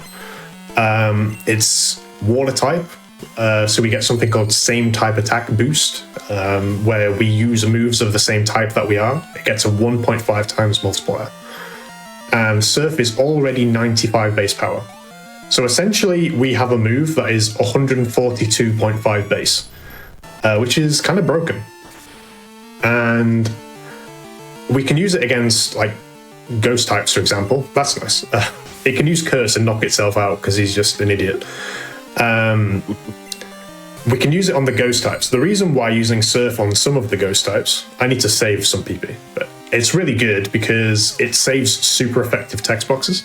So you'll see when I use bite there on that ghastly, it comes up and says it's super effective, which is really slow when you have loads of them and they add up. I still have my paralyzed berry. I'm actually not going to heal here. I regret getting the hyper potion. I'm not going to save, sorry, I should say.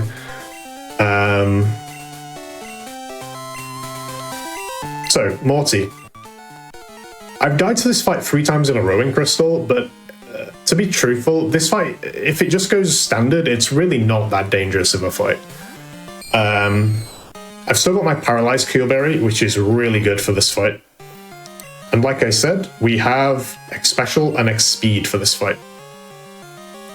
It almost always uses Curse on turn 1. It's probably going to use Lick here.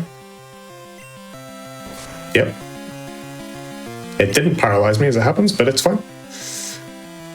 So we need to X Speed to outspeed all of his Pokemon. X Special to guarantee that we one-shot all of them except for his Ace.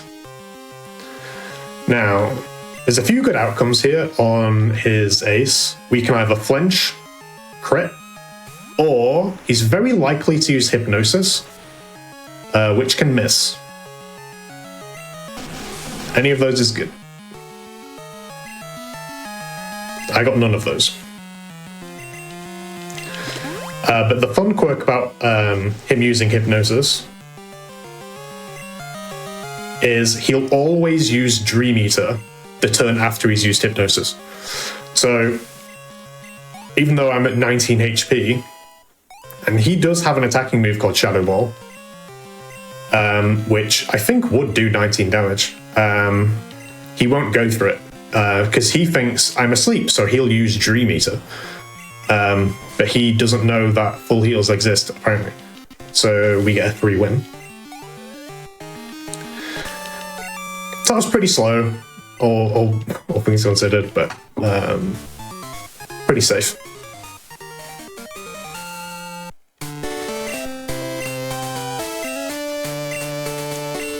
By the way, Jiggy, do you want to take a break, like at some point soon? This is probably a good spot. I was gonna ask if this was a good spot or if you wanted to do something else quick. We can take a break right now. It's like totally fine, yeah. All right. Okay. All right. Everyone, we are going to take a quick break, but when we come back, we're going to continue this Pokemon Gold Manipulous RNG Fest. So don't go anywhere. Sit back, go get maybe a snack or go use the restroom, because in about 5 minutes, we're going to be back here with some Pokemon. Don't go anywhere.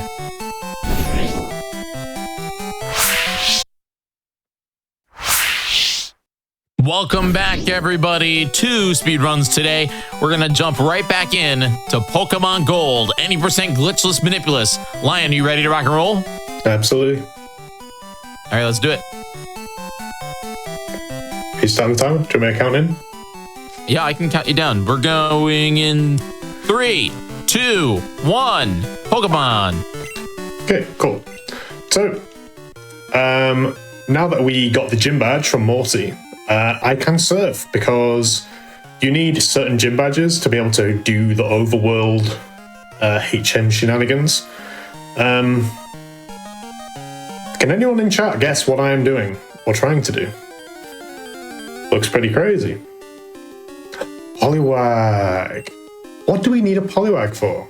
I wonder. Revolver, do you want to tell them about Poliwag? Poliwag, really useful. We need we need a waterfall later and whirlpool. Really useful items, which we are going to see how useful they are. And Poliwag is the perfect Pokemon for that. That was an extremely good catch. It was a bit slow to appear, but it can be pretty troll. So we'll take that.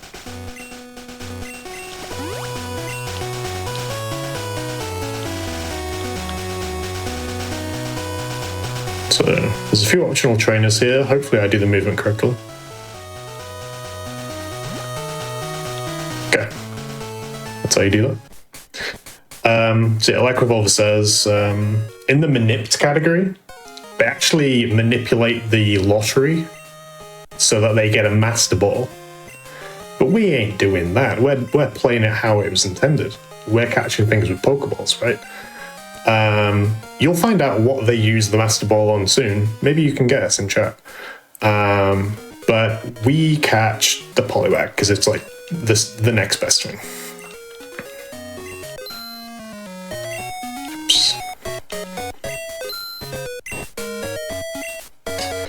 Side note, before I forget, there was a lot going on being around to it, but you might notice we didn't go into the burned tower in this game, in Goldenrod. So there's the burned tower, and there's actually a rival fight in there. But weirdly enough, in Gold and Silver, we can just skip it completely, which is faster, obviously. In Crystal, it's mandatory. You actually have to go in there, defeat the rival before they let you in the gym. Which, for the Manipped Crystal category, makes it worth them Manipping a Raikou. They finished the game with Raikou. There are so many things happening that are just so rare. Hypnosis from Noctowl? Seriously? Crazy. But in Gold, it's not mandatory to do Burn Tower, which again is why Feraligatr ends up being so good, because it's not worth going in there and defeating the rival just to get a Raikou.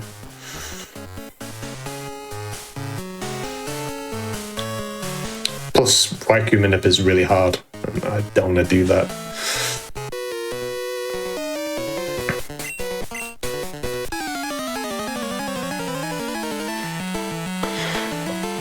So, we've got to come up to the lighthouse. The astute amongst you might have been reading when the rival accosted us outside the gym here in Olivine City. He said, "Oh, the gym leader's not here. Where are they?" We're about to go find them. And it's mandatory to come up here to advance the story. I wish there was a lift in here, or an elevator, as you Americans say, sorry. And you'll notice we just got level 29.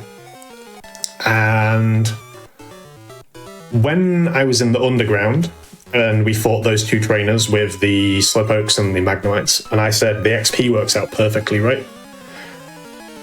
At the top of this tower, we are going to pick up a rare candy. And it comes at the perfect time. We just got level 29. And we're about to, spoilers, head over to the next gym. And the extra good thing about running Totodile is it evolves into its final form at level 30. And... one second. Didn't hit that. There's a spinner coming up. Better concentrate. Oh. He's stuck. Yes, finally. Stuck Ernest. Spinners, there's a 1 in 32 chance that they get stuck in one direction. And you love it. You love it. So yeah, doing Chuck's gym as Croconaw is really bad. Like, really bad. So we are going to evolve. It's just super nice how the XP route works out. I actually love it. There's like also a little bit of time save. If you evolve with the rare candy, you get a few text boxes of instant text where text prints immediately, like right there, which is pretty nice. And then we're going to escape rope out. Saves us going all the way back down. You can get out of the lighthouse by falling through all those holes, but we don't want to do that. Worth it to buy the escape rope.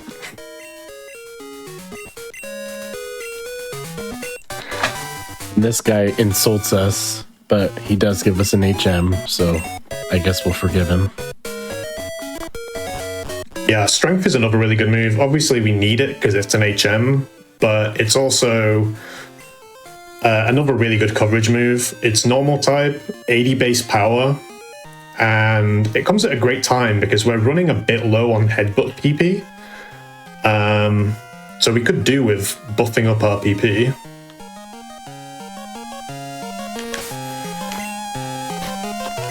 This spinner right here is Kaylee. You're going to see him teach strength, and then he's going to attempt to pass. She has 2 Goldines and a Seeking. It's slow. Good pass. Let's go. So you see there, like when I first went to her, she was facing right, which is a good direction. But in the interest of safety, I just wait for her to. You want to go past right after they've spun. So as soon as she spun to a good direction, I tried to pause as quickly as possible so that it gave me the best chance possible of getting past. Kaylee's pretty bad, but she gives a lot of XP, so it's like not the absolute worst.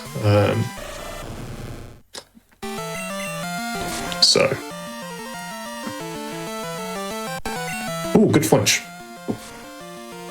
Headbutt is 30% flinch. Hitmonlee does quite a lot of damage. It's pretty likely to use double kick or high jump kick.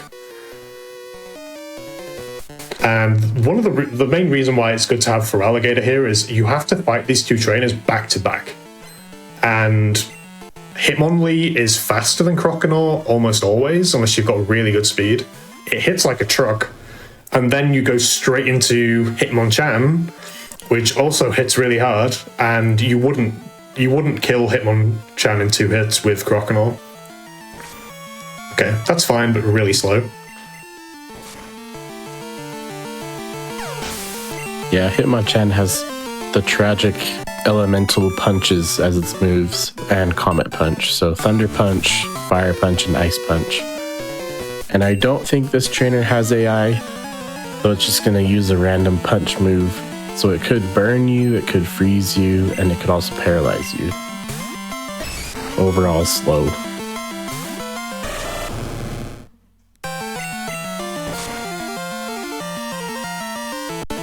And chat, what's your favorite fighting type Pokemon as we're in a fighting type gym?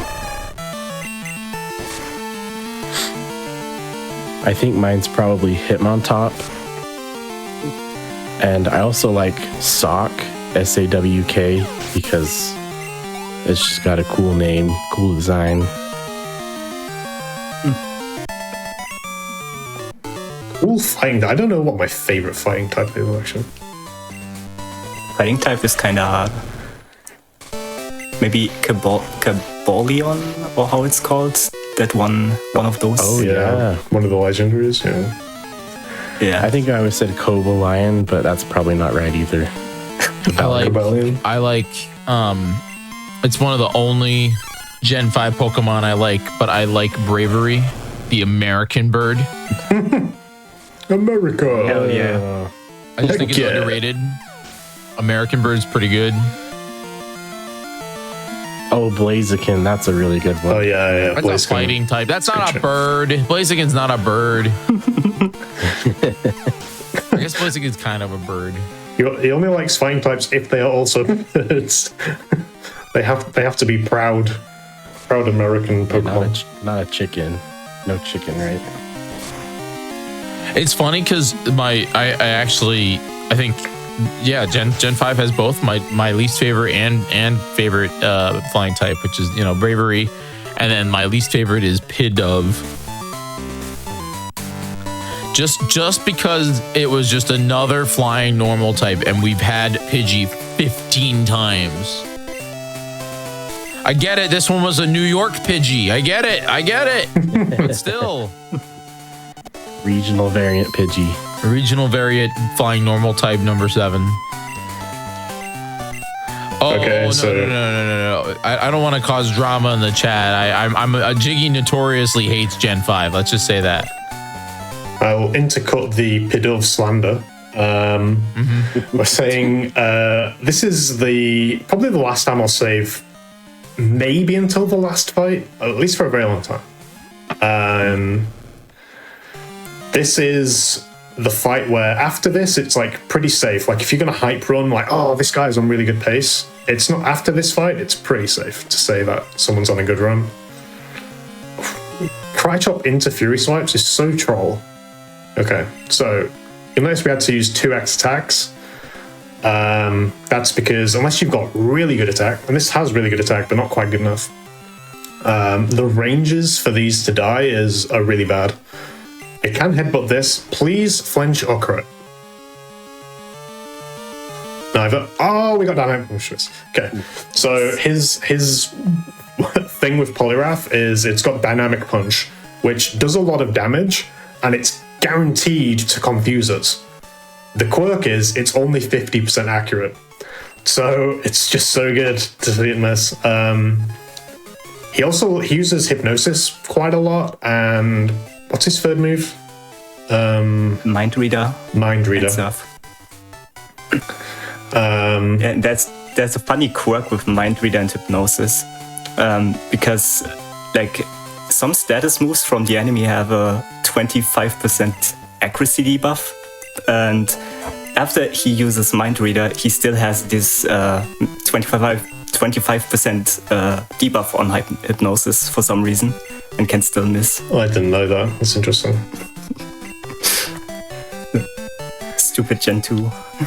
Yeah, sounds like they got a little bit confused writing that code. So we're pretty safe from here, fingers crossed.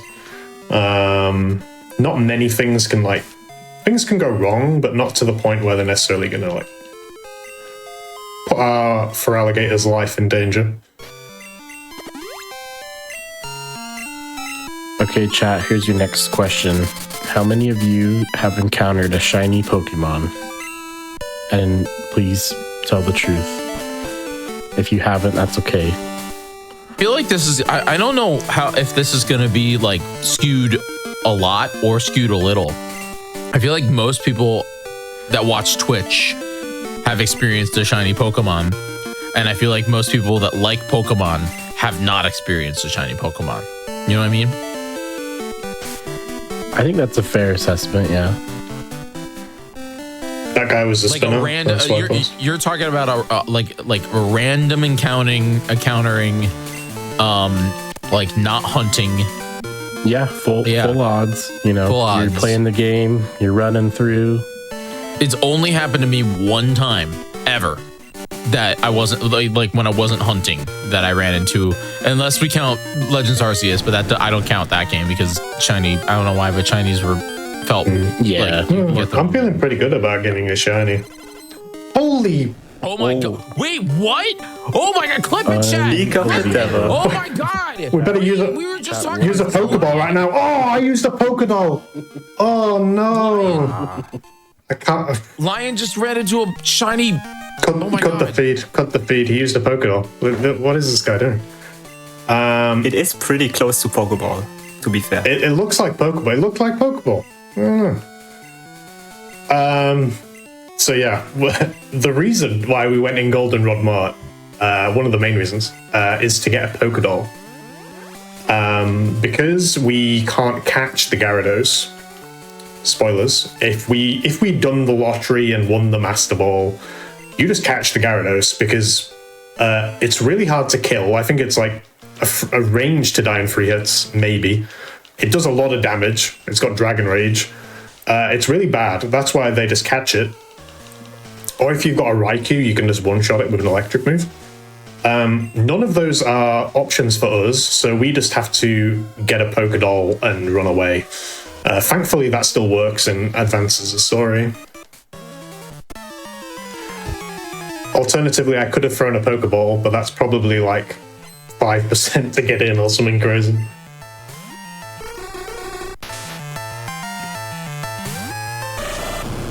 So I still have one of my, I think it was my first shiny encounter while playing. It was a Tailo while playing Sapphire. I, for some reason, traded it to my Pokemon XD file on the GameCube. And I still have that memory card with that file. So that shiny Pokemon is like, I don't know, 18 years old or something. Holy. That's my claim to fame with shiny Pokemon. I think mine was way less fun. It was just a random Tentacool. I was just. Did you catch it though? Oh, I caught it. I caught it. Okay. I just didn't know. I think it was like the first Tentacool I ran into, and I did not realize that it was not the right color. But you fight a guy that had a Tentacool, and you're like, huh, his looks a bit different. His is blue? That? How did he get blue? That's funny. Yeah, I see someone in chat saying not worth catching. It's just, it would be incredibly hard to catch a Gyarados. Different Pokemon have different catch rates. They have base catch rates, so weaker Pokemon like Sentret or Poliwag that we got have a really high catch rate, which means when we weaken them, they're pretty likely to get in the ball. But something like a Gyarados has a really bad catch rate, so we only have Pokeballs. So even if I weakened it down to like 1 HP, it's very unlikely to get in. So for the sake of consistency, that's why we get the Poliwag.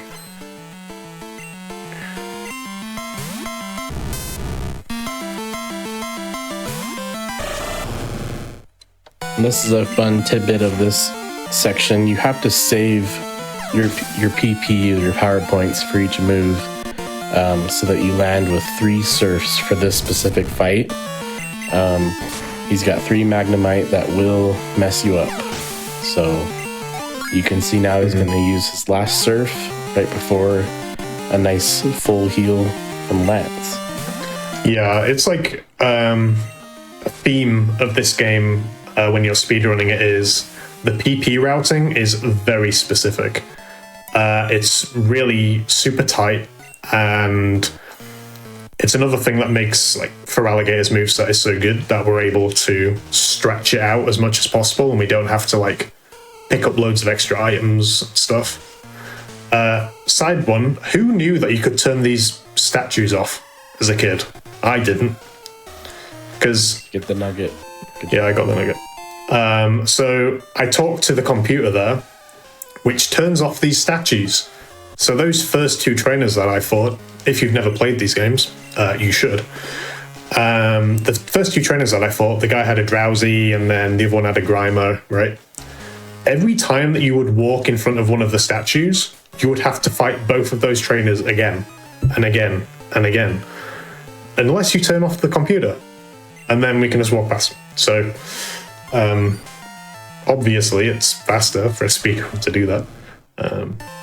As a kid, I did not know that.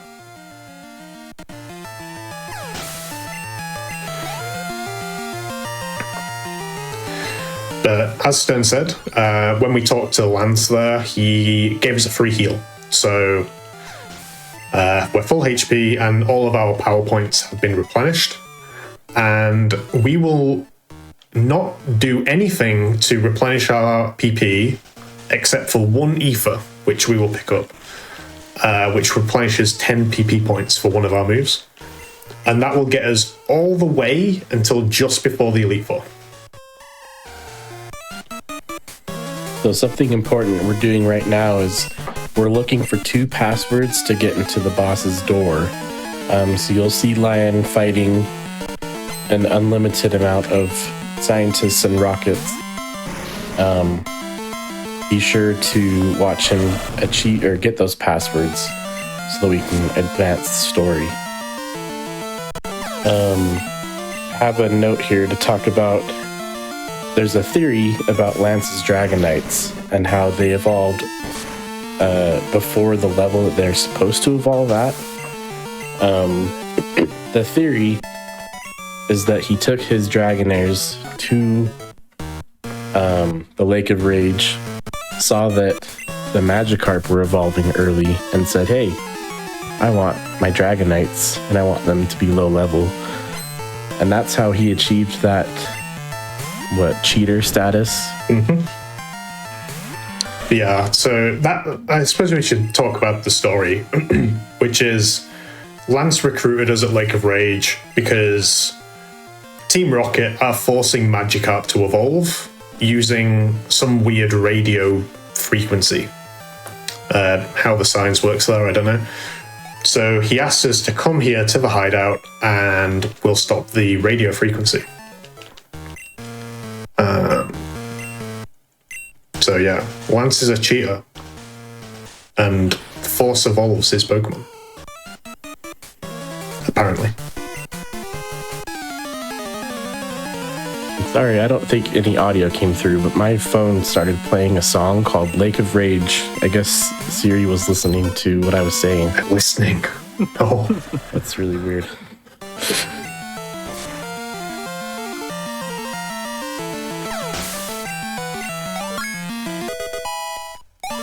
Yeah, everyone in chat, you're all going to get like weird targeted ads for like Gyarados plushies or something now. Congrats. Okay, that guy saw me. We have to fight this guy. As Stern mentioned, we need to get 2 passwords. Did I get the first password? I think so. From these 2 trainers in order to open a gate.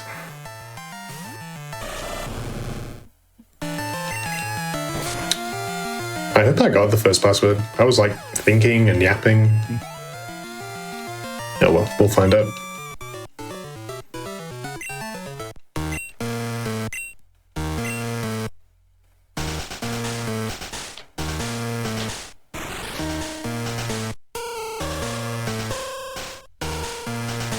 Another weird like little quirk of Gen 2 while I think about it is like turn frames. I'll quickly talk about that. So like you'll notice like these ladders, it looks like something and nothing, but that ladder there, I like went under the ladder, walked up into it, and then up out of it.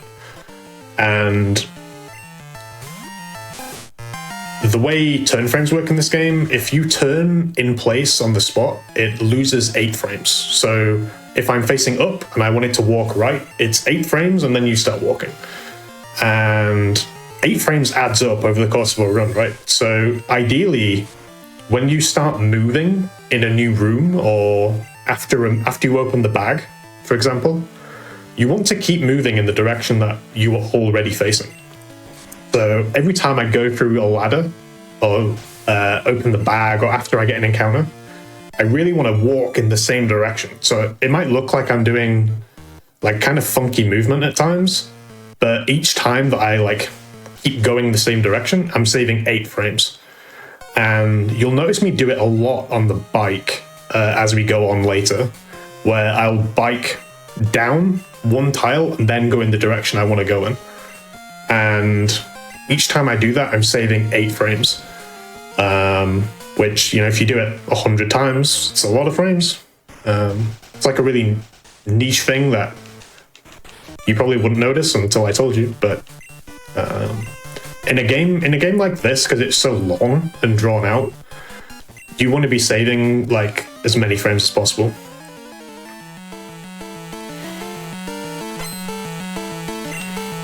I was gonna ask if this mostly feels like it's like a little time saves really do add up in this scenario, right?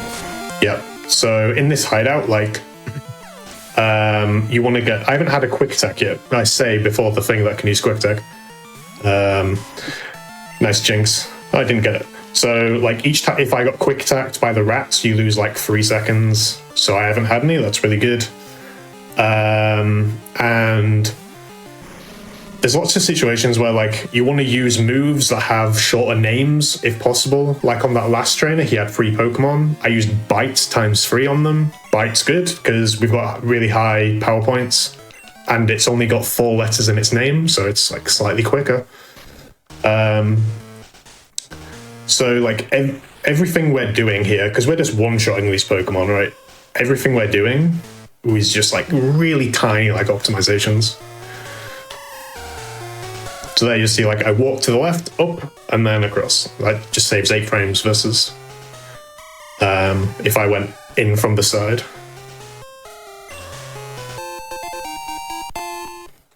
So this handy item, there just happens to be a protein there in the way.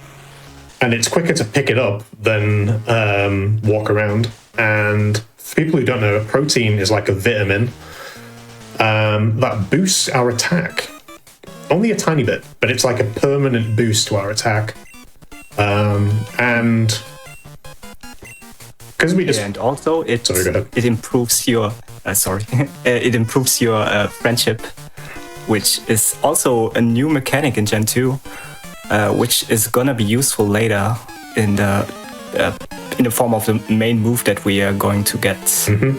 Happiness is like so key to this run, and as Revolver said, using vitamins and also X items. Like when I use the 2X attacks on Chuck, it actually boosts your friendship a little bit. It makes our Pokemon like us a bit more. That Arbok was a range, 75%, and we missed. Great. This Gloom is also a 75% range. We got that one. That's good.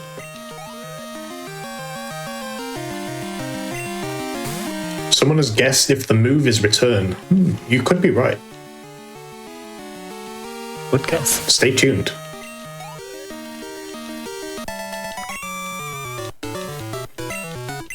Yeah, my question for return is, why did they name it that? To me, return is like, yo, return and return to your Pokeball.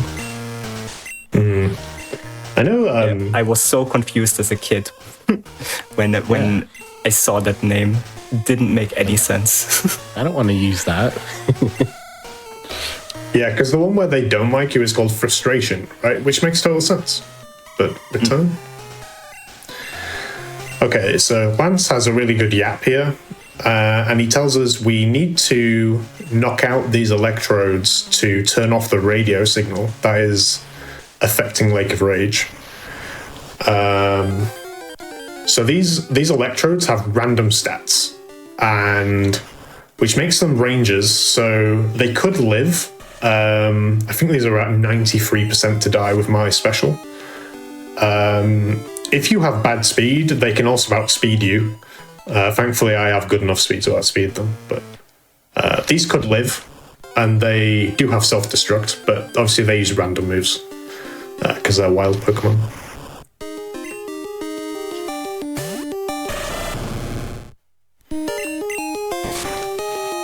Will we see a shiny Electrode? I was just thinking the same thing, you know. Shiny Electrodes, kind of good.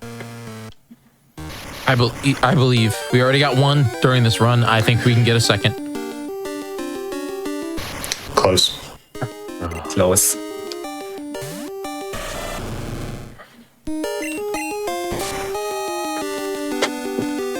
Okay, so they all went down. So that was actually a really good hideout.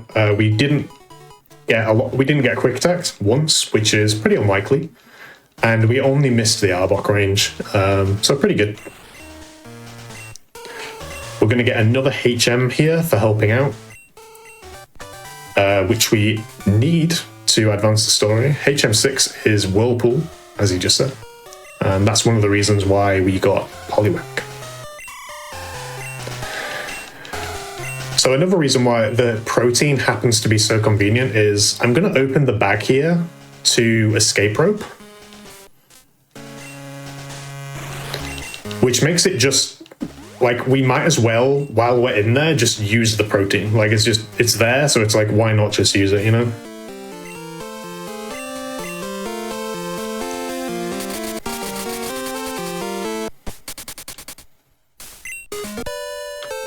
So you see that I biked down one tile on purpose versus just holding right. I just saved 8 frames. We have to come all the way back up to the top of the lighthouse. So you might remember Jasmine. She has an Ampharos up here. That's it's sick. And we got the secret potion after Chuck's gem. If you were watching closely, you will have noticed. And we have to bring the potion back to heal the Ampharos so it can continue its job working at the top of the lighthouse. Means I have to pass this spinning trainer again. Come on, Ernest. Yes, dude. Okay. In the clear. Ernest, that spinner has 3 Pokemon. I think he's got 2 Machops and like a Poliwhirl. It's better to hit him on this pass than earlier, because if I'd hit him earlier, I was about to use the rare candy anyway, so his XP is like completely useless then. At least if I hit him this time, it's like got some value, but it's still better to just not hit him, obviously. Lion, we've got a good question in chat. Why do the rocket hideout before Jasmine? Is it faster somehow? The main reason is we need the experience. Jasmine's Steelix, though it is weak to water type moves, is incredibly bulky. And we need to be at least level 35 to one-shot the Steelix. If you don't kill the Steelix in one hit, I think it's guaranteed to use Sunny Day, which nerfs the power of water type moves by 50%. So she'll put up Sunny Day, then heal to full, and then we are arranged to kill the Steelix in 2 hits with Surf. So it's just like a mega bad. Like you have to kill the Steelix in 1 hit. If it was possible, then maybe you would do it. Do Jasmine early. That's a good point. But it's basically just like we have to knock it out in 1 hit. Yeah, I think that was a good question because it does showcase how much you're going all over the map in this route. Mm-hmm. You're not really going city by city. You have to do a specific route so that you can kill all of those opponents. Which does seem silly to not just go town to town, Mm-hmm. but... So now we have coming up like one of is probably like the most notorious spinner in the game. This is the only spinner in the game that we have no control over. He's called Douglas. And the reason we have no control is he is not currently on the screen. So we have to save and cross your fingers. There he is, top left. And we got past, that's brilliant. Easy. Nice, good RNG. Yeah, finally, some good luck. Blimey neck.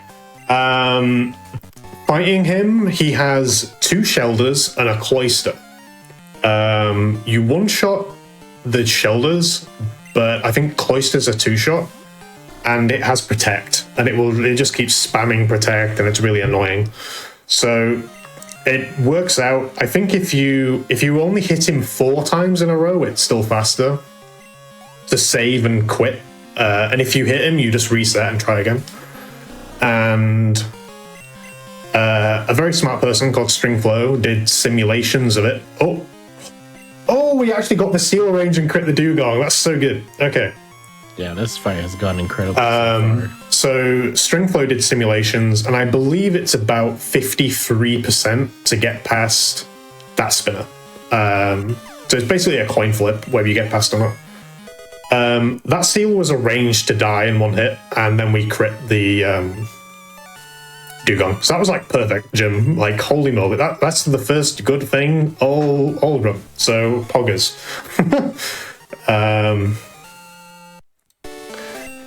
He also has a Piloswine, which is a great Pokemon. I love Piloswine, but you know, we just one-shot it. No dramas. Really good gym. Fun fact, my Crystal Manipulus PB hit that guy 5 times and it lost about 1 minute and 5 seconds. And you can't do anything about it. It's so silly.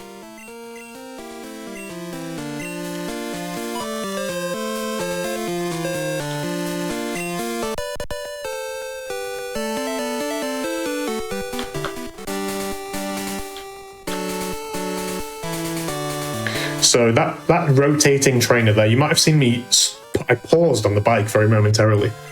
And the reason for that is if you hold left, he hits you. But if you pause for exactly 1 frame, he can't hit you. Now, I clearly took more than 1 frame paused, because pausing for 1 frame is almost impossible. But you need to pause for as short a period of time as possible and then keep going to get past him.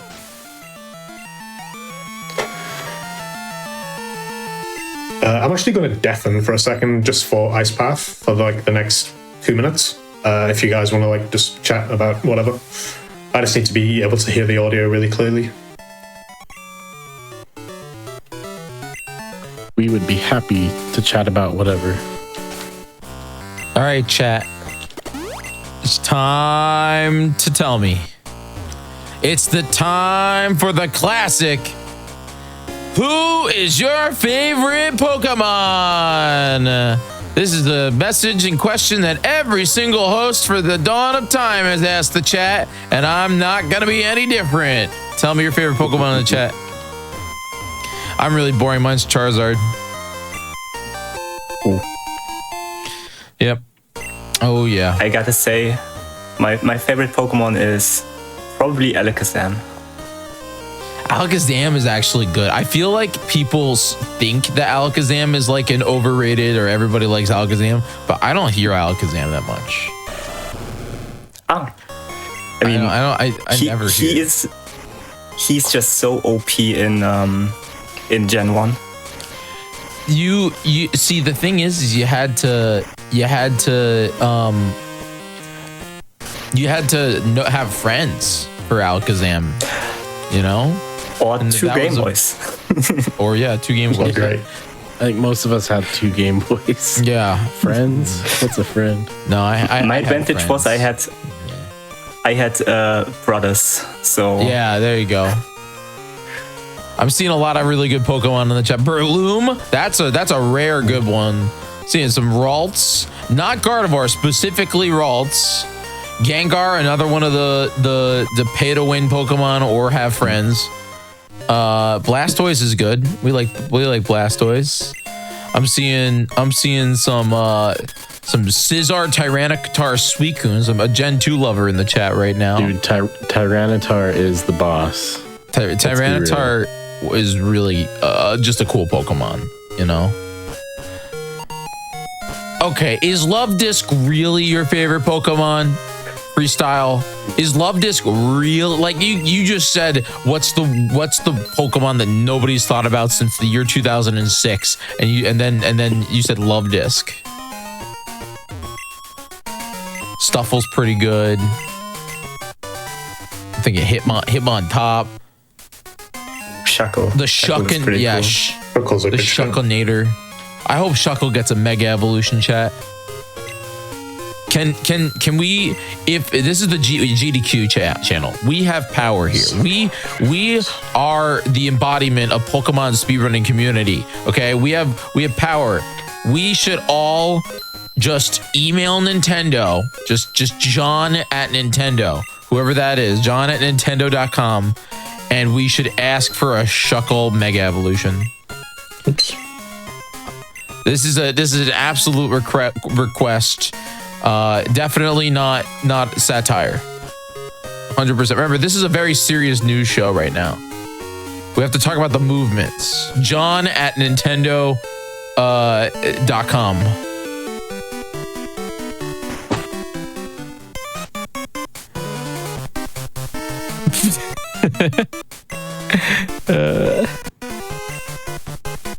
Well, you're definitely not alone with Charizard. No, people love Charizard.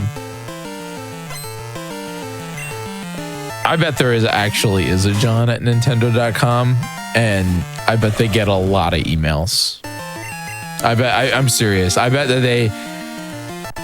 every like content focused creator just emails John at Nintendo.com.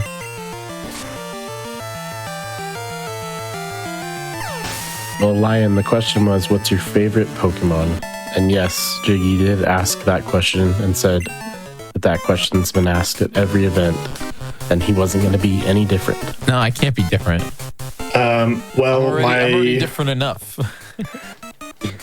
My profile picture is a Flygon, if that's anything to go by.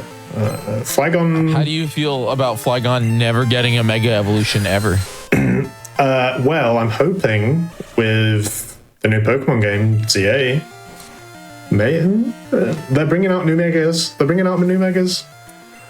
if Flygon doesn't get one, then no one will hear from me ever again. I shall cry endlessly. I will email John at Nintendo. I will go find John. And I will share my grievances with him personally.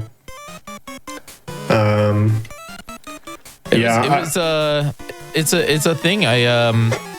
The Switch 2 is currently in my town, and I didn't get to play it because Nintendo only let like 2 people in, apparently. Really? Yeah, today's the final day of the Switch 2. I actually might have already ended. It might have ended at 7. But I'm a New Yorker, so today was yesterday, Friday, and today was the final day of the Nintendo Switch experience here in New York. And I was not lucky enough to get an invite in or go through the thingy, the portal. I can't believe John didn't let you in.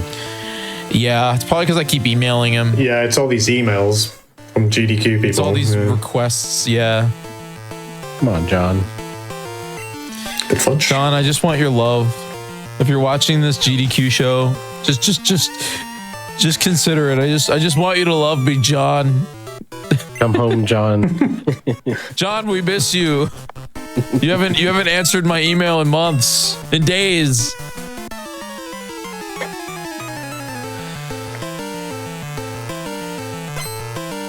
Yeah, so this section, we're in the radio tower. It's endless battles once again, fighting rockets, saving the world. This time they've taken over the radio tower signal and are going to try and control Pokemon worldwide. So that's pretty scary. Scary stuff. I think they need a 10-year-old to come and save the day. What do you think?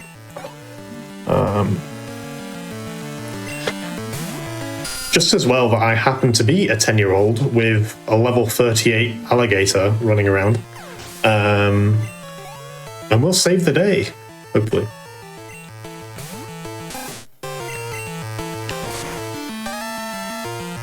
So yeah, you saw me do that huge shot. And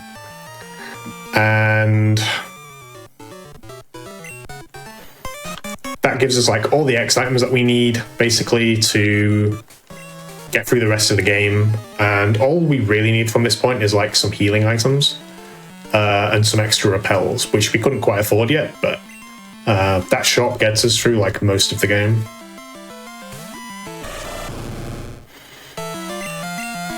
Right, you also saw me pick up some calciums. Calciums are another vitamin that boosts my special attack. Which is good because we use Surf a lot and it helps us hit more ranges on Pokemon that are quite tanky. We're actually going to hopefully see the benefits of that very shortly. Did I pick up the ether, by the way? I'm kind of paranoid I didn't, but we'll find out.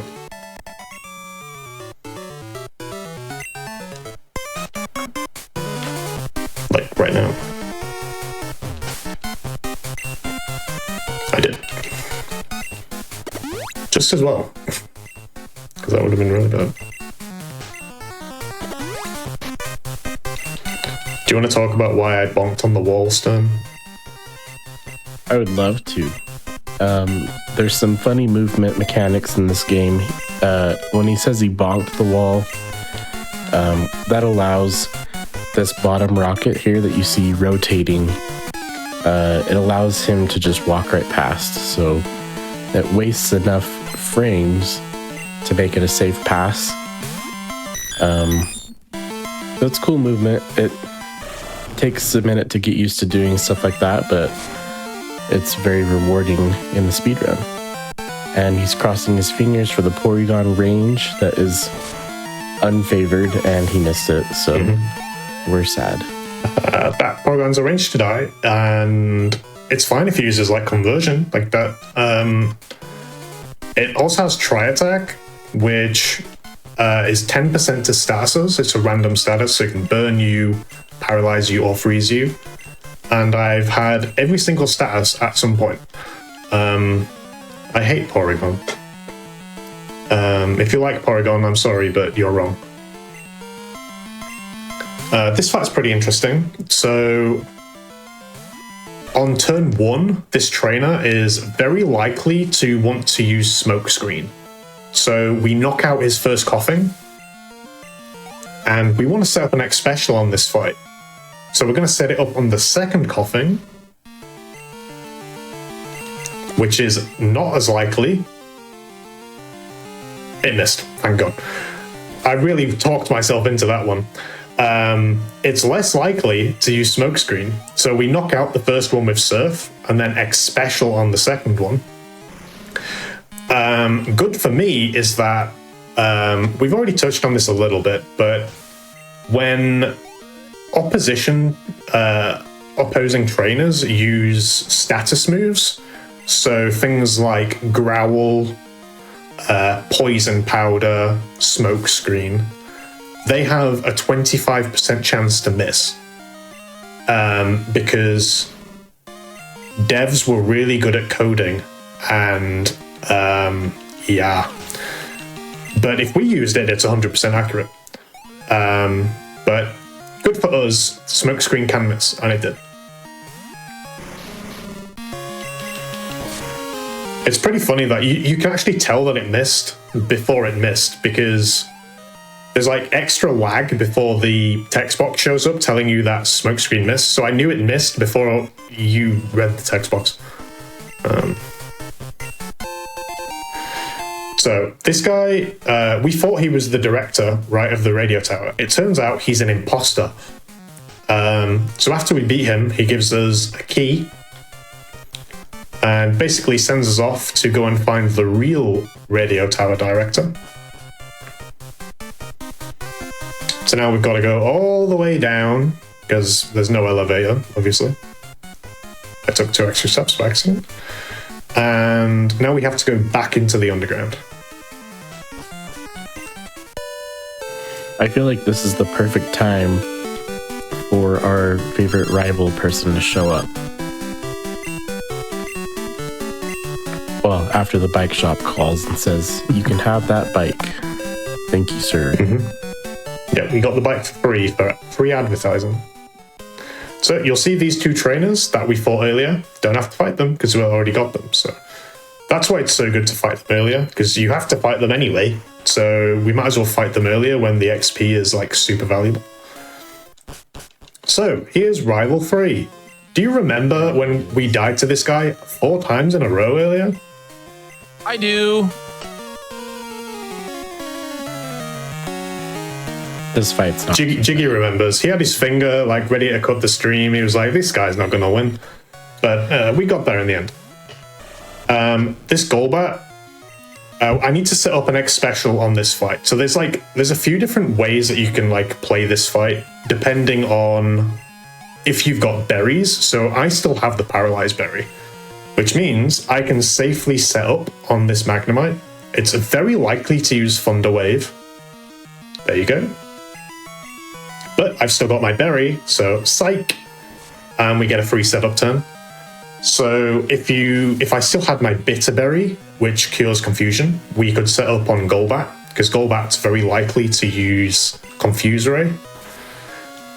And if you have no berries, you can set up on Meganium. But there's also the quirk where the Golbat is arranged to die in one hit if you don't have really good special. So it's like, I have like a big chunk of notes telling me like what to do depending on my stats and what have you. But because we still have the Paralyzed Berry, it makes it a lot less complicated, thankfully.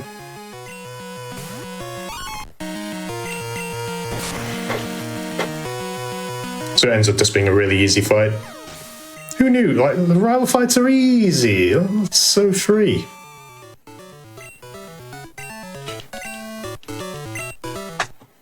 Okay, that was fine split, other than like missing the Porygon range, but pretty good.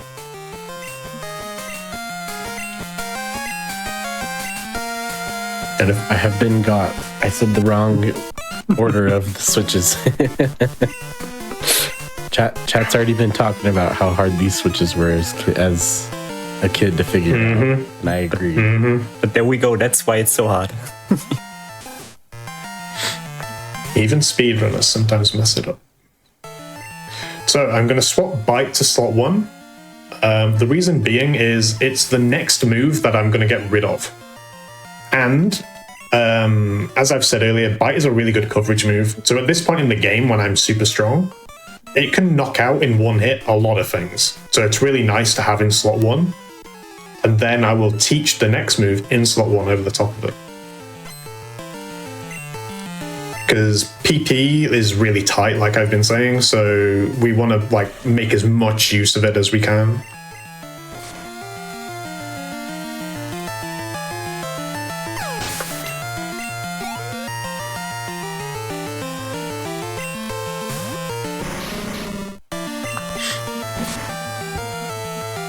Yeah, this section is cool.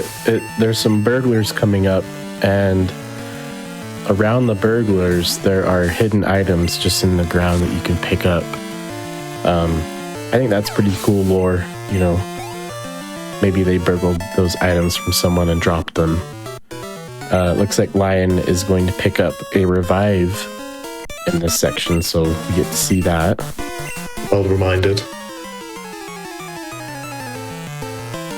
Okay, this muck is a range. It's not very good. Weird how like the last muck on the last trainer was level 23 and this one's level 24. And it sounds like, oh, it's only one level difference, but it makes a massive difference to the range. I forget the range on this muck, it's like 50%.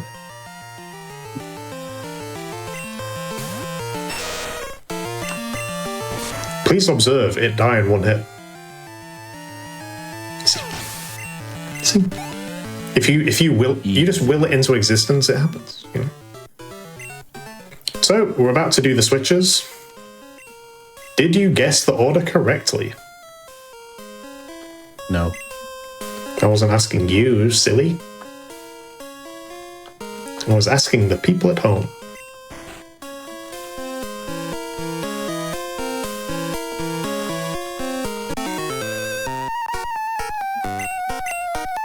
Pocket Packs gets it. It's just that easy. Yeah, this is a cool trainer class, the burglars. I don't know if they made it past Gen 2. Maybe they're in Gen 3. I don't think so. I don't think they made it past there. I don't think Nintendo wanted pickpockets. Just like how they got rid of the tamer in Gen 1 has like a whip. Yeah. I'm not sure, but I think in Fire Red Leaf Green maybe there are burglars in Mansion. Oh yeah, good point. That's what I was thinking. Yeah. So there's that hidden revive. I'm just gonna get this hidden revive. We're pretty unlikely to die unless it's like some freak scenarios, but better safe than sorry.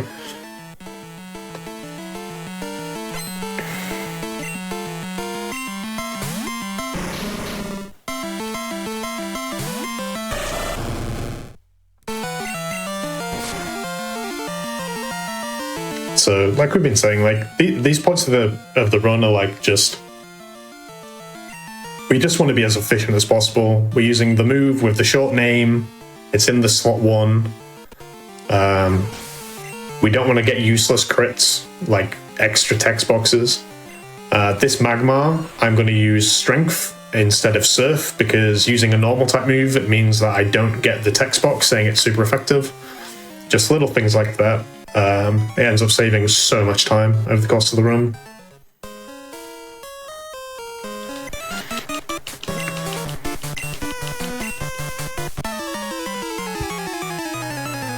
Oh, Based Wizard just asked, how do you think Coughings taste, Lion?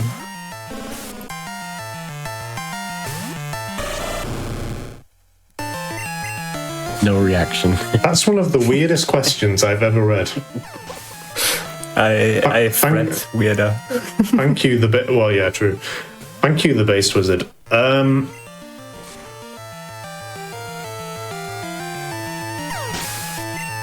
What does a coughing taste like?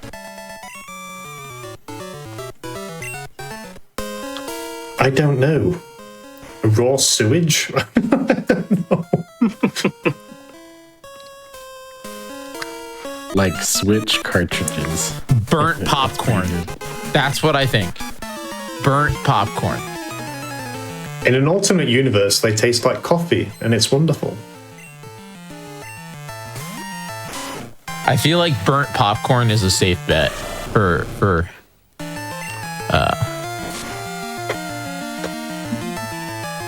them. Also, how would you eat a coughing? Like, I'd imagine their exterior is like really tough. Like you're breaking your teeth on that for sure. Almost like rocky. Maybe it's like a clam. Maybe it's got juicy interior. It's possible. Don't clip any of this, chat. This is not content. I don't need a clip of me talking about Coughing's juicy interior to be on the internet anywhere. This whole video is getting scrubbed. This is getting scrubbed from the internet. It's gonna be on the GDQ YouTube channel. Nobody comment right now. But please do email John to clarify what a coffee tastes like. That's right. Yes, email john@gamesdonequick.com. Thank you. Actually, we might have a John. I don't.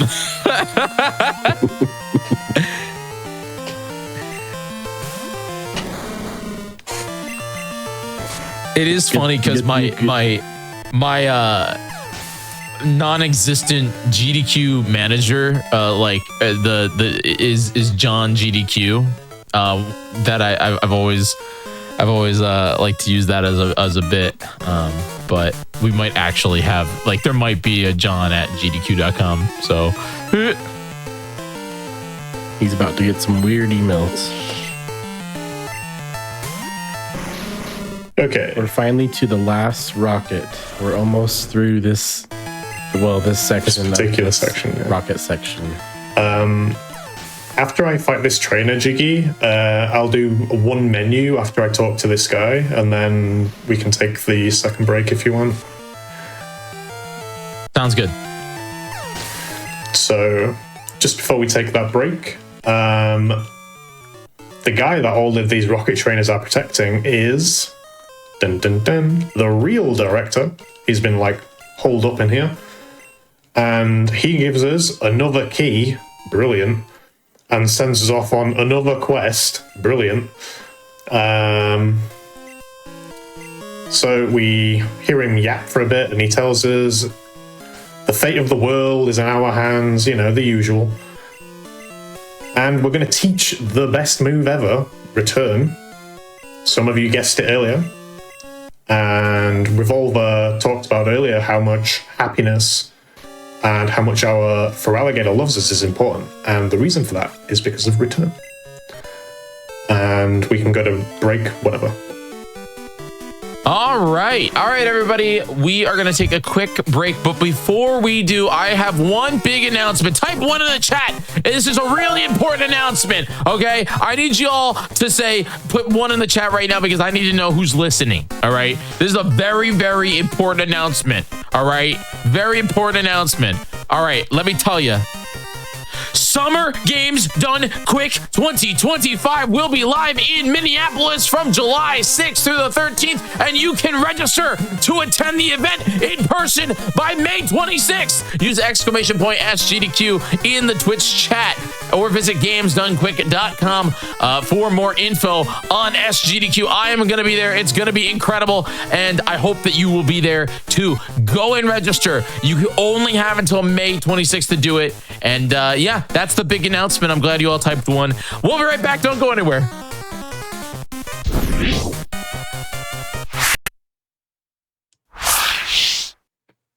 Welcome back, everyone, to Speedruns. Today we're wrapping it up here. The final section of Pokemon Gold, Manipulous, Glitchless, and any percent.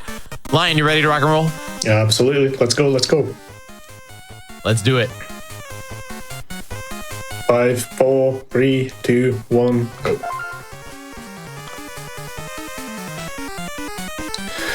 So, where were we? I almost forgot. We have to come back all the way up the tower again. We just saved the real director from those rockets in the underground.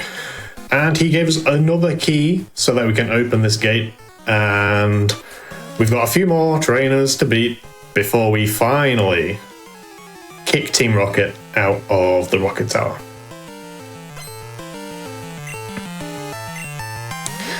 And naturally, these are the strongest trainers up at the top of the tower, so there will be some Pokemon that are rangers to be knocked out. Not this. This guy's rubbish. Like, we just want to show this guy. The other ones.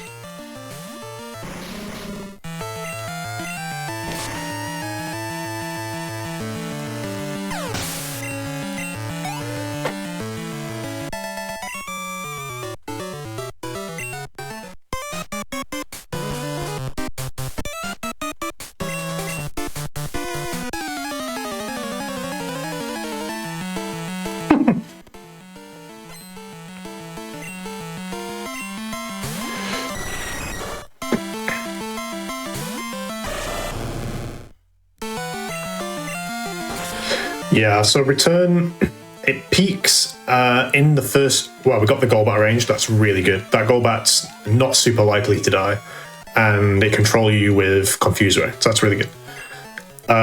Return's power peaks at 102 base, which is really strong, but it doesn't do that until the first gym in Kanto.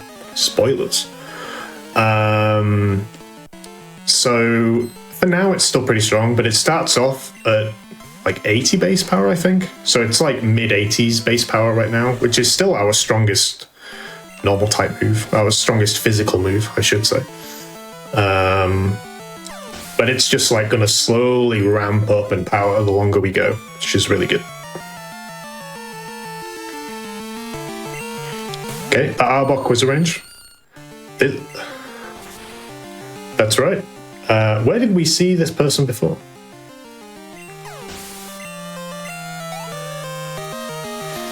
That's right. In the hideout. This trainer had Arbok and a Gloom. She evolved her Gloom into a Vileplume. And there's actually a bit of a theme where even the ones in... I think the ones in Slowpoke Well are supposed to be the ones that like advance to here. Like the one with the Ekans in Slowpoke Well, is that her? I can't remember, but it's pretty neat how we like see these trainers multiple times and their teams improve. Now, talk about really good Pokemon that you can't get until later in the game. I used to frickin' love Houndoom, but the fact that you can't get it in the early game is kind of criminal.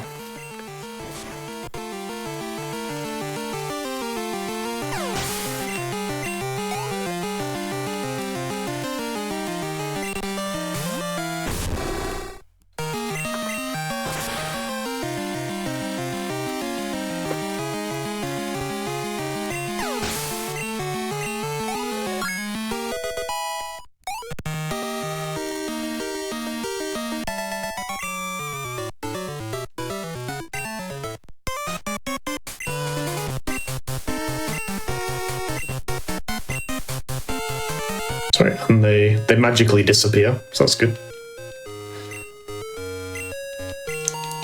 And the director has come back and thanks us with the Rainbow Wing, which, if we were doing a casual playthrough, we could use to go to Air Critique and catch the unlock the ability to go and catch the box legendary for this game. For speedrun purposes, it is not worth getting Ho-Oh at all. So we won't be going there, but maybe I'll do that after this run. So you also saw me get the item Pink Bow from that woman there. What Pink Bow does is it's a held item. I tried to go down there a couple of times. It's a held item that boosts the power of normal moves by 10%. Now, 10% doesn't sound like a lot, but it has a very meaningful boost.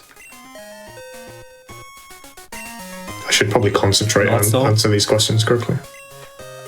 Lion is now getting the radio cards, which is almost optional to get. There's only one place in the whole game where you really need it. It's somewhere in Kanto, which we are going to get to later.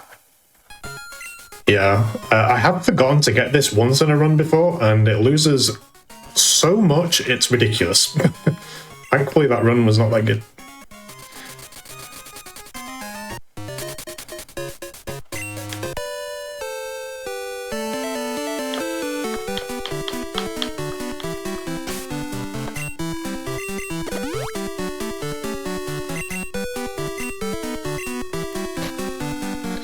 Now we're finally going to teach the HMs to Poliwag, and one of the niche little time saves there is if you get a Poliwag that is level 15 to level 17, they only have 3 moves, so I could teach the first HM there instantly. Whereas if it has 4 moves, I have to teach it over one of the moves. So if you get a very low level Poliwag, you save 8 seconds up front just for free. So that's good.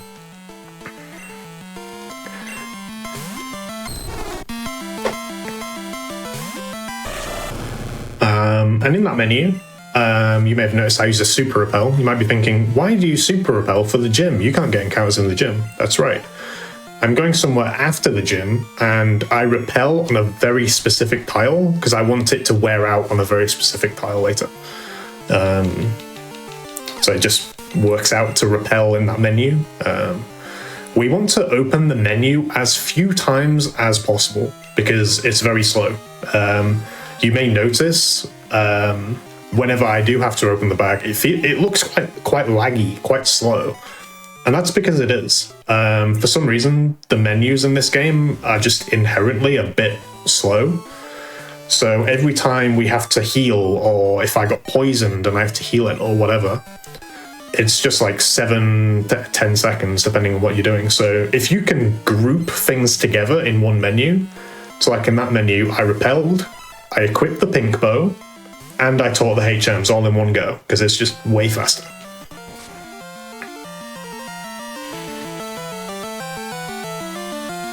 Okay, we're 75%, and we missed. I'll go for it once more. Okay. This train is so troll. Seadra has Leah, Smokescreen, and Twister. Obviously, Leah and Twister are fine. Smokescreen lowers my accuracy by 1 stage. So my move goes from 100% accurate to 75. And then if she used it again, it goes to 60 and then 50.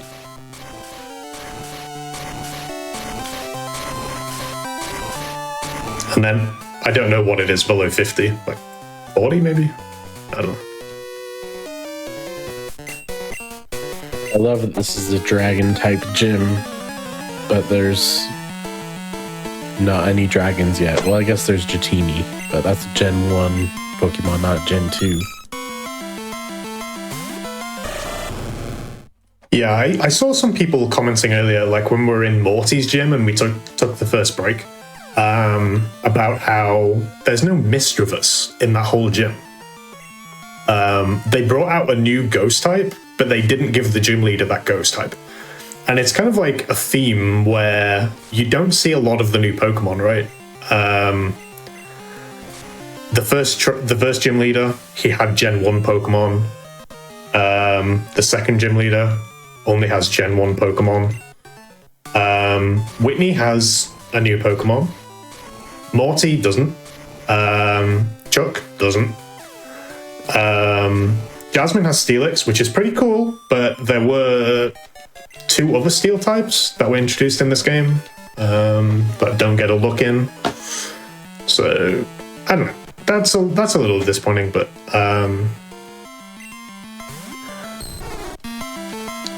Claire does get one of the new introductions, which is pretty cool. Like, isn't Kingdra the only new dragon type? I believe so. Even so, technically she has all of them. True. That makes her the best.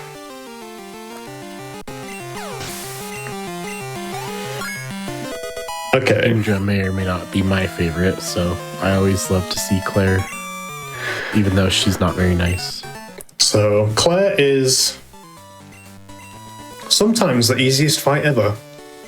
She can also be a little bit annoying. So first things first, her first 3 Pokemon. If you've got bad special attack, they can all be a range. Thankfully, this Totodile has good special attack, obviously. So all of these are going to die, which is super important because if you don't kill these Dragonairs in one hit, they're almost guaranteed to use Thunder Wave on turn 1. And then they also have Dragon Breath, which has a chance to paralyze you as well. So it can be really messy. In Crystal, Manipulus, you generally don't get calcium. So these Dragonairs are at best 92% ranges, and it's just like awful. And obviously her ace, as we've said, is Kingdra. Kingdra has Hyper Beam, which is fine. Smoke Screen, not fine. And she also has, I think it's a 20% chance to heal. I'll go for this. Okay, I get a free setup turn. Because she used Hyper Beam, I get a free setup turn because she has to recharge. So like the quirk of Hyper Beam is it has a recharge turn afterwards. Because it's a super strong move, apparently. So I get a free turn there to use an X accuracy. Thankfully, she didn't heal. But yeah. Not the quickest fight, but I'll just take the free turn there to set up the X accuracy. PP is still quite tight, and I need it for some future fights. So if I just keep doing it and missing over and over, it could get messy. You may notice she didn't give us the badge because she's a sore loser, and she sends us off on another quest into the Dragon's Den.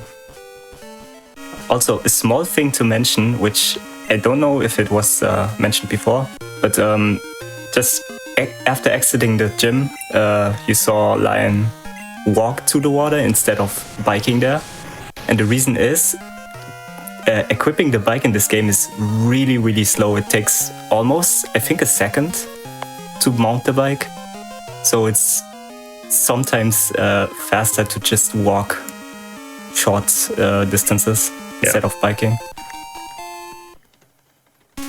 Yeah, good point. Sometimes it looks like I'm going slowly because I'm not getting on the bike, but as Revolver says, it's sometimes quicker to just walk. You might have noticed there, my repel wore out as I walked onto the tile with the Dragon Fang there. That's because I set up the repel on that very specific tile.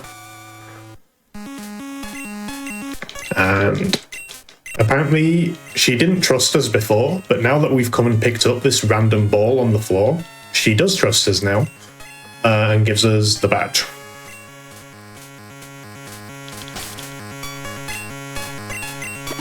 Which means we can go to the Elite Four.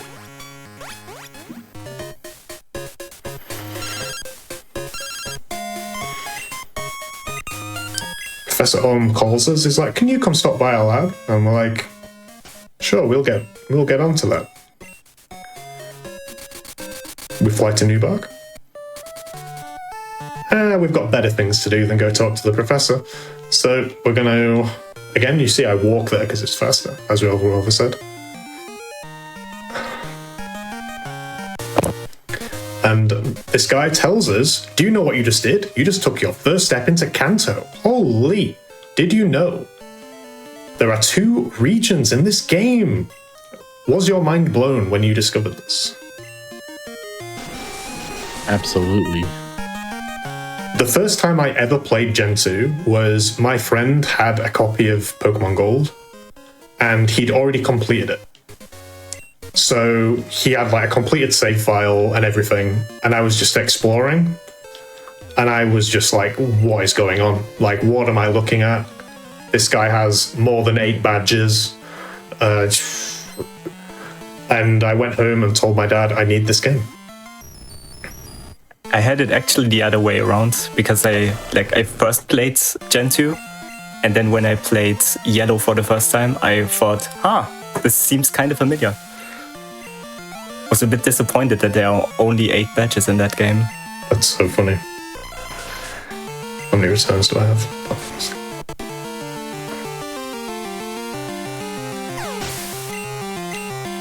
Well, something to note here as he's in this section while heading to Victory Road, a specific tile was used to set up the rappel, and each rappel is good for a certain amount of steps.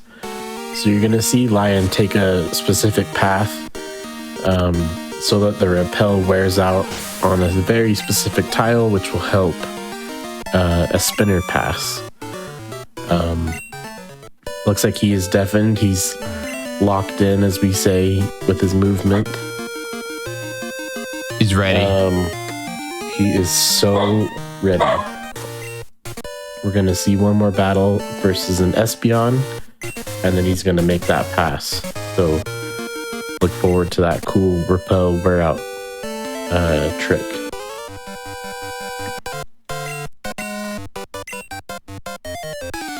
Yeah, so it's pretty funny, like, you have to, like, surf on very specific tiles. I actually surfed one tile earlier than I would have liked. You want to bike as many tiles as possible, because biking is a lot faster than walking or surfing. So assuming it's not a short distance, you want to bike as many tiles as possible. But I surfed one tile early, but no big deal. But it's pretty funny how we can like dodge all of those trainers. Okay, another spinner coming right up.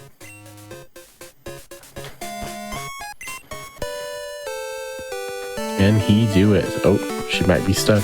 Don't like that pass. Close.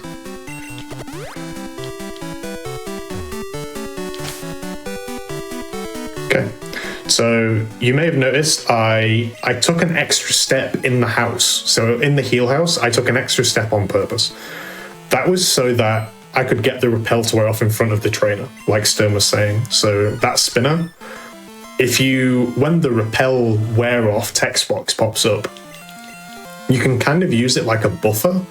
So I can see if she had spun right before I got there, I could maybe take the pass and bike straight past her. But as it was, she was facing down and stuck down. So it was a really risky pass if I decided to go past her, because A, she was facing down, which is a joined connection with right. And also I hadn't seen her spin, which meant she was very likely to spin very soon. So I just had to wait, which is good because she didn't hit us. Fun fact, the Kingler on this fight, it's very likely to use Stomp, but I believe it's 2% to use Protect. So that's fun. Thankfully it didn't happen. Yeah, we see 2% likely to use moves like that all throughout this run. It's very strange. Who knows why they decided to do that, but The other one I like to talk about that's 2%, I think, is Miltank using Attract. Is that right, Lion? It's either 1 or 2%. I've only seen Attract from Miltank once, and it was literally like 2 days ago. And obviously we're talking in just speedrun sense. You know, if you're going to play the game casually, you'll see Attract. Just with our calculations that have been done on the run, that's how likely you are to see it. So, very funny. So I should say as well, the heal house that we used, the reason we use that is it's faster than using the center or using, like, the professor has a computer in his lab that can heal you. But it's super fast to heal at the heal house, and our PP was completely depleted. We had no serfs left, no strengths left, I think like 3 or 4 returns, and a couple of ice punches. And we're about to go into the Elite Four. So the heal house comes at the perfect time. And now we're entering the most excited victory road in any Pokemon game. Yep. They really went out of their way to make this victory road expansive. Maybe one of the most exciting things is Earthquake can be gotten here, but that's it somehow. I think. Sorry, go ahead. The guy that says he checks your badges to make sure you have all 8. There's nothing in the code that would say, "Oh, hey, this person doesn't have 8 badges, so I'm not going to let them through." He just will always let you through. I don't think you can get to that point without cheats or glitches, but if you were to do like the walk through walls glitch, you could talk to him with no badges and he'd be like, "Yeah, looks good." That's pretty funny. Go on ahead. So the only thing stopping us from getting here is that we need the 8th badge to use Waterfall. Yeah, because we get Waterfall in Ice Path, and we need Claire's badge to use it. So that's pretty funny. Like, if you just like glitch through walls at the very start of the game, walk right to E4. They'll be like, "I see nothing wrong here." So you will notice this rival fight is also a piece of cake. We set up 1x special, and which makes me feel much better about dying to Rival 2 4 times in a row. Anyways. See, you keep talking about this, but I think chat has just forgotten. I think, like, I don't, there's no clip evidence. I think, I'm just saying that I think you're just imagining it. Yeah, I think you're just imagining it. Am I being gaslit right now? This can't be happening. Right, chat. You don't remember. You don't remember, right? That never happened, right, chat? You don't. I don't think anybody saw it. I think everybody had their eyes closed. Type 1 in the chat if you had your eyes closed during that. This is what the editor is going to splice in, like a really good Rival 2. Really fun little bit of movement here, where I bike one step to the right, because you have to take that one tile anyway.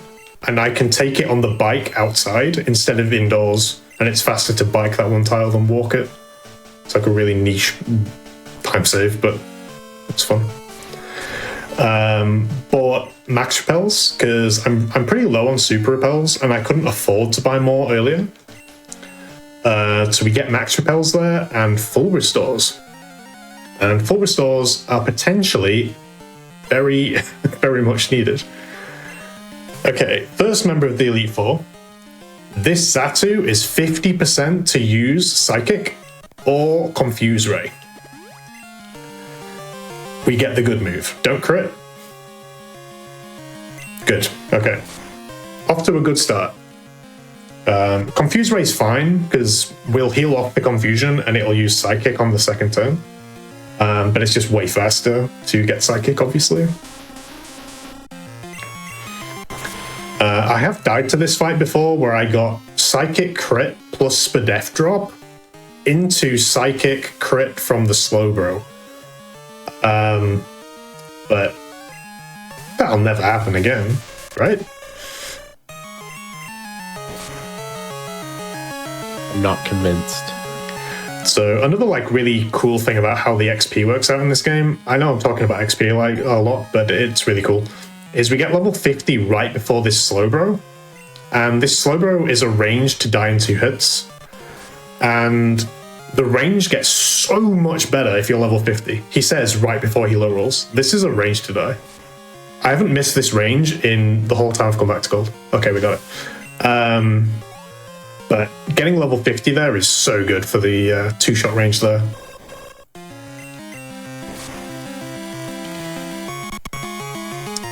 Well, that's 1 down.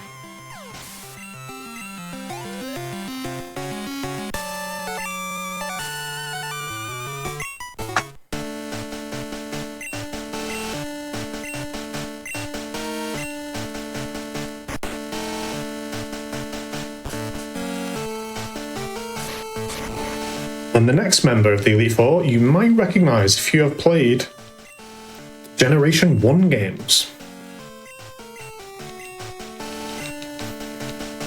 Who is that Elite Four member?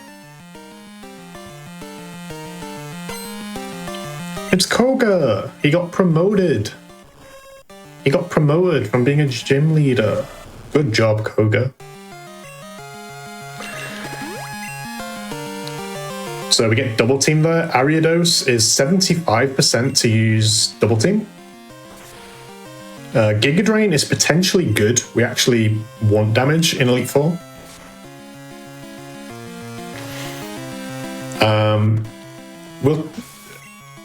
I guess we could talk about it. The way the AI works in this game is, you probably notice I'm talking a lot about like how a status move like double team or growl or whatever is 75% on turn 1, and it's because a lot of trainers have an AI quirk that favors using a status move on turn 1, and it's actually a really good thing for us because we can manipulate their AI with more certainty because we know they're more likely to do that thing.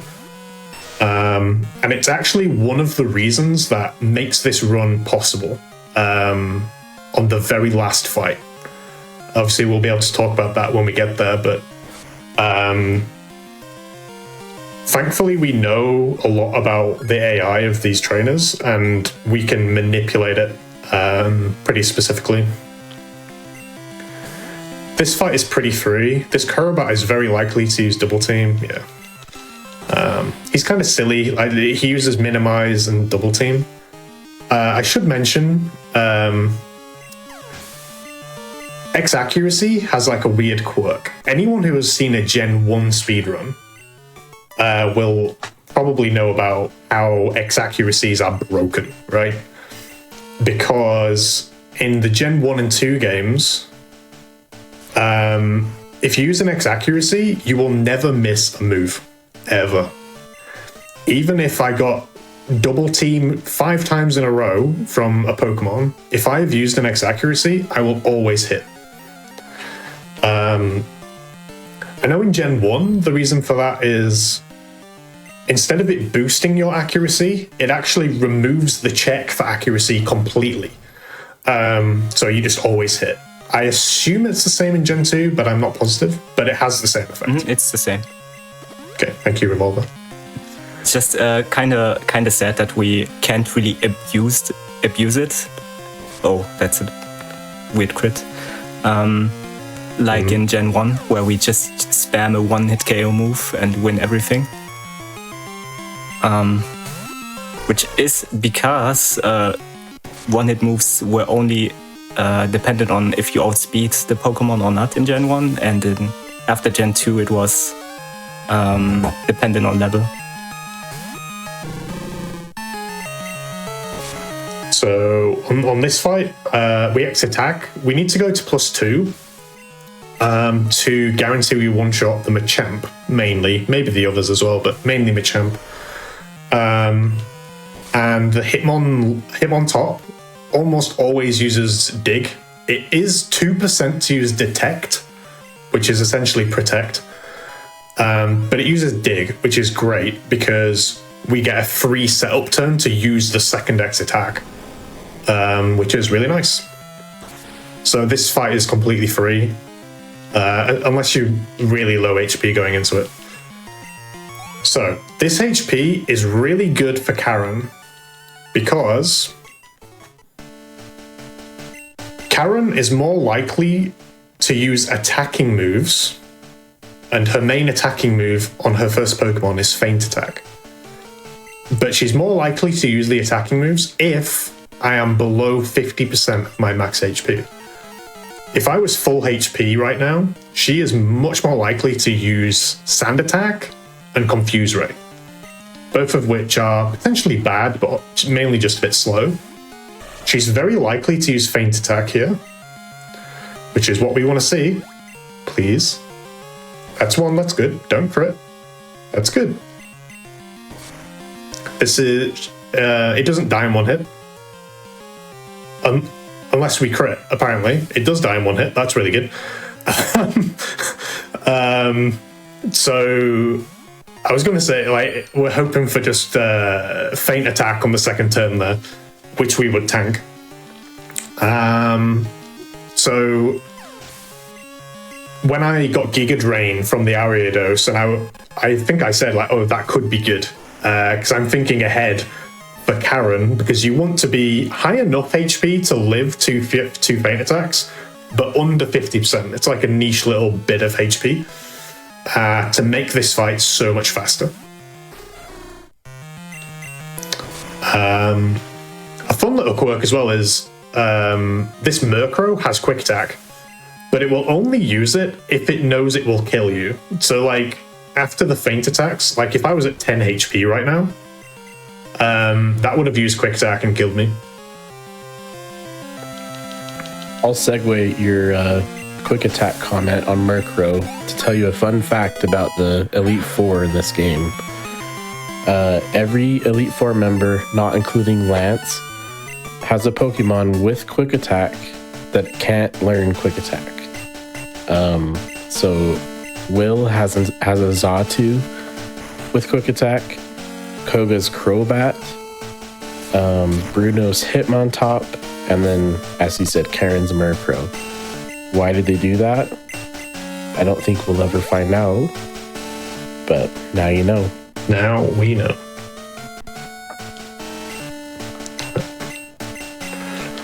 So in that menu, I just tossed the full heals because I won't need them anymore, and I want them out of the way of the bag. And I tossed the X Special. I bought a spare X Special just in case I accidentally used one on a different fight, basically. Or like if I dag to Karen and I need to reset up the X Attack, but I don't need it anymore, so... So, Lance, the last guy. Mostly free. This Gyarados, I want to see Hyper Beam. Good. Hyper Beam is really good because, as I said on Claire, it has a recharge turn, which gives me a free turn here to set up an X Speed. The reason I want to set up an X Speed is one of his Pokemon is Aerodactyl. And Aerodactyl is one of the fastest Pokemon in the game, if not the fastest. And even if I had perfect speed, I would only speed tie it. It'd be 50-50. But I get a free turn to set up the X Speed there. So I'll outspeed the Aerodactyl when we get to it. The main issue I have now is, first off, he's got level 47 Dragonites. What are you doing, bro? But his ace is a level 50 Dragonite. And it's incredibly bulky. And even though I've got very good special and I got the 2 calciums, this is an 80% range. Please disappear. Thank you. Brilliant. If you miss the range, it's got Outrage, Safeguard. Has it got Hyper Beam as well? Maybe? I think it has Hyper Beam. And yeah, all of his had Hyper Beam. And a niche thing about the aces of these trainers is they'll heal their ace Pokemon. So if Dragonite lived on 1 HP, he would hit me with whatever move he used and then full restore to full HP. So then I would have to try and hit the range again. So it loses so much time if you miss that range, as well as just dangerous because you might like take more damage. That was an unbelievably good E4, extremely good. That was my best Karen fight by 4 seconds ever, because I crit the Umbreon. So just like that, we are the champion of the Johto region. You did it! Oh my gosh! It's game over. You won. You did it, we right? won. Right? Unless Saying right. Does Jiggy know something we don't? What? Who?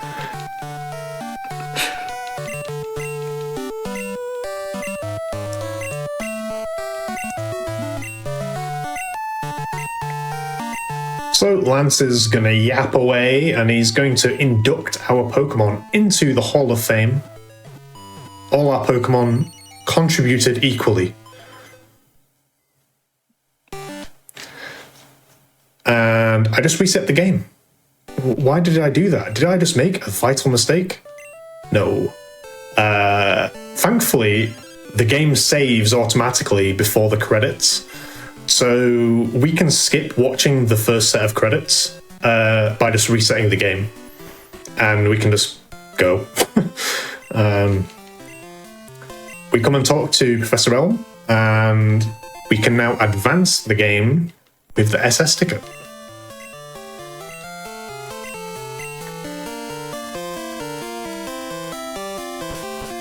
Wait, there's 2 regions in this game?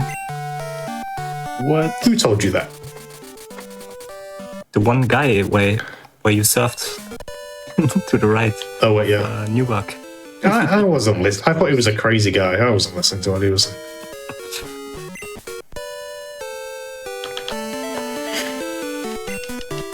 So we're going to board the fast ship SS Aqua.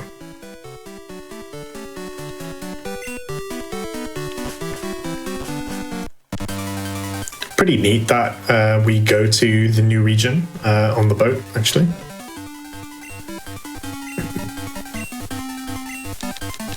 Chat, I'm trying to remember. Someone said the Kanto in this game is...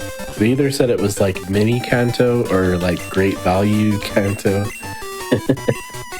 You'll get to see why that's funny coming up. There's... It's generally the same. There are some key differences in what it looks like, though. You can tell it's the same region. It's not quite as expansive. We can talk about why that is, but yeah. When we get to Kanto, we'll talk about specific things like that they changed, but...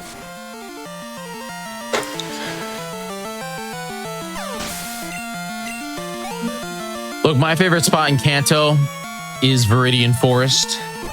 They made one of the scariest places, and this is I'm gonna gush a micro bit right now. I'm gonna gush. All right, chat. Sorry, I'm gonna yap. Here we go. The Viridian Forest in red, blue, and green is terrifying. It's the first place you go in, and you get run into bugs and all kinds of gross stuff. It's scary. You know, it's a scary place for a brand new Pokemon trainer. Okay. In this game, though, they actually and the main thing is they changed that they actually have the music that fits it. When you go to the Viridian Forest, it's scary. It's bum bum bum bum dun dun dun dun. You know, it's scary. But then this game, when you go to the Viridian Forest, you already the champion. You know, you're on a victory lap here through Kanto. You're going around to the real game. You know, you got level 50 Pokemon, and the music is almost uplifting, but it's the same song. It's got that fun vibe, like we're taking a stroll and annihilating bugs it's a lot of fun, you know. Anyway, gush over. I'm done. We actually go through Viridian Forest, so you'll be able to Good. We'll get to hear it. rant about it a bit more. It does make me sad though, because it's like a reminder of all the forests that have been cut down in the world. So true, bro. But the song, it's so good. It's not scary anymore. It's got that ba da da da do na na ba da boo do do do do do. It's so good. So our first job in Kanto, we need to basically enter all of the major towns, right? And if you bike through a town, it like sets a warp point, so we will be able to fly back to that town later. So we need to get to the power plant of the region. That's like we're making a beeline for the power plant. So we get to go through Saffron and go through Lavender, and we set fly points for there. And after this trainer, I'm going to deafen so that I can concentrate for Rock Tunnel. You'll see why. Do you guys want to talk about why we go for Rock Tunnel and why Abra route is so good?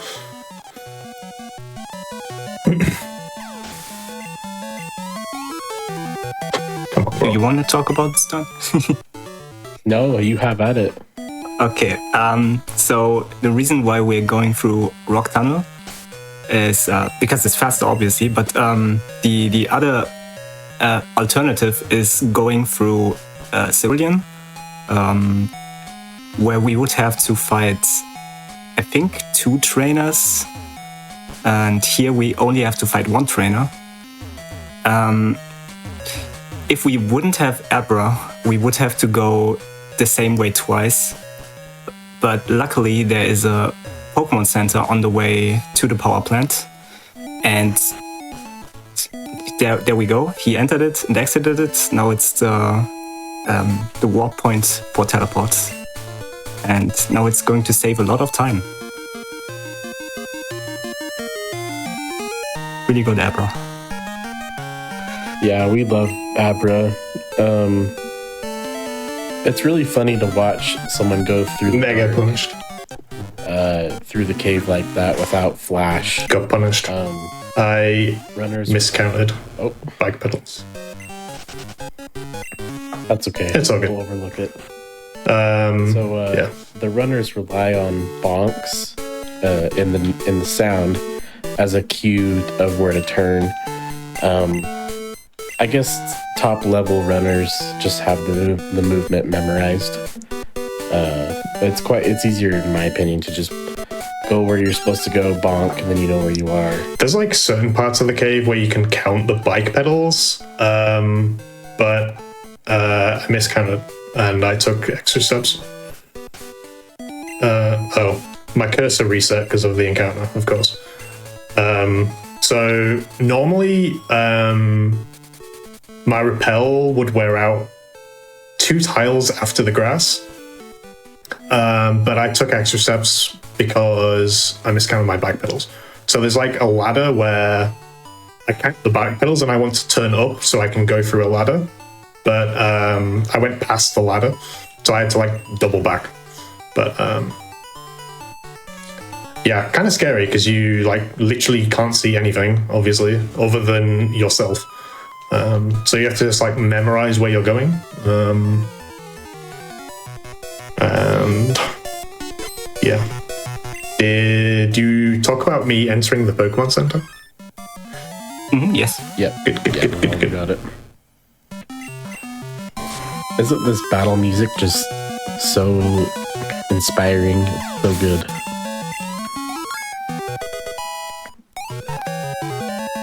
It is. I think Gen 2 has maybe one of the best music in Pokemon, in my opinion, in general. I agree.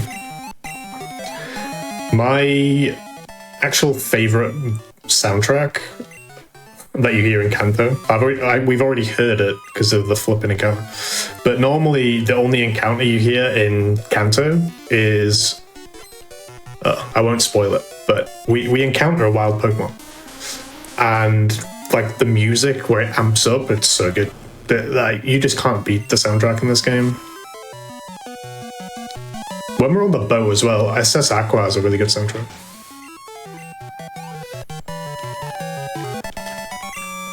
Like a tiny optimization there is with Worse Attack, this Exeggutor is arranged to die with return, so you would actually Ice Punch it to guarantee it dies.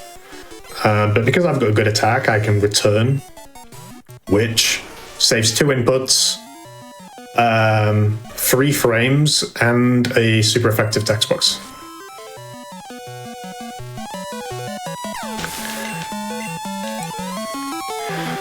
And as it's been a theme of the run, right, is we're saving as much PP as possible. And we're doing as few inputs as possible. So basically on any trainer that has 3 Pokemon, I will strength those Pokemon. Because they're much lower level than us, I can just one-shot them. So it makes it worth it to do the input to knock out those 3 Pokemon. And we don't need strengths for the last fight. The most important moves that we need for Kanto are Return and Surf. So Strength ends up being like a really good coverage move for us in Kanto. Oh man, the gym leader theme too is so good. Yeah, we're pretty over-leveled here, obviously. The levels of some of the gym leaders in Kanto is criminal. It's just hilarious. This fight is completely free. Again, we can like take advantage of Erika's AI, where this Victory Bell will always use Sunny Day. So I can safely set up an next attack, and it won't hit me, and we can just kill it.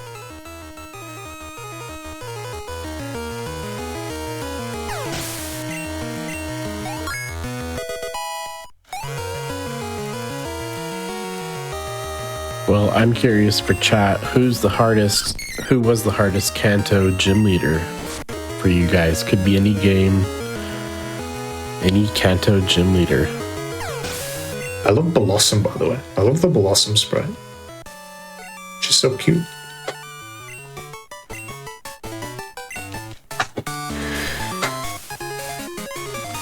I think from a speedrun perspective, nobody likes Surge. Surge tends to ruin some runs if you're running Squirtle. But luckily we won't have that problem, right? Or even if you're running Nidoking and you're playing Yellow. Oh yeah, Brock and Yellows. They really made you adapt in that one. Okay, time for the last spinner of the game. Rebecca.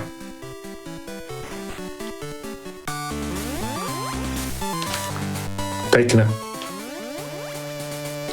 Nice. So, unless I'm mistaken, this run has been completely spinnerless, which is like not super common, honestly. I have been taking safe passes.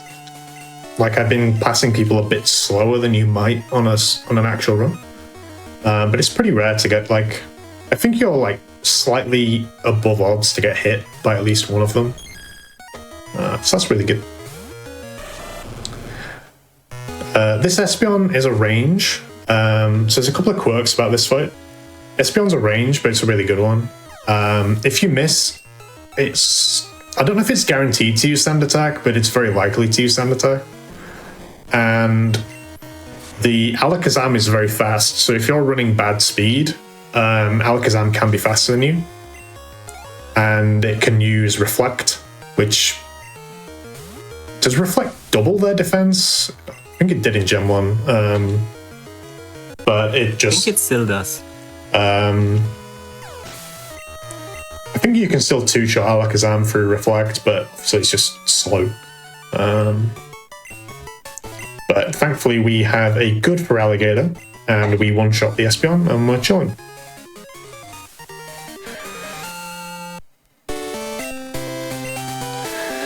I like Sabrina because she tells us how brilliant we are and we're going to be a beloved champion. So true.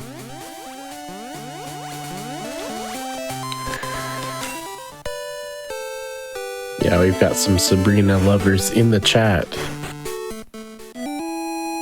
I hope for totally normal reasons. Oh, of course.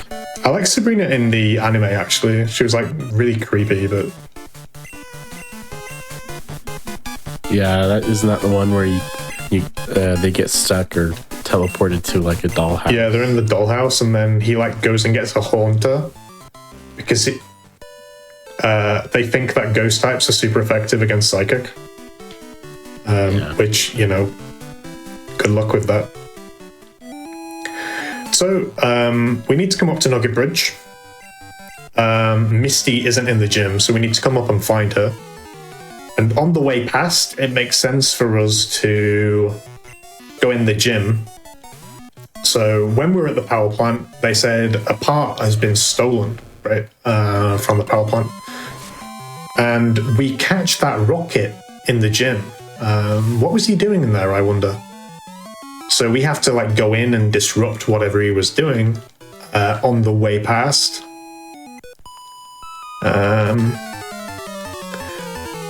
So it's pretty interesting routing for Kanto. Fighting Sabrina there, she's on the way up to Cerulean. But the combination of Sabrina's experience and the experience from all of these trainers is going to be enough to give us exactly level 58, like so close, for Misty's gym. And she has pretty tanky Pokemon, actually. So getting level 58 is really clutch in terms of minimizing ranges for us.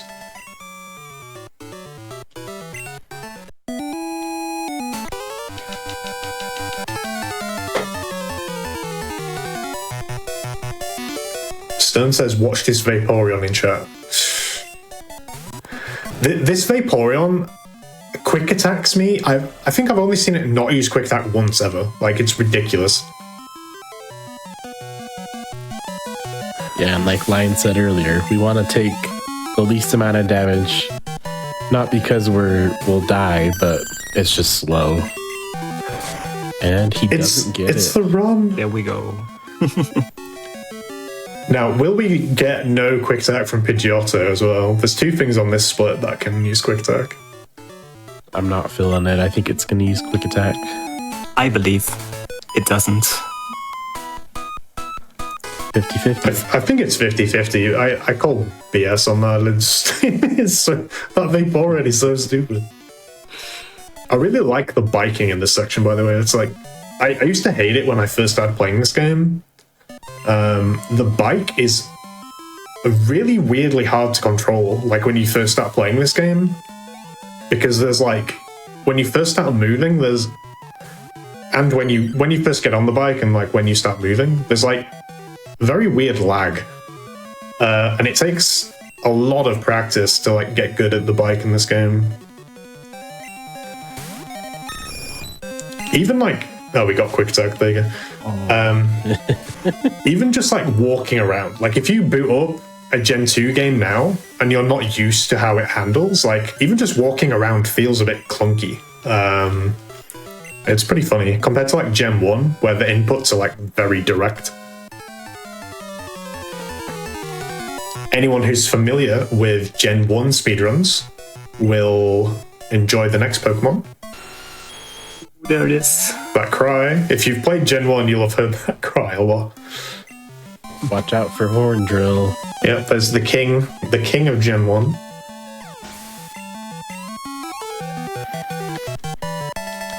I love that comment in chat. 50-50. It either uses it or it doesn't.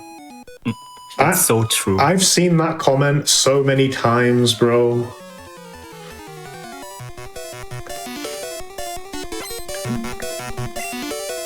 You miss a 38 out of 39 range and someone in chat's like, oh, it's basically 50-50. GG.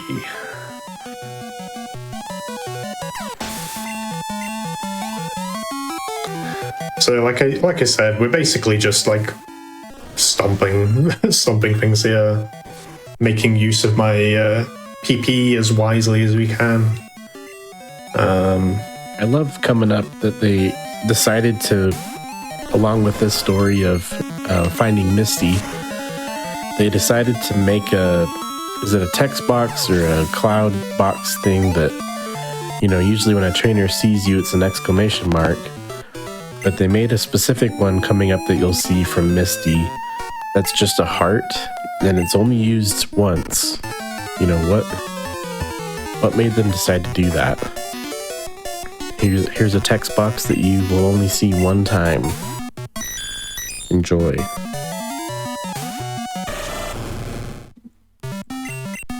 It's 50-50 whether someone in chat says it's 50-50. You got me there. You got me good. So true. So this is the last move that Feraligatr will try and learn, Hydro Pump. Now Hydro Pump's pretty strong, but our moveset is set in stone. We will not be changing any moves from here on out. You're right. I never understood why people say that, because you can break stone. Stone can be broken. There's literally a Pokemon move called Rock Smash.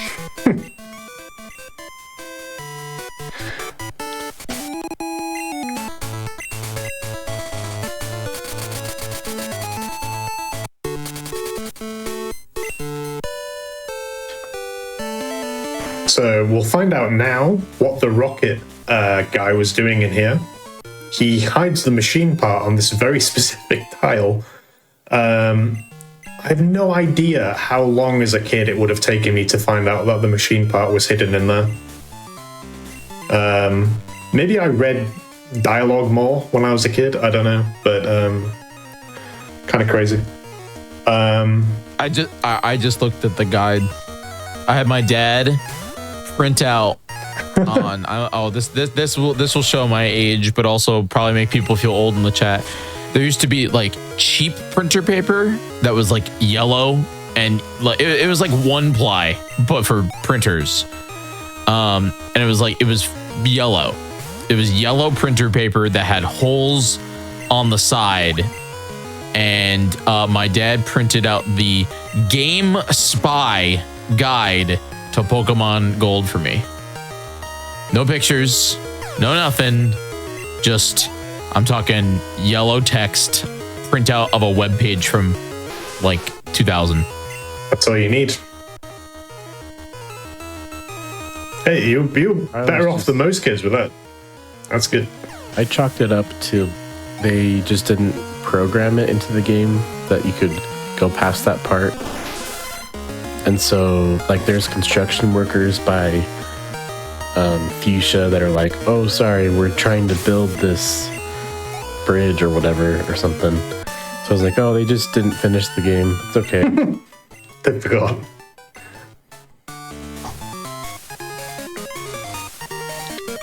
So Misty's like a super free fight. Like I said, her Pokemon are pretty tanky, but we want to one-shot her Golduck, and then her Quagsire is 75%. I know I keep using that number, 75%, but it's 75% to use Amnesia. So we get like a 3-turn to set up the X attack. And look where we are. We're at the Pokemon Center that I entered earlier. Another great thing about Abra.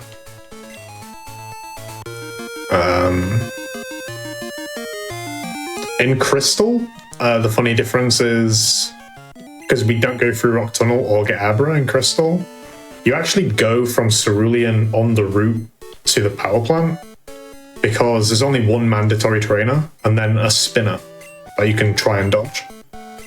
But in Gold, there's like 4 mandatory trainers on there, so it's just so slow. Those spinners and crystals still give me nightmares. There's a reason I stopped playing that game. It's so...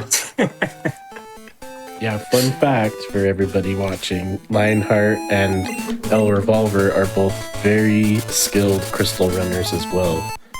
So He is. I wouldn't go far as I am. But, yeah.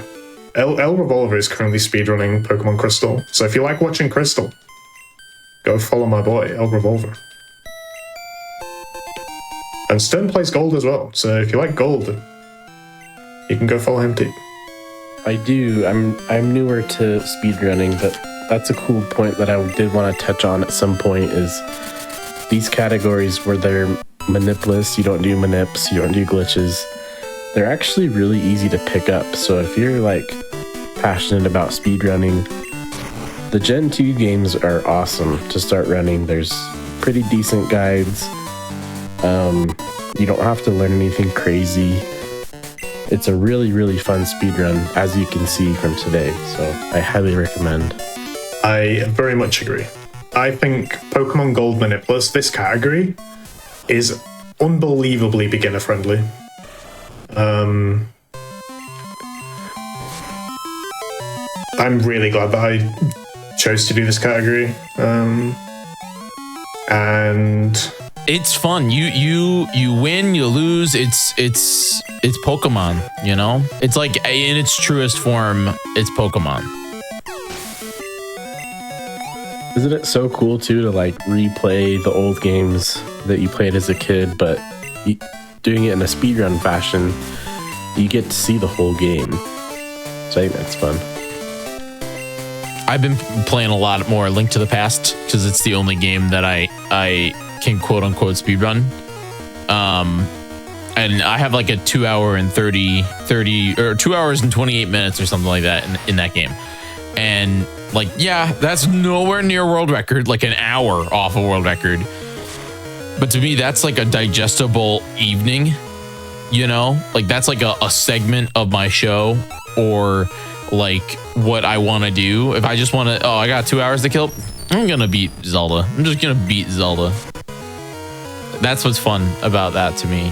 Mm-hmm. And I'm not a speedrunner. It's a great hobby. Who needs world records anyway? That's okay. Go enjoy your hobbies.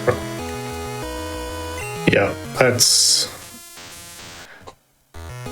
the crux of it. You got to do what you enjoy, what's fun, and if it stops being fun, try a different game, try a different category. There's always something new out there, and the great thing about Pokemon speedruns is the community is really strong, and there's guides and resources for like every game you can imagine. It's super detailed, and people are always willing to help you. So if you do want to speedrun these games, the best way to really get involved, you can join the Discords. The easiest way to find the Discords is if you go on the speedrun.com profile of the game that you like. So Pokemon Gold, for example, just type in Pokemon Gold speedrun on a search engine of your choice, and there will be a link to the Discord on that webpage, and you will find guides and resources and like-minded people to help you get started. And there we go. The only reason why we need the radio is this Snorlax. This bit of music. I love this bit. But yeah, kind of crazy. We need the radio card, and then the astute amongst you will have noticed I went in Lavender Tower and got the EXPN card, which you also need. Just so that we can get Snorlax out of the way. And it turns out the fastest way to get to Pewter is through Diglett's Cave. The reason for that is if we wanted to go from Cerulean through Mount Moon, there's another mandatory fight. There's a secret rival fight in Mount Moon. And there's some trainers, I think there's spinners on Route 1, on Route 3, sorry. So it's just like way faster for us to get the radio cards and whatnot and wake up the Snorlax.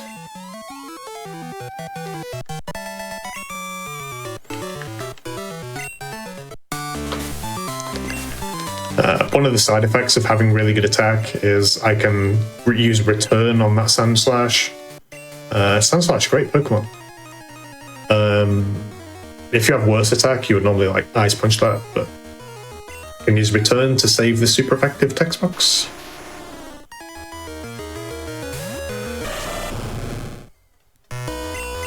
Here's Brock with his buffed up team. I really wish Brock, like I get he has to have an Onyx, like it's his thing. But why is he got a Graveler, bro? No one cares about Graveler. No one's ever said, oh, I really wish I could catch a Graveler. Oh, get a Golem, bro. The fossil Pokemon are pretty cool, though. Maybe Brock has no friends. Well, we can all relate to that. Valid point, yeah. I couldn't find anyone to trade with. Good point.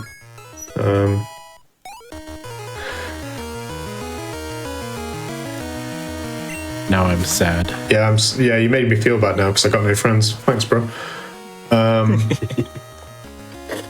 The fossil Pokemon are like a nice intro, though. It'd be cool if you had Aerodactyl as well. That'd be cool. Hey Jiggy, are you ready for the next section? We get to hear the song. We get to hear the song. It's your favorite part of the whole region. It kind of is. I was trying to figure out if I actually liked any other part of Kanto. Nah, just Viridian Forest. Yeah.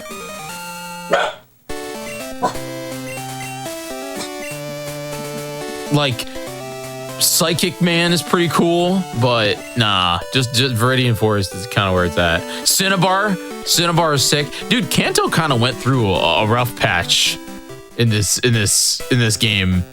Cinnabar Island blew up. The Viridian Forest got burnt down. What else happened? Yeah, where did Articuno's house go? Where did Zapdos' house go? Nice. The biking is like super specific there.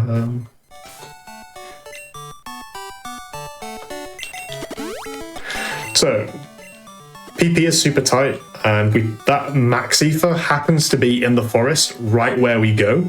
So we pick up the Max Ether. I have 0 returns left. So we fill our returns all the way up. And that is going to get us right through to the end of the game now. And as Jiggy spoiled, I can't believe he did this, Cinnabar Island is blown up. He's right. Oop. Oh, I'm sorry. I didn't mean to spoil it. Chat, you can post your disappointed emotes in the chat. It's fine. I apologize for spoiling a video game that came out in 2001 in Europe, 2000 in the US, and 1999 in America and Japan. Yeah, it's only the 24th anniversary. I'm sure people didn't know. Yeah. So we come here. We have to talk to Blue. Blue is one of the gym leaders, of course. On the way. So where is Blaine? Like, where is he? I mean, on the way to Blaine, there's actually a spinner here. Okay, so you do like, or you can do some like risky movement there where I sort of just surf out of his vision so that I'm hoping for him to get stuck. Because if he got stuck facing up, for example, I could surf underneath him and it saves like 3 seconds versus surfing up over that little island and around. It feels risky, but like if you practice it, it's really not that bad. But Blaine is holed up here in this little cave. Oh, guy. Macago, that's a cool Gen 2 Pokemon. I thought Magcargo was a Gen 3 Pokemon for the longest time. Yeah, me as well. Like, there are almost like, is there a Slugma somewhere in Gen 2? I don't even know. Like I think it's on Cycling Road in Gen 2. Could be wrong, but which totally makes sense. That yeah. Why wouldn't I never went to Cycling Road? Why wouldn't Slugma be on Cycling Road? Yeah. Hey Lion, could you say hi to Shadow Trike so they know that this is live and not a recording? Hello, Shadow Trike. This is not pre-recorded. Nice. It could be. It could be a pre-recording. If you're watching it on YouTube right now, I think you should hit the like button and comment that it's actually live. If you comment in the comment section right now that it's live, everyone will believe you. Did you guys see that coming? That he would do an ad after me saying that? I didn't see that coming. Well done.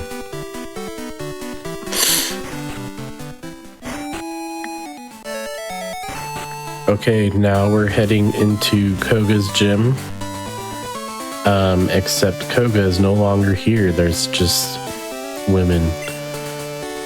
We have to find the correct gym leader.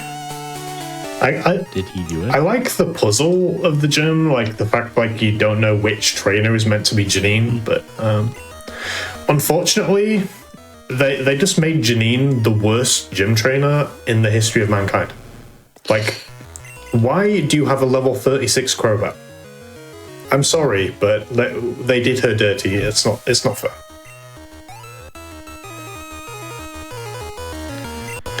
It's pre-recorded. Oh my god. True. Yeah, we can see Janine took over the gym for her dad while he got a promotion. The only notable thing besides what Lion said about the levels is she's likely to use, well, I guess, is it 50-50? I don't like to say it is 50-50, but yep, it's actually 50-50. 50-50 confirmed to use a dire hit when her Venomoth is out. So if she doesn't use it, we've saved time. That's right. Will we get it? Yeah. Yeah, we just saved like a second and a half. Easy. Hooray. Nice. I just remembered as well, one of the things in Future City that they changed in Gen 2 is there's no Safari Zone. Like, you go there and there's just a sign that's like, what does it say? Like, the warden isn't here, like, he's gone on holiday or something. And I think they didn't have enough like storage space on the cartridge to have like a fully fledged Kanto.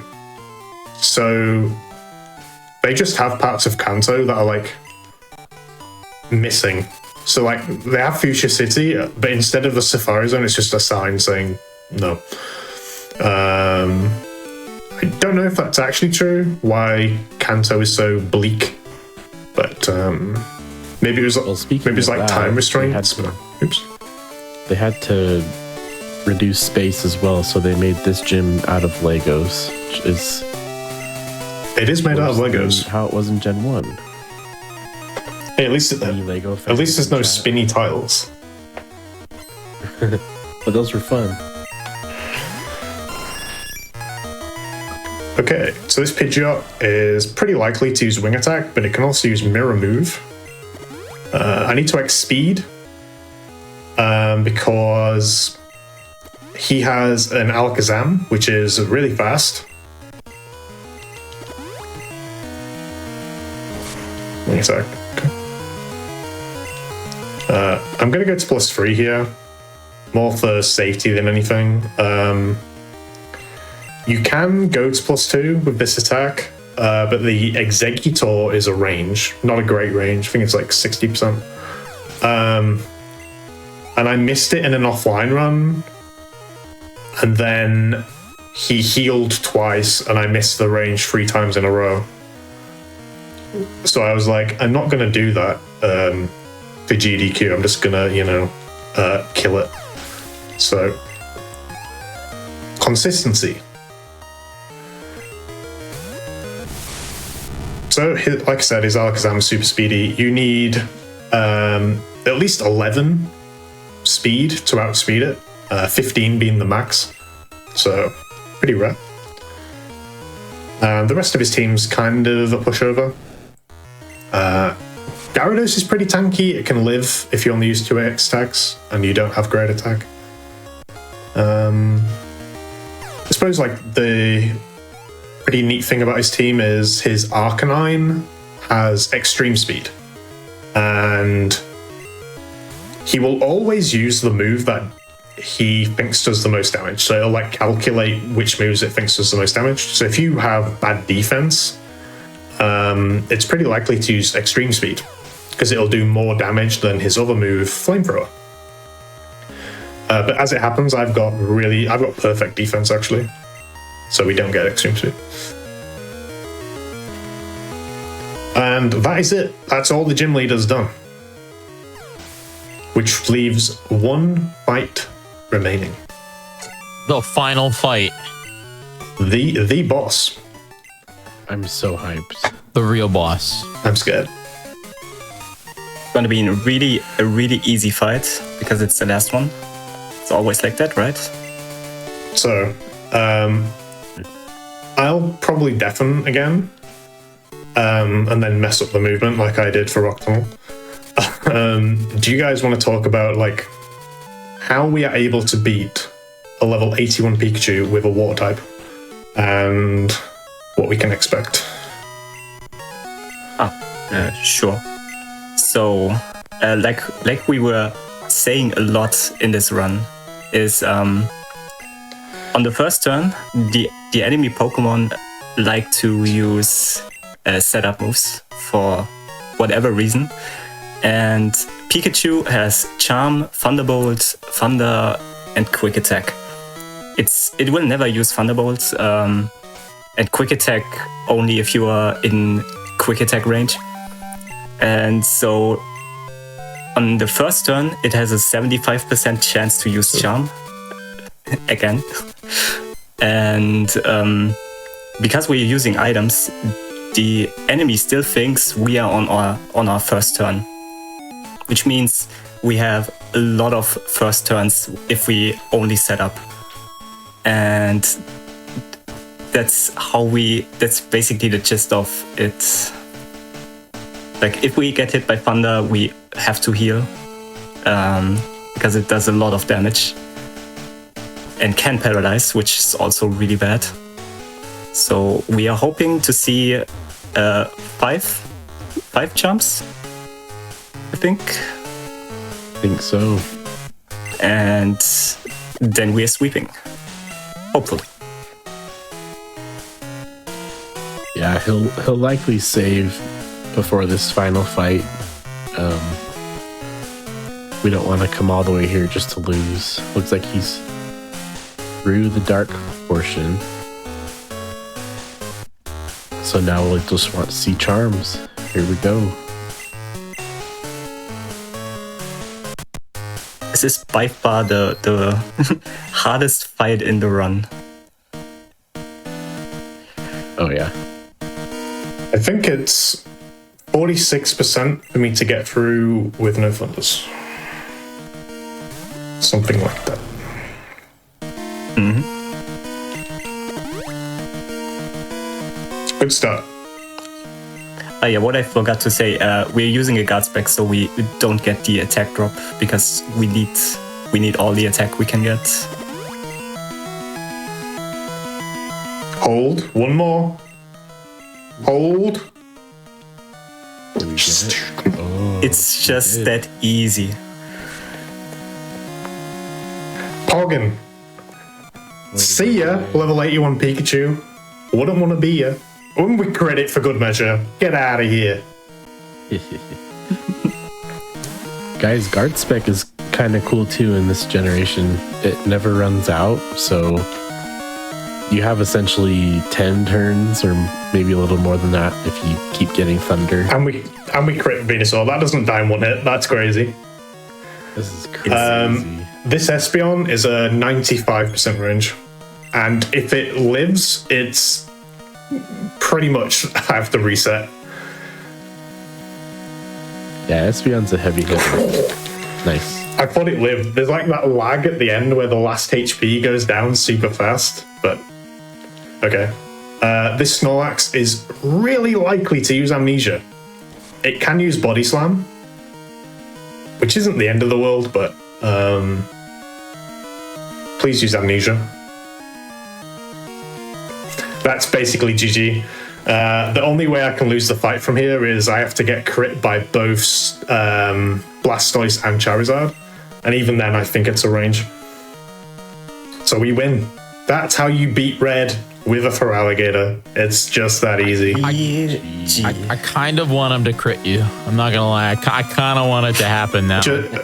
We get crit here. It might make it spicy. For the views. Close. Okay. One Thunder would have been fine.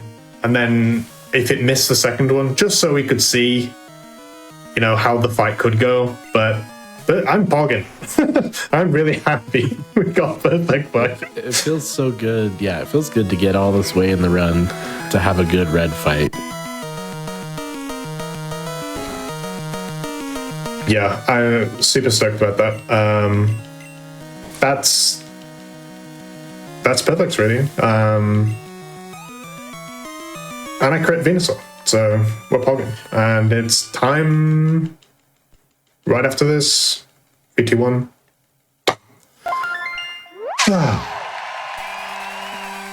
Oh boy. GG. Incredible. What a game, right? Yeah, that was awesome. What a credit sequence. That was awesome. What a credit sequence. Honestly, one of the best credit sequences in the franchise. Pretty incredible. Lionheart Dagger, thank you very much for doing this incredible run, and thank you for showcasing Pokemon Gold on its 24th in the UK, 25th in America, and 26th birthday in the United States.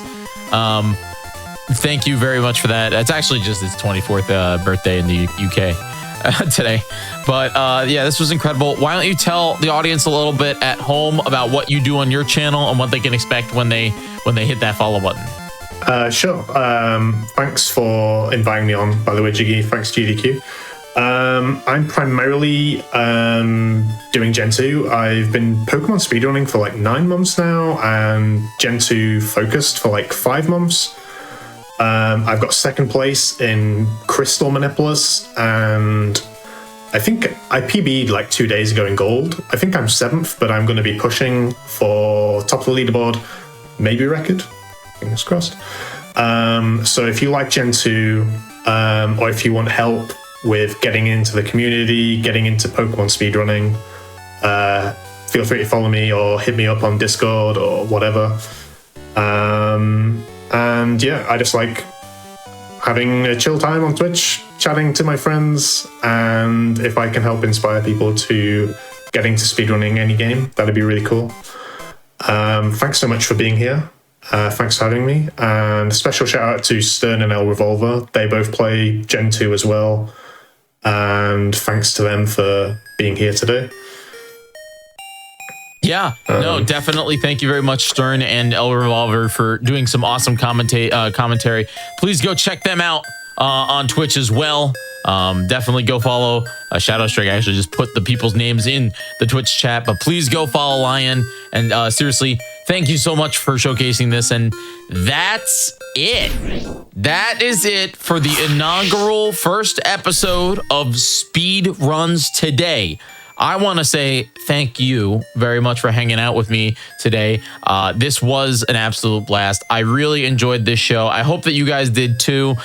If you're interested in more speedruns today, just let everybody know at GDQ. Just tell them, say, hey, I want more speedruns today. Yeah, the suit is off. I'm tired. Been in the suit all day. I put on a t-shirt. But yeah, thank you very much for hanging out with me. And thank you for chilling here for the first episode of Speedruns today. With that, I have one last thing I want to tell you all about, because again, we do the specials here on the weekends. And you know, I do the specials here on the weekends as well as church. But we have content all week here on the Games Done Quick channel. So if you're not already following, you absolutely should be, because we have a jam-packed schedule, and I'm going to quickly run through it because this week we got Game Over and Think Fast tomorrow. Then we have Awfully Silly and Express Lane on Tuesday. We got Crosshair and Speedruns from the Crypt on Wednesday. Then on Friday, we got As Seen on TV and Passion Project. So that's this whole week of content. Starts at 7 p.m. Eastern here on the GDQ channel. Tell them all that I told you. I told you to go check out their shows, okay? Because I want friends. I want friends at GDQ. So tell them all I said hi. And that's gonna be it for me, chat. I'll be back actually next weekend, Saturday, Sunday, the 12th and the 13th. Oops, You Died weekend. Oops, You Died 2. We'll be back. So that's all Souls games. It'll be 2 whole days, 8 hours each day of Dark Souls and Soulsborne video games. I'll see you then. Thanks so much for watching. Thanks to our tech side of things. And I will see you all next weekend. Bye-bye.